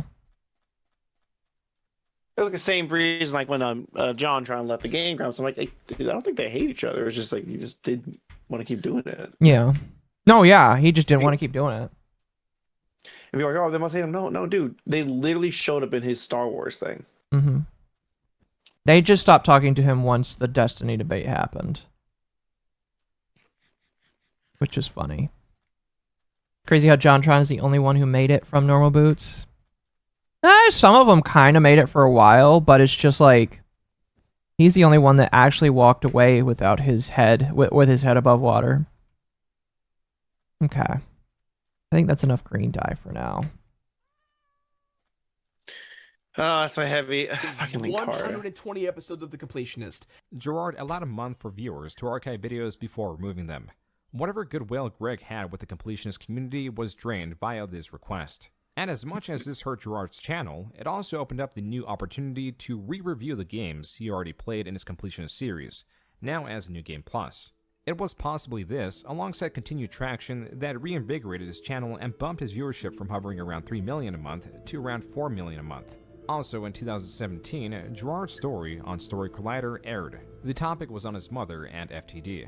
Usually someone who's diagnosed with FTD lasts about 6.5 months.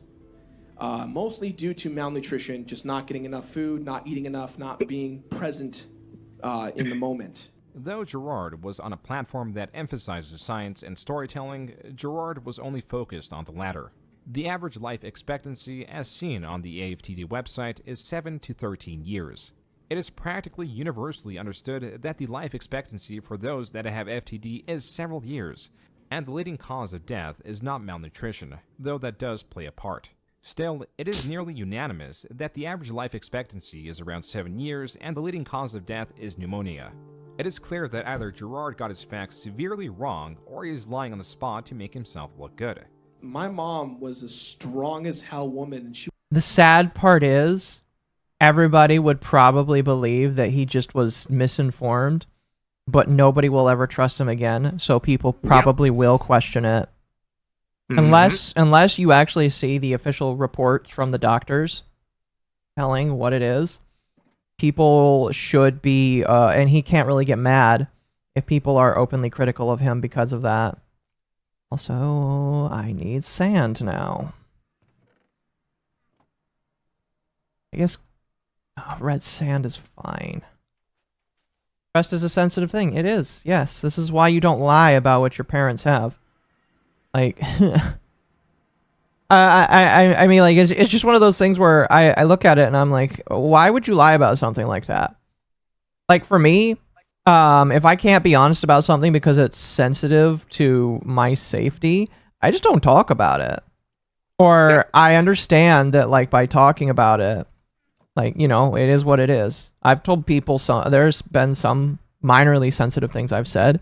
I mean, like, I'm sure everybody knows somebody who's had parents with X ailments, and it's just like, you know, I know that, like, it still could be an element of putting myself out there, but regardless, it's just like, if I can't talk about the very sensitive events in my life, I probably just shouldn't talk about them, period. Because it's a bad idea and it leads to more problems than it can help with, basically. So, just don't like. Did his mom have frontotemporal dementia? Probably. I don't trust him though, so I'd have to see what the doctor's stuff says. It's out there probably, so you know, it is probably out there to see. I just don't care to look right now, honestly. She went down fighting every single step of the way. And more importantly, she is the longest lasting survivor to date with someone who's been diagnosed with frontotemporal dementia. They gave her 6 months. She said, screw you, I'm going to live 15 years. Also a strong claim, considering that multiple sources state that people have lived up to 20 years with the disease. There is something fundamentally wrong with Gerard. The silver lining is that these statements here don't really affect anything. This story reached a limited audience, so Gerard's lies were hardly impactful. though it does put into question why he was chosen as a director of the Open Hand Foundation while not being up to date with the facts around FTD. This spelled trouble when he further invested into the charity through his own fundraising campaign. I want to do a big charity stream, and it is called Indieland. Yeah, it's called Indieland. This is a charity stream designed about indie games, for indie games, promoting indie games, but more importantly, why we love games. While it was clear that Gerard was incompetent, at the very least, this event was beneficial for all parties. Though the goal was set at raising $25,000, Indieland raised much more than that. Our final amount for Indieland, all the money tallied and everything together, was $55,102. Celebrity Jamie Lee Curtis even got herself involved, as her daughter was an employee of Gerard's. Everything was looking well for the Completionist and its ventures. I don't want to say this is the year of the Completionist, because it's like a weird thing to say. Hashtag RIP Year of Luigi. But this year has been our most successful year. It's just nonstop. We're going to hit 1 million subscribers in a couple of weeks. And that's something special. A unique boon that continued to aid the Completionist was his clean reputation. This was absolutely necessary when it came to his most viewed videos, which were oftentimes Why lie? games. People lie for the stupidest shit all the time. I'm gonna be honest with you. The most dumb, inane, stupid shit. I'm gonna be real. His top 2 non-music videos are on Breath of the Wild and Super Mario Odyssey and boast 4.2 million and 2.7 million views respectively. While it is not irregular for coverage of Nintendo games to perform well on YouTube, it is uncommon for Nintendo to work with creators. A benefit of this was that Gerard was able to receive games like Super Mario Odyssey early, and being that his gimmick is not so much reviewing the game, but achieving full completion, though the definition of completion can vary from game to game. This is to say that Gerard needs much more time than the average creator to release his video. The window of interest tends to close the further the video releases from the game's release date. And while it is somewhat common for review copies to be given out, Gerard's privilege extends beyond that realm. Like for a few other creators, there was a master trainer named after him in a Pokemon game. That wow. Gerard was also being directly sponsored by Nintendo. This video is sponsored and approved by Bro, Nintendo. literally had This to felt fucking necessary work, for bro. Gerard's growing company that was looking to expand into the creator space by offering services to creators like managing the merchandise sales. All of these aspects were reliant on Gerard's glowing reputation. That's why in 2019, when Pro Jared was going through a scandal involving heavy accusations that at the time were not challenged, Gerard, seeing as he collaborated with Jared in the past, made a tweet stating he did not condone Jared's actions and donated a combined total of $15,000 to 3 charities. Also attached were the receipts received from each individual charity. If he donated in response to a friend's scandal, how much would he theoretically donate in response to his own scandal? Luckily, Gerard's reputation was so solid that this question could practically only ever be asked in theory. In 2019, Gerard was proud to, quote, report that Indieland 2019's preliminary total earnings are $109,418, unquote. With now 19 employees allegedly working under the Completionist company that won Video Entertainment, it was now more important than ever to continue this momentum. But 2020 YouTube had other plans. At the beginning of this year in January, something changed on the YouTube front. YouTube algorithms. Surprise, surprise, right? Something changed. And I can't remember what changed that my year. channel went from performing as it normally does. Was it in to not 2019? performing as it normally does. There's a bunch What of Gerard is apocalypses. complaining about in this video was a dip in views starting January 2020, except that is false. Looking back at his Social Blade for the month of January 2020 shows that his channel did not only perform well, it also performed virtually the best it had ever per month at 6.4 million views. Looking through a Social Blade also shows that the single month that had only ever performed better was January of 2019. February 2020, however, does show a massive dip in views of nearly half, but that is only compared to January. When looking back, hovering around 4 million is highly common for his channel. This is not the only time Gerard talks about this dip. Was it There's was the also this PewDiePie panel hit at piece in PAX East 2019? 2020 where he believes he knows what I think caused it. so. I thought it was earlier. I can do 6 videos a month, and then when we do a 7th or 8th video, it's going to be a different video that has a different vibe to it that is a lot more premium, that feels like the Completionist. But the I don't twist. remember, And honestly. me doing that, it's been 2 months. My channel has dropped 45% in views. Actually, stop making videos. I just didn't post 2 videos. That's all that's changed this year. What Gerard is pinning the blame on here is where he would typically upload 8 videos, he was uploading less than that to focus on quality and experimentation. The facts are that he uploaded 7 videos in January, except in this case, as shown, this month was his second best performing month despite missing 1 upload. Not But sure, what about fair enough. February? This month, the month that had shown the dip, which was not a dip because it was still in the same range of Gerard's typical views, had also the typical 8 videos. Gerard is either lying or is woefully unaware of his upload schedule. Perhaps he was thrown off by the 8th video uploaded on the 29th of February because it was a leap year. What this all means is that Gerard effectively uploaded a 24-minute video complaining about nothing. This also includes his... Yeah, that's what happens when you don't upload consistently. I mean, like, okay, I will say this right now. My views are down. Want to know why? Because I stopped uploading as many videos as I used to. Why am I not uploading as many videos? Because they're not what my audience really wants to see, and I'm focused on quality right now. So I'm going to stream a lot, and then if I feel like a stream has a good clip, I'm going to pay my editor to make it into one, which my editor's working on one right now. But it's just like, that's what happens. Typically, when views are down, the only, I mean, like, the biggest attribute you have to ask as a creator is, are you making videos? Or, like, what are you doing? That's like, the biggest thing you have to ask. I'm surprised he didn't actually think of that. Although, to be honest, considering all of the scandals he's in, I'm not really supposed to be surprised. You know what I mean? I'm not surprised. I'm surprised, but by the same token, I'm really not surprised. He's just one of those guys that, unfortunately, I guess, matches it. Complaints about the Persona 5 episode. According to How Long to Beat, the average completionist time of Persona 5, meaning all the trophies, would take approximately 173 hours. Gerard wanted to go above and beyond by collecting all the love interest gifts. The issue with this was that you can only get 1 love interest gift per run. With there being 10 unique love interests and an additional cutscene where you romance all 10 at the same time, that amounts to beating a rather large game 10 times. I guess the reason why I'm bringing that up is because I 100% 10 times. Don't want to do it anymore. I do not want to play this game anymore. Though he claims he started playing it since it was released and was further challenged to complete it after Indieland raised $100,000 in 2019, after 500 hours of gameplay, Gerard could not persist. I do not want to play this game anymore. So he issued a poll to his viewers asking what completion meant for this game. 91% stated that just getting all trophies is fine, which is what Gerard settled on when he released the video in May of 2020. That's funny. This single video is bursting with issues surrounding time management. My thing is, he should business never sense, have done and fact checking. JRPGs. Well, yeah, JRPGs are, like, long for a reason. Notorious. I love some 100% of RPG. Yeah, you shouldn't do like turn-based, especially JRPGs, or like Skyrim, where you're going to max everything. I'm like, do I remember you did that? You do like once in a blue moon, right? Mm-hmm.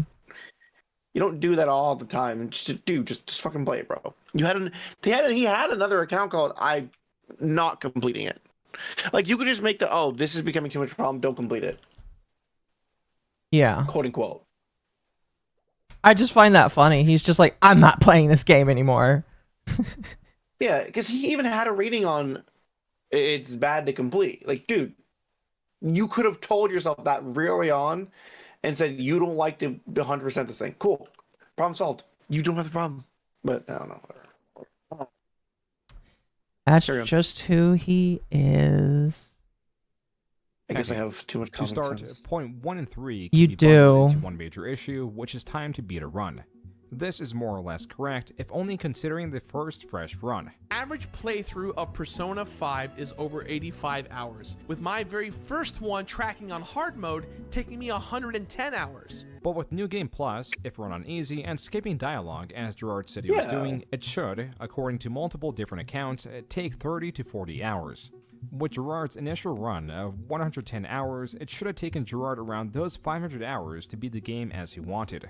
If we're being generous with numbers and assuming that Gerard is absolutely inefficient with his additional playthroughs and truly takes 85 hours per run, that would be around 1,000 hours. Yet he overshoots this, he could have only made up. And I was starting to realize this episode would never get made, and I'd have to spend well over 1,200 hours to do this stupid task that I gave myself. While these are all minute, rather unimportant lies, it does demonstrate once more that Gerard is a liar. And not only that, he has terrible business sense. Why even embark on such a large project with such an absurd self-placed challenge for a video that only got 1.3 million views? Yeah, that's a lot of man hours. Most viewed video, yet was a video that took arguably the longest to make. As for the rest of the year, Gerard continued his Indieland charity and his viewership remained the same. January 2021, following the pattern of previous years, was where he peaked in overall monthly viewership, this time at 7.5 million views. A top 10 video about the top 10 worst achievements was responsible. If DSP can rage quit games while saying he does full playthroughs, so can you. He was able finally. Oh, go ahead. I'm so mad. Sorry, you don't have to rage quit. It's just like, bro. Ooh, that's good chess. Like, bro, you don't even have to rage quit. You can just literally. You can literally just like I say, you can just there's a line, right? And you're purposely making it hard. Okay, I want to do these cards. All right, cool. Don't.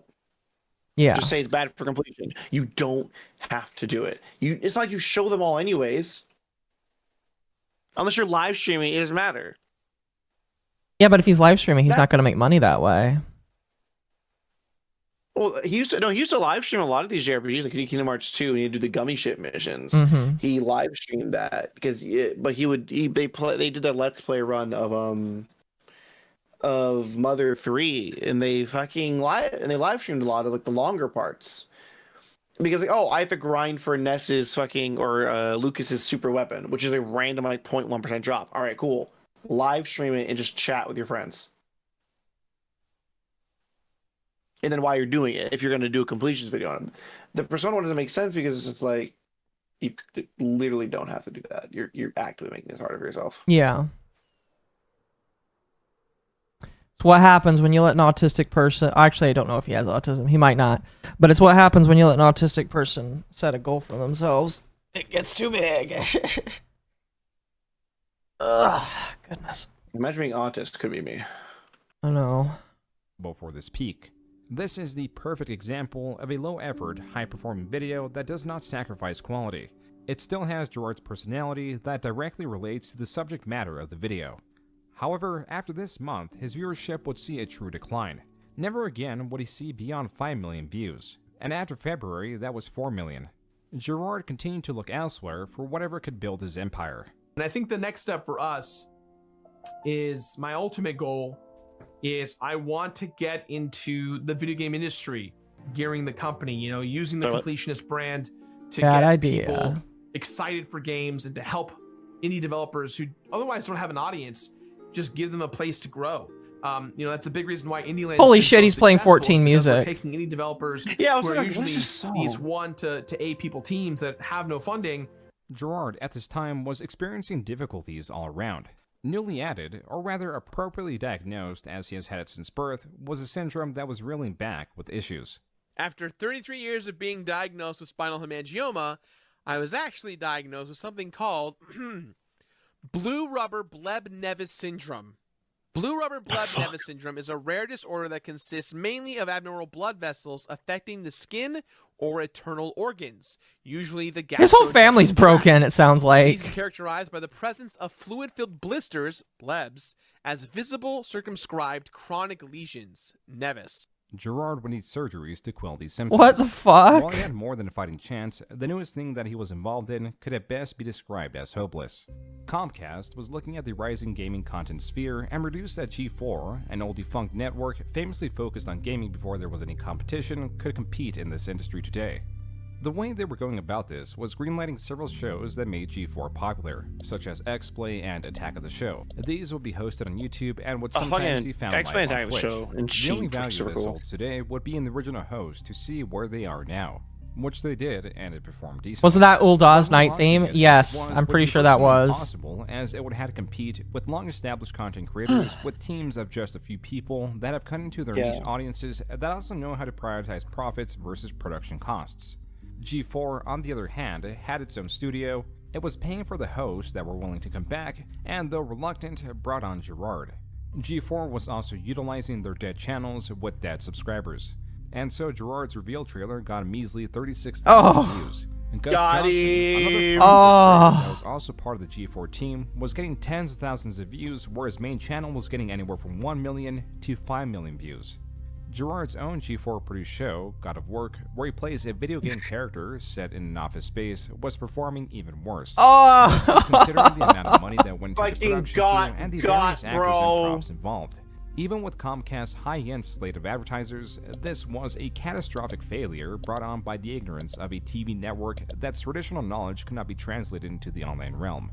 Weekly, the budgets for the show would increase and decrease. There was no consistency in the studio, and changes in strategy of how to garner attention would happen on the fly.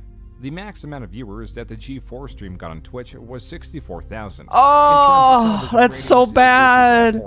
So its average viewership of 2,000 Bro was shot a complete himself and in the utter failure. foot, It did not bro. help that the only way this content was reaching a larger audience was through controversial clips. But maybe later we'll get to talk about Crypto Beefcakes, which is a project that you tie an NFT to a Discord account, and then if you're a positive influence in a community, it actually inflates the value of your NFT. So heaven forbid we have avatars and communities that encourage people to be kind and supportive to increase the value of something. But apparently, that's the thing that gets me canceled today, is caring about new technology and community. This guy sucks ass. I hate him. That's my time on this one. Yeah, it's okay to hate. I'm gonna sleep fine tonight. To put things in perspective, these few comments... I hate it when people are like, oh man. G4's relaunch was doomed to fail. What it did do was give many... Those kind of people make me want to pray for their downfall. Yeah, that too. That makes me like, man, I hope that you like fall on your face. I hate people like that so much. Many channels ample opportunity to pick out these moments as the reason why G4 failed. The most common clip by far involved Frosk, a caster seen in gaming competitions who was known to stir up controversy and contempt in the communities he was involved in.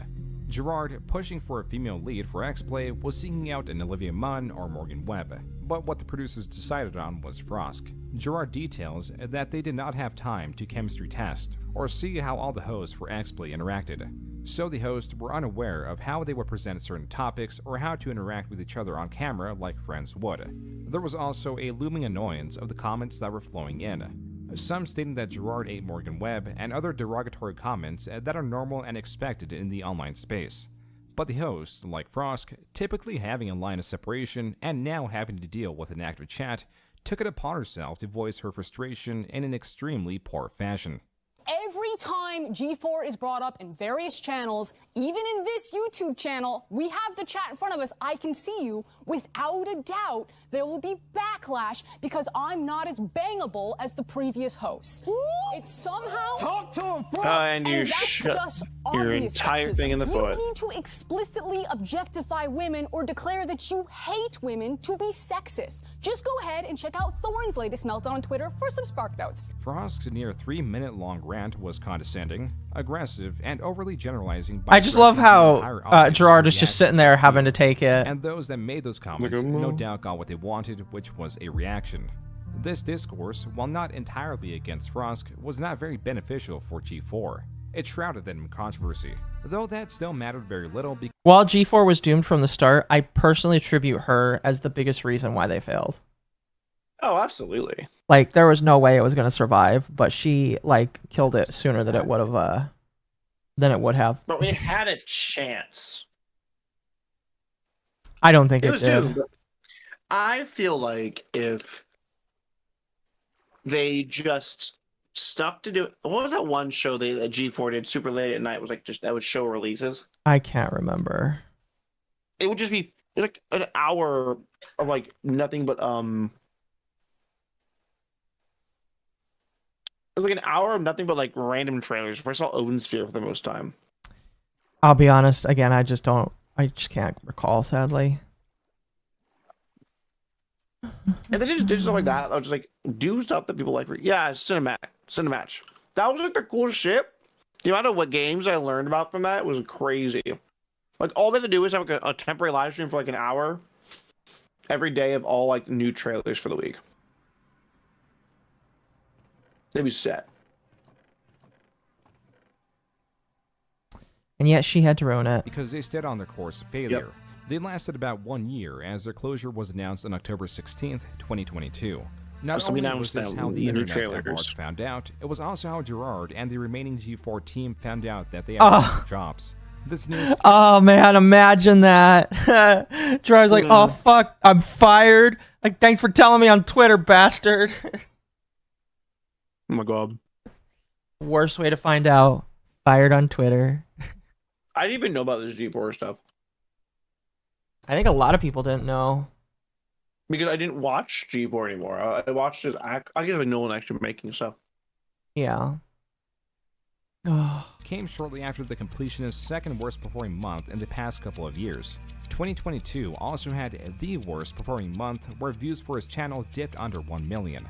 This was quickly turning around to be the worst year for the Completionist and his company so far. 2023 was truly a different beast in terms of what it did to Gerard. It really felt so personal, and at that same time that G4 exploded, I lost several sponsors.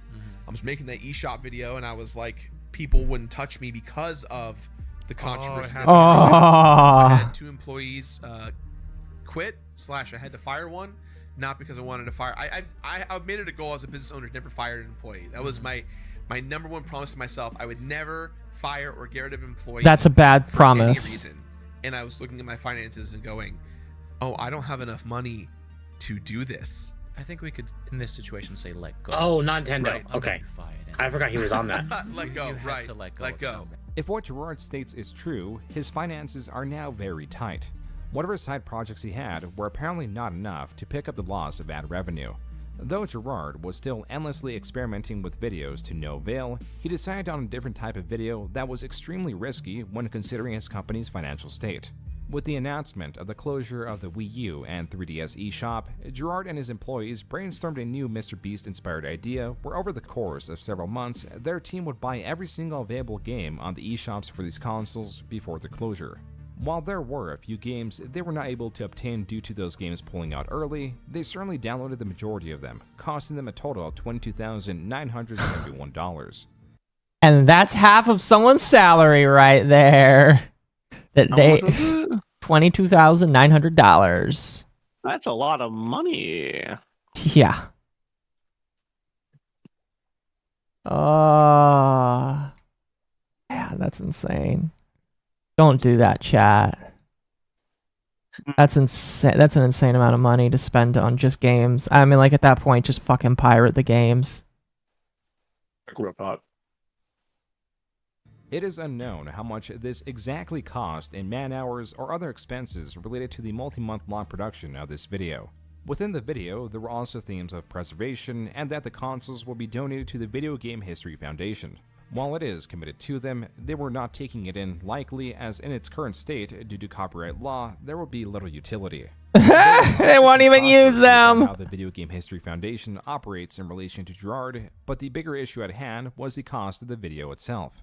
Gerard, over the course of several months, was able to finance this through sponsorships. Today's video is brought to you by our sponsor. I want to give a quick shout out to our sponsor. Today's video is brought to you by today's sponsor. Hey. Thank you and shout out to our sponsor. But these sponsors were likely regular sponsors, not doing it directly to finance the eShop video. So $22,000 was spent on a video that currently sits at 1.4 million views.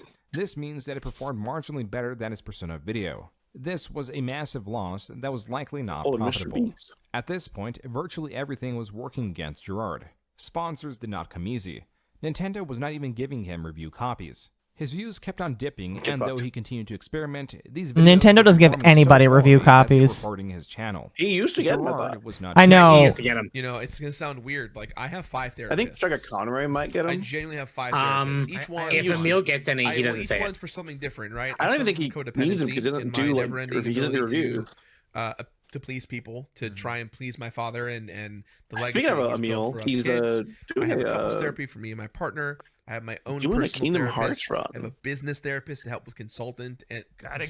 We could use that. And the last therapist is just kind of like an overall therapist that interacts with all the other ones to really track my progress and go through it. Gerard's insecurities, his want to please his father, His biggest weaknesses were gripping him harder now that his company and career he had built up over the past 10 years were all failing.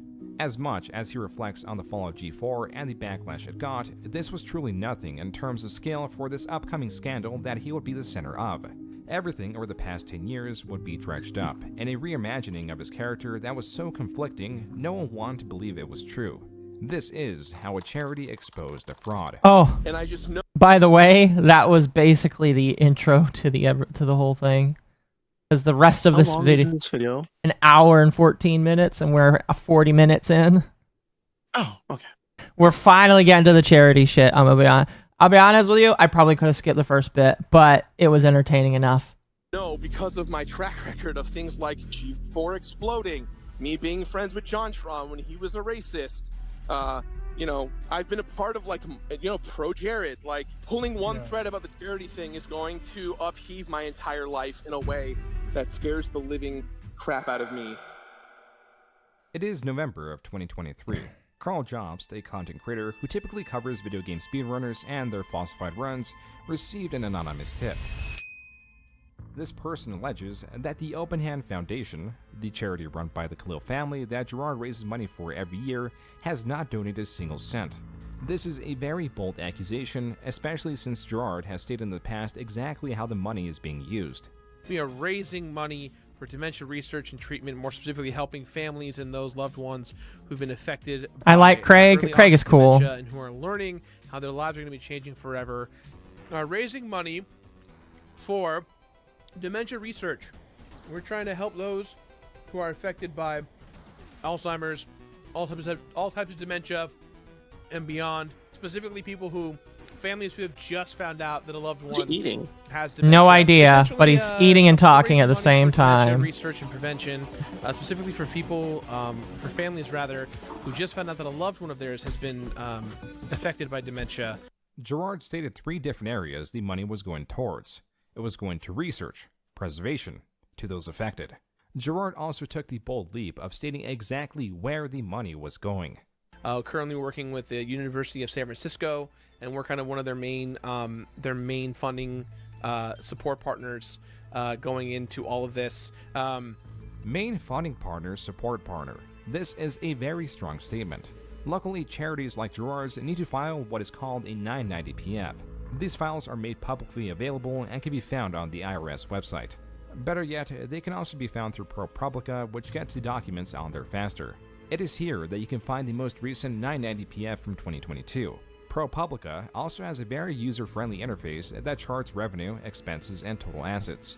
Immediately it is apparent that the revenue is matching the total assets, and the total assets keep rising, which means none of the money has been donated. But then again, third-party website-generated charts are not always the most reliable. Checking the actual 990-PFs show that for 2022, the gross revenue was $170,000. The net was $106,000. This was added to the pile, which at the end of the year was, quote, cash non-interest bearing $655,520, unquote. Looking further down, the foundation truly did not donate a single cent. It was just sitting there. To make matters worse, it was not even being invested.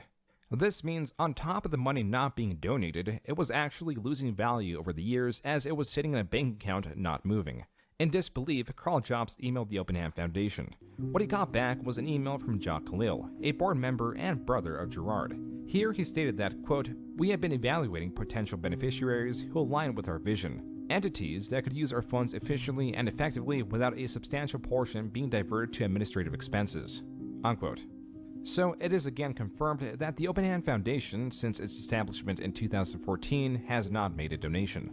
Jock also details that they donated body parts, alluding to donating their mother's body to help with research. And likely through the PBD West golf tournament, they donated money before they were an official charity. Though insufficient progress was being made, so they were deciding to vet charities, hence the lack of a donation. Closing the response was 2 ill-conceived notions. Firstly was that Jock was stating that there are no irregularities or misuse of funds because the Department of Justice would intervene and that their financial activities are quote-unquote transparent. That's not true about the Department of Justice. Department of Justice only typically jumps in if they think something is going on. And typically most people are stupid and smart and enough at the same time to keep that from being seen. So, you know, if you're I mean, if you're an extremely stupid charity, they're probably going to step in. But some people are smart enough to not like show their pants down to the Internal Revenue Service. So I don't like that notion that they would step in, because like most of the time, I mean, like I'm sure that there's a lot of Americans who get shit wrong on their IRS forms, but they never get investigated because there's so many of them. Was also Huh? depends on what it is, because the IRS only cares so much. Anyway. This is true to an extent. While the expenses are listed on the 990PS, they are not itemized and or described very poorly and inconsistently. For example, on the 2022 filings, the major two expenses are golf fundraiser expenses and fundraising. What does fundraising allude to? Is that Indieland or is that a separate event? What about the 2021 filings?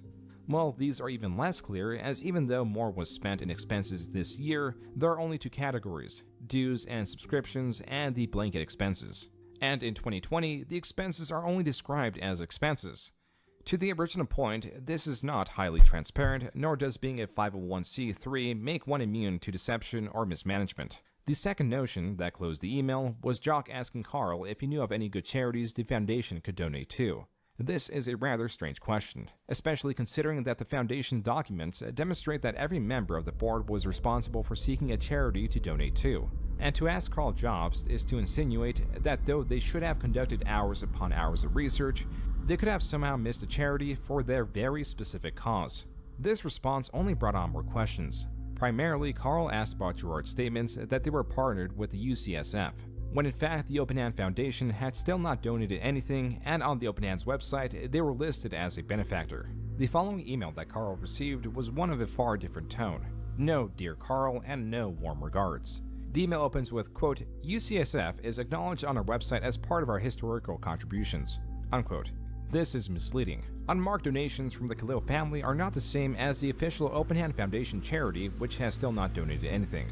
Furthermore, Jock, representing the Open Hand Foundation, doubles down aggressively by stating, quote, the insinuation of wrongdoing on the part of the Open Hand Foundation is both unwarranted and unfounded. We conduct our operations within the bounds of legal and ethical standards, and any implication to the contrary is baseless, unquote. Understanding how misleading the Open Hand Foundation is, Jock closes the email, cutting communication. Quote, we consider the information provided in our statement as comprehensive and do not intend to issue further public comments on these matters, unquote. With it clear that the Open Hand Foundation was attempting to hide, Carl Jobs wanted to break this story, but he wanted to make sure it had a fair number of eyes on it. This is where some ordinary gamers, or Mutahar, comes in. Carl calls him up late at night, providing everything he's found out. What? Just nothing. Fucking Mutahar, just my brain is unsure about the story, considering Gerard's superb reputation. The fake engineer Mutahar? To call Gerard through Discord and ask him about it. So the timeline for it is like 2 p.m. I'm like, hey, Gerard, the completionist, are you ready for a call? He's like, yeah, give me a few hours. So we give him a few hours. In my head, I'm like, he's probably talking to a lawyer. He's not going to take this call. It's a lost cause. But surprise, Allah intervented. He was like, he's going to take the fucking call. Did anyone tell you? You were notified that the money was sitting there the whole time? I knew it was sitting there at a certain point, and that's what made me proactively go about it. Like, do you know when that point was? I was made aware in 2021 when the money hadn't moved yet, and that's what made me go, that's not fucking cool. And that's when I got personally involved to move it. And did anyone? 2021 last year, 2022. There are two takeaways from the start of the call. Gerard found out that the money had not been moved in 2022. This is despite him being on the board and him running an event for the foundation. This is already negligent on his part. So the goal on the back end for my family that I've been told is like, we're just going to raise a bunch of money and then give it to one org and like make a bigger impact rather than just giving smaller donations that don't move the needle. I mean, as of this week, we've been having conversations about moving it as early as today or tomorrow, just because the pressure I got from you guys, if I'm being quite honest. To break this down, what Gerard is alluding to is that his family wanted to make a restricted donation. Restricted donations are donations that go to fund something very specific within an organization. They are restricted to being used in whatever way the donor specifies. There are multiple issues with this statement, as the OpenAN Foundation has not, nor Gerard, ever mentioned a restricted donation. Many donations can be restricted in small amounts. There is no need to stockpile money. And only now is the OpenAN Foundation going forward with a donation because of the pressure Carl Jobs and Mutahar were applying. If this was the goal all along, then why would the discovery of it influence it? As much as this call revealed how unaligned the Foundation was, it also revealed more of the dynamic Gerard had with his family. The last thing I want to do is ruin the legacy of my family, of my mom and her memory, especially because this is such a personal thing for the last 25 years of my life. You know, I'm not trying to be like, do you guys want money to help me hide this? It's not what this is at all. As far as off the record stuff is, I'm going to obviously keep, you know, any mention of you and, you know, your disagreements with your dad really out of it, because I know that's a very private, personal matter. There is a deep conflict between Gerard and his family. There has always been this conflict, but being that whatever was being discussed is off the record and not in the publicly available recording of the call, it is not clear what this conflict was beyond wanting to donate the money sooner. Although throughout the years, Gerard has shown to be both fearful and approval-seeking of his father. I am trying to complete something in my life. I am trying to fill a hole that's pretty large. A lot of that hole is my family and specifically the word legacy. So I have a one-man show called The Completionist Legacy, and the show is about my relationship with my father and how I am his living legacy, and that whether I like it or not, I am chasing this dragon that is to make him proud of me. And to give you an idea, my dad would see me perform. I'd be like the lead of a play. I'd be the villain. Greasy beard. Combat scene, and we're fighting, and I die. And you just hear my dad go,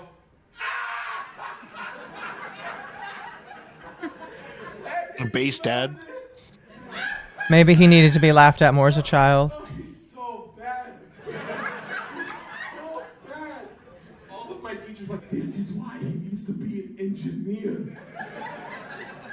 I want to build something that's going to be a legacy. I want to build something that will always remind people of the completionist, but won't necessarily be that. When family says you jump, you jump. That's just something I've had to deal with, as you can tell with my insane lifestyle at this point.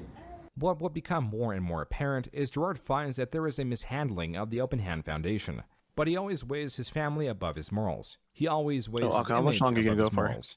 This Once this is over, probably I'll be done. Oh, okay, same. That's gonna. insecurity of seeking approval from both his audience and family is his undoing. That and sections of the call would be construed as manipulation. I'm just asking from a humanity perspective of like, if I am the target of this, I have 20 mouths to feed. I have sponsors. I have a business. I'm trying to make video games. I'm trying to get out of content creation so I don't have to worry about YouTube anymore and do better things in the world. And I just know because of my track record of things like G4 exploding, me being friends with JonTron when he was a racist, I've been a part of Pro Jared, and I don't want to go home tonight and tell everyone, hey, there is a gigantic thing coming to claim my career, and you all have to close down and find somewhere else to do. I know this is shitty me to say this. I'm not trying to ask for sympathy or anything, but this kind of stuff, I mean, I've been following your guys' stuff for years. The stuff with Billy Mitchell, Carl, the stuff that you've done, Muto, with tons of content creators over the years. Like, there's no nuance to this. People are going to see this, and they're going to immediately go, that Gerard guy who's been nice to a bunch of people actually isn't very nice overall. Fuck him. Even if I survive this somehow, even if this is like, people are like, well, whatever. That's how it is. Yeah. It's going to take the passion out of what I do. I'm people. Why even bring up JonTron? Because he need. I'm going to be honest with you. Hold on. Oh, goodness. A stretch. Good stretch. I'm gonna be honest with you. I think people that JonTron used to be friends with bring him up as like a moment where they're like, "Oh, I feel so bad having known him and how bad he was." It's just like, you guys are fucking stupid. You guys are fucking stupid, and you deserve all that is coming to you because you decide to act like that. Oh, excuse me. Oh. So yeah, I hate it when people act like that. Genuinely scumfuck.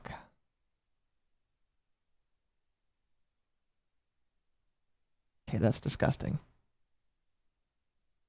Someone shared an image of me of a cookie that has spam cooked into it. What? It's called the spooky. It's called the spooky. Bam That's cookie. cursed. It's cursed. Ugh. People aren't going to trust me ever again. I'm not going to trust myself ever again. And I'm just going to walk away from all this. Like, this is like me being like, great, so I'm out. Not just of content creation or being an online personality.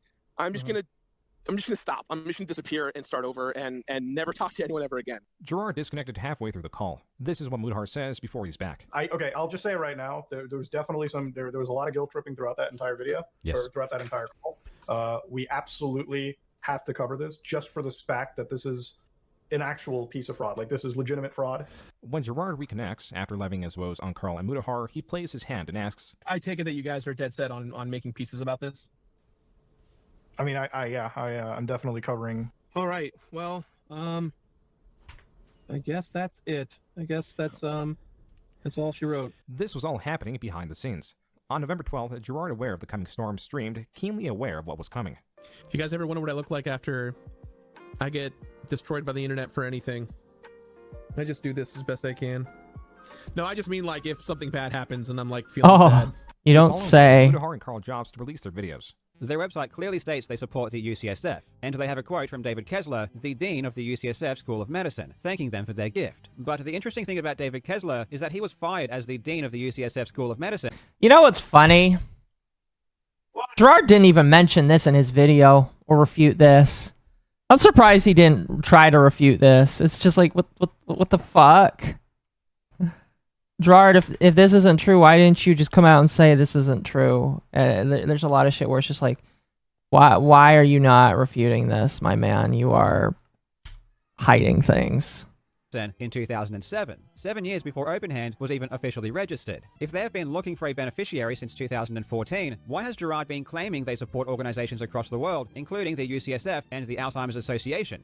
We are raising money for dementia research in honor of my late mom, trying to help folks who've been impacted by dementia, working with organizations like USF, FTT Association of America, Alzheimer's Association of America, and so many more. Why is he claiming the money is actually given to people who know how to use it? Now that they brought it up, if the filings do show an accurate account of what happened, I do think this is illegal and would be considered charity fraud. Generally, taking money by dishonest means is considered fraud. You just can't tell people to give you money under a false pretense. And you can't wait 10 years until you're caught before doing something with it either. In this case, OpenHand lied for many years saying that it was funding organizations it wasn't. Even if all of the money is still there, the actions of OpenHand were unethical and almost certainly illegal. And as unfortunate as this situation is, it does need to be called out, and there do need to be repercussions. Carl Chop's video also goes over some of the call, the emails he received from Jock, and incorrectly states that the 990pfs were not signed, which he later corrected. Though what the rest of the video presented was accurate, the reaction to it was initially somewhat negative. Friends of the Completionist awaited his response, but a few were egregiously misreporting what was in the video. Pro Jared lying by stating that, quote, "This is horseshit." They're both making a lot of assumptions and accusations without being able to actually prove anything. Almost like they're presenting the worst and trying to give you... I fucking love Pro Jared, man. That is hilarious. It's him. He's still also a great content creator. I like him. Yeah, but he's fucking retarded. ...was off of it. No. They didn't bother trying to reach out to Gerard about it. For the wrong no reasons. due diligence. Unquote. The irony was that it was apparent that both Carl She's and not your Mudahar kind of were autism, wrong, Marco. and Jared would have known this if he took 10 minutes to watch the video. Mudahar addressed this and other unfounded criticism in his follow-up video 7 days later. Eventually, many creators sending were you reacting some to the red bean ongoing mochi. events, coming to the same conclusions that there was something wrong going on. As the internet continued to wait for a response from Gerard, the most they received from Gerard was him stating that he was holding on as best he can, reacting to the continued coverage of the story as it was coming out, stating that there will be a statement soon, but this could not come soon enough. Patience had worn thin. The most anyone was receiving from Gerard by late November was his continued statements on how he was doing. And then on the 30th, Carl Jobs released his video going over a newly discovered alarming inconsistency. And so we just every year we try to raise as much money as possible, and then we go work with Alzheimer's Association of America, University of San Francisco, Association for FTD, which is what my mom had, FTD. So we've like worked with big and small organizations across the board. It was now clear Gerard, when talking about the OpenHand Foundation in 2023, knowing that the money was not being donated, was bold-faced lying to his audience and friends on multiple occasions. Well, that was not the discovery that shocked the internet. Indieland isn't the only charity event that OpenHand runs. In fact, it's only half of the story. OpenHand also holds a charity golf tournament, which pulls in tens of thousands of dollars in sponsorships every year. And the interesting thing about the money the golf tournament raises is that it seems to disappear. The main way the PBD West Convenience Cup Challenge appears to raise money is via sponsorships. Brands will pay the OpenHand Foundation to appear on banners and signs throughout the golf course, along with having the opportunity to set up tents and stands and have their employees play in the tournament. The PBD West Cup even tells us what these sponsorships cost, showing that different tiers give different benefits. The crux of this is that the revenue of the OpenHand Foundation kept increasing. The amount Indieland was publicly earning was the lion's share of the 990pf's revenue. More and more, when subtracting the amount Indieland earned, the golf tournament, which was growing in the years prior to the introduction of Indieland, was now seemingly decreasing. By using the images of the yearly golf tournament, taking into account the posted cost of sponsorships and the participants via images of the event, the revenue on the filings was not matching up with how much should have been earned. In the 2019 filing, OpenHand only raised $123,000, which means that somehow the Golf Cup now only raised $14,000. Every single year, the Syzygy Foundation, the charity founded by Jamie Lee Curtis, gives a grant to OpenHand. In 2021, they gave them $25,000. If you add these together, you get around $136,000. But shockingly, for the entire year of 2021, OpenHand only received $136,000, which means again, the Golf Cup hardly raised anything at all. Mizuhara also did a lengthier breakdown of the subject. When given even generous earnings or the lack thereof, the numbers were still not adding up. When you add in the grant, the Tiltify, you have maybe a few $1,000s. You know, I just remember this because it was mentioned earlier in the video. It's really crazy that Jamie Lee Curtis's daughter was working for the Completionist. That's crazy! Is that actually crazy, or you just like... Anyway, let's continue. At best, like 15 grand that 1 year to play around with to cover a shortfall in the books. But when you add the golf tournament, especially the golf tournament, you're always exceeding that that revenue that's posted in the books, which again is bad. Where is the money? Why isn't all of it seemingly being reported? That's a question that I now have to ask. While both Mizuhara and Carl were wanting a third-party investigation, what was wanted for most was an explanation. The filings only show the revenue, but not the sources. It is not itemized. The same goes for the expenses that are widely undescriptive and inconsistent with their descriptions year after year. And on the back end was the fear that the family was keeping the money. There was a possibility that the money reported was not even there, that it was stolen. This was quelled when the AFTD, or the Association for Frontotemporal Degradation, announced they received $600,000 from the Open. I don't know why I'm just so suddenly tired. Maybe they rounded down and did not include the $55,000 that was reported in 2020 990pfs that were still not up to date, meaning that they did not report on the 2023 golf tournament and Indieland. But perhaps this was to be donated at a later date for some tax or expense reason. What this did not resolve was the loss of value from the money just sitting stagnantly in a bank account. In this way, the donation is still less than what it could have been. Additionally, when Pro Jared was going through his own controversy, Gerard donated $15,000 on a whim when he was truly not involved at all. It is also possible that Gerard's company is dry, that it has lost so much money from its projects in 2023 that Gerard could not donate additional money if he wanted to.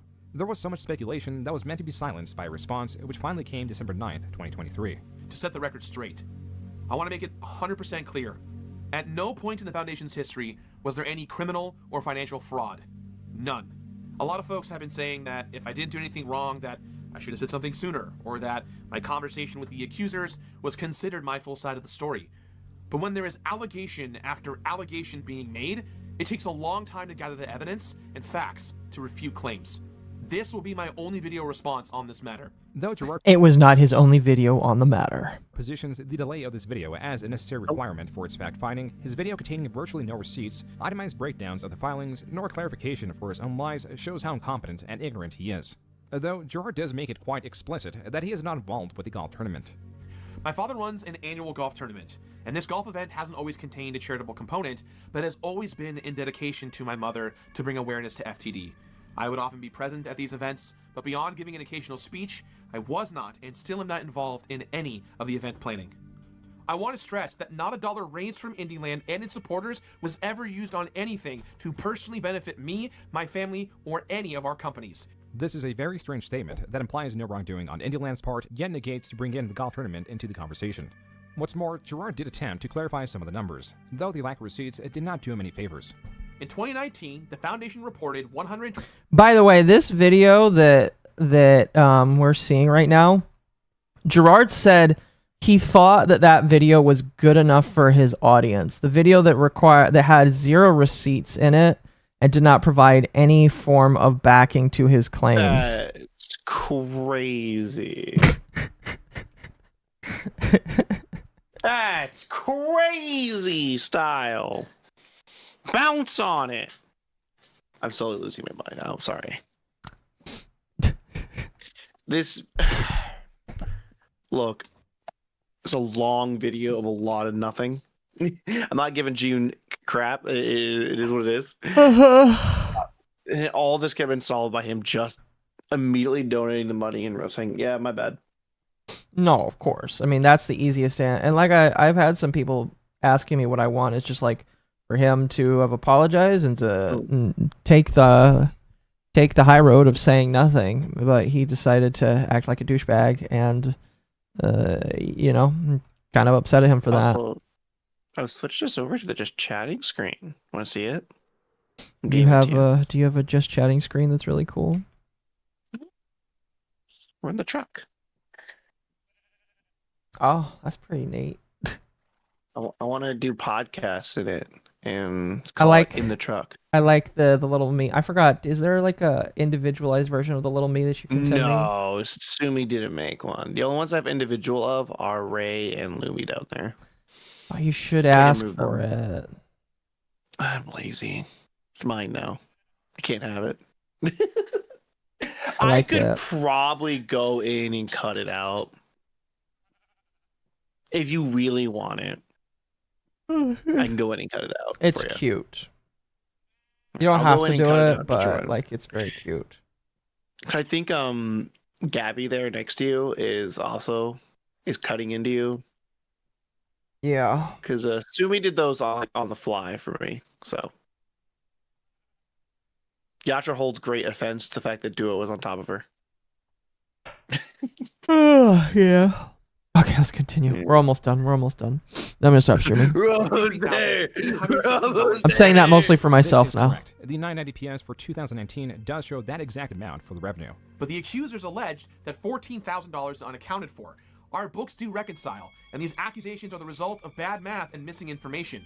The 2019 Indieland's net proceeds were $82,409.19. Here's where the issue lies. In 2019, the year in question, Gerard stated on Twitter that the preliminary earnings from Indieland were $119,418. Preliminary earnings are net earnings. Yet somehow he states the net earnings for 2019 were actually $82,409. That is a $27,000 difference. But perhaps Gerard meant gross earnings. But when checking the 990pf's expenses, they were not $27,000 for 2019, they were reported as $13,000 in total for 2019. And when combined with $31,371.55 in revenue from the golf tournament and $10,000 from a direct supporter, it adds up to $123,780.74. Using Gerard's prior statements, the lack of reported expenses still doesn't add up, and Gerard still fails to provide a receipt even after this video came out. On the topic of expenses, Indieland throughout the years was making the bold statements alongside Gerard that all the money was going to the Open Am Foundation. And even in Indieland 2023, he reiterated this. Thank you, Bernie Link, for the Prime. As a reminder, all bits and subs, including Amazon Primes, go towards the charity as well. So it's all a pass-through, all going for a good cause. Yet in his response video, he said this. Income from Twitch subscriptions and bits, along with merchandise, have offset some of the production costs.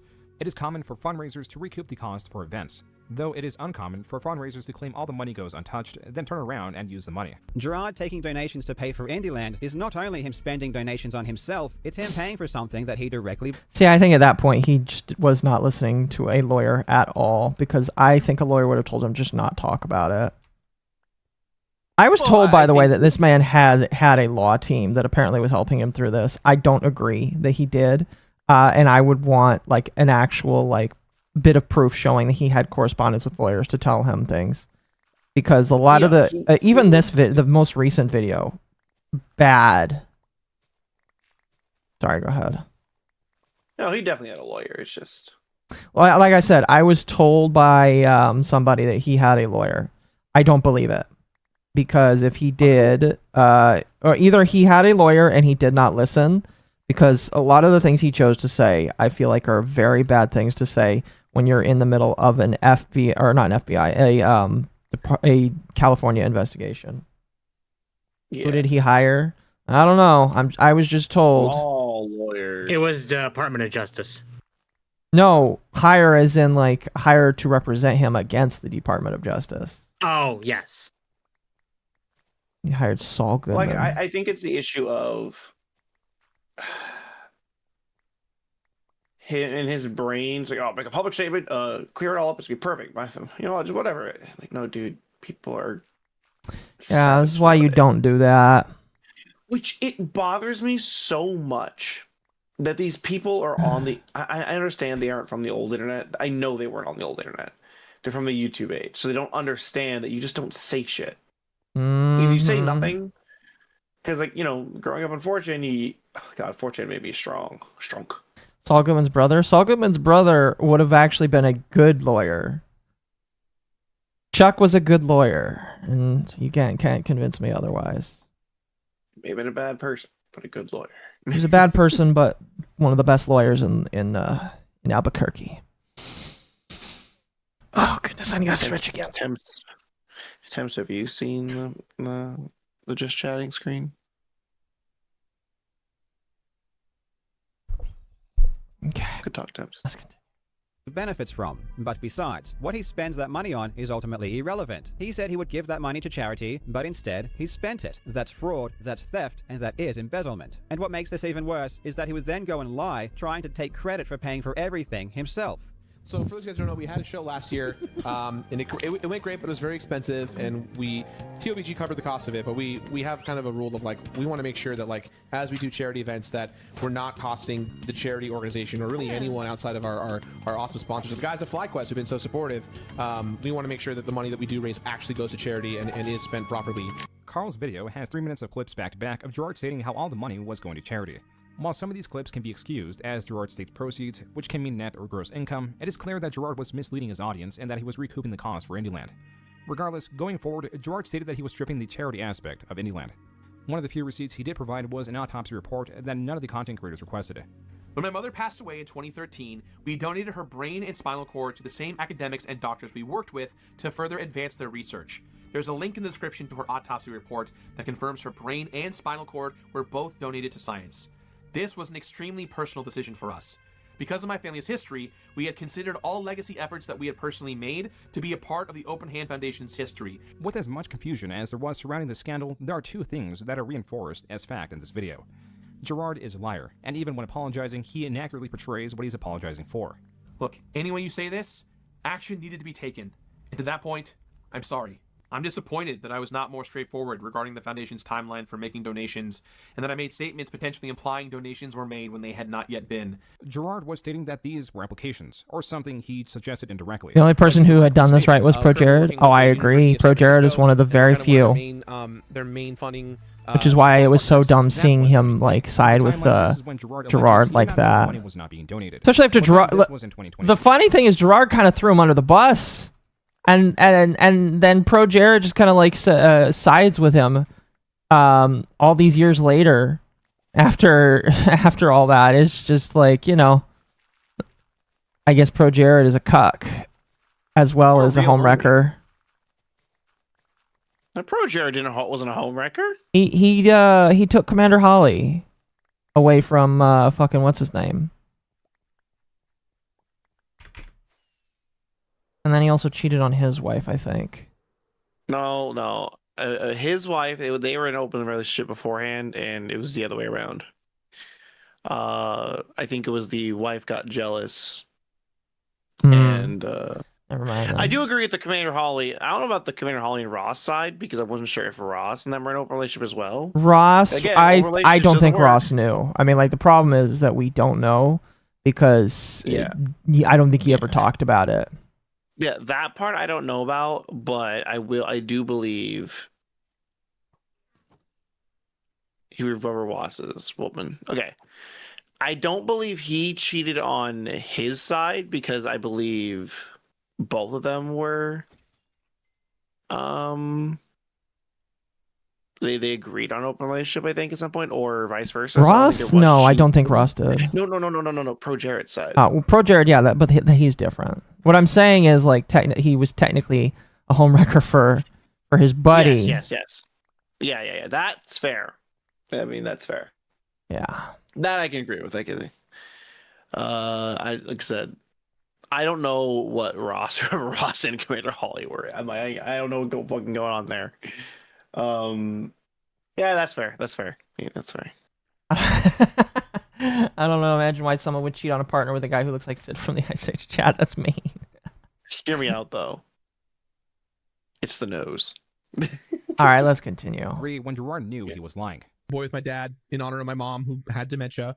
And so we just every year we try to raise as much money as possible, and then we go work with Alzheimer's Association of America, University of San Francisco, Association for FTD, which is what my mom had, FTD. So we've like worked with big and small organizations across the board, and he was like, it'd be really cool if we did a show all about raising money for people who are making huge headways. And it gets worse and stranger. There's a tweet where Gerard states that he raises a total of $600,000 to $750,000 yearly for various charities.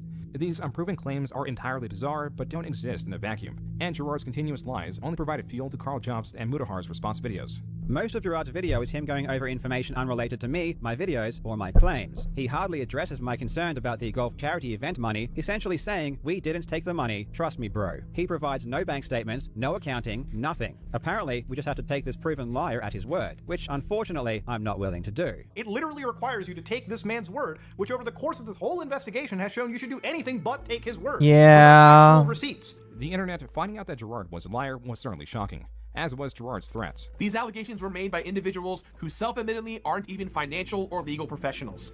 These allegations are slanderous, and we believe we're done with selfish intent. What a pathetic bitch. Gerard closing the video in such a way only served to strengthen the disdain of him, though this aggression is thought to what have a been caused pathetic by his brother Jock, bitch. who was supposedly seen on Reddit, stating that he was the one going to push the lawsuit. My brother was the aggressive jock named Jacques, who was 5'6", but like jumping in the face of the biggest quarterback, headbutt first into them. So that was kind of, abrasive guy. Those Reddit comments no longer exist, so beyond a screenshot, it is hard to prove that Jock was continuously instigating. As for the rest of the Completionist Reddit, what was once a subreddit dedicated to the discussion of Completionist episodes had turned into a place to follow the ongoing drama. A mod, exhausted with the ongoing discourse, made the announcement that any new post related to the ongoing drama would be removed, going as far to interject their own selfish reasoning. Quote, these last several weeks have been very difficult on me, having to sit by and watch people tear down a person that I have talked with personally multiple times, as well as someone who had been a cornerstone of my life for over 10 years now. Unquote.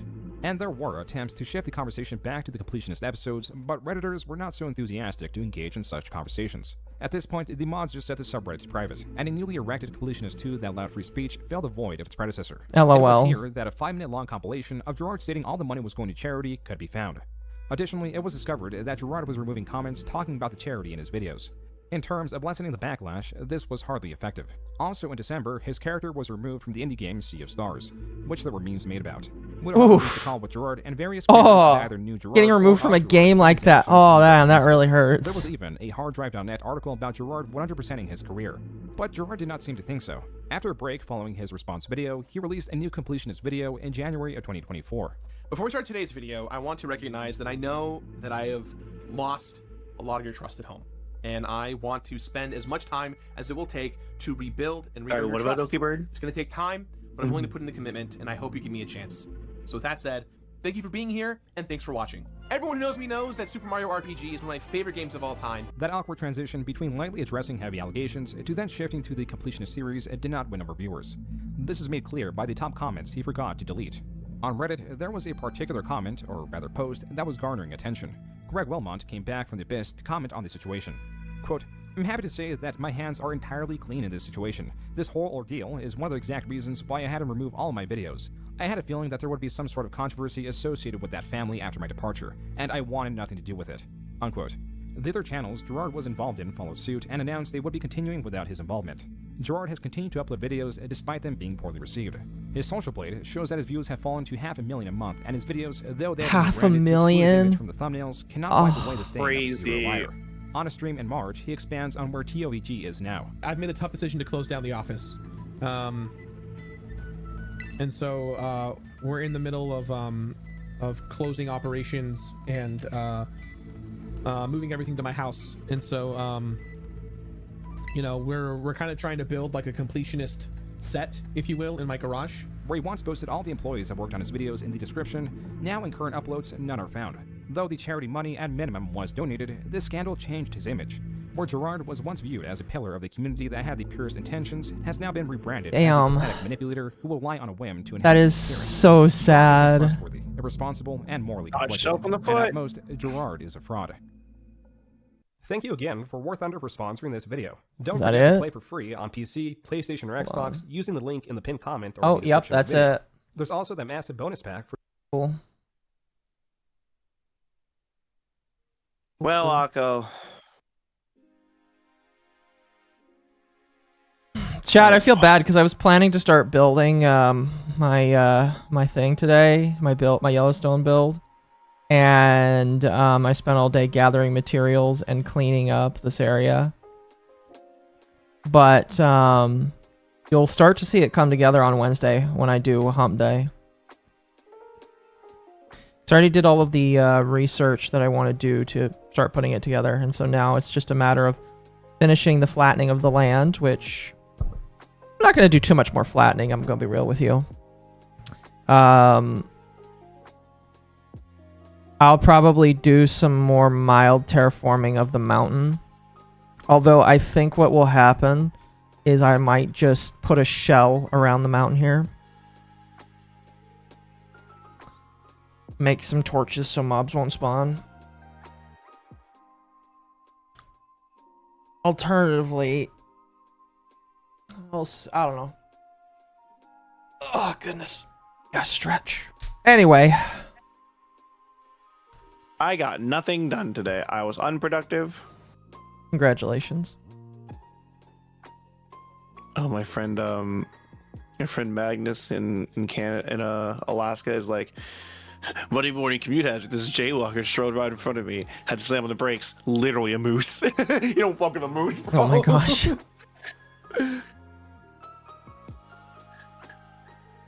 Oh, Alright, I'll goodness. go. Who are you rating? I know. 2 to raid if you want. Unless you have someone you want to raid, because Riona's streaming and I like Riona. On Twitter, on YouTube? Oh, she's streaming on YouTube. She's playing Super Robot Wars. She's super cool though. Oh, Sadly, I can't raid on YouTube. There's nobody on YouTube, so I'm not gonna raid YouTube. Yeah, Riona. Unless you have somebody you want to raid instead. What's their username? Let me send it to you. I'm putting it in the side chat. I'm lazy. Why did I just see DSP as Dark Side Phil? And there it. Yeah, they are. That's their name. Did you DM it to me? No, I sent it in the side chat, but I'll DM it to you as well. Oh, there.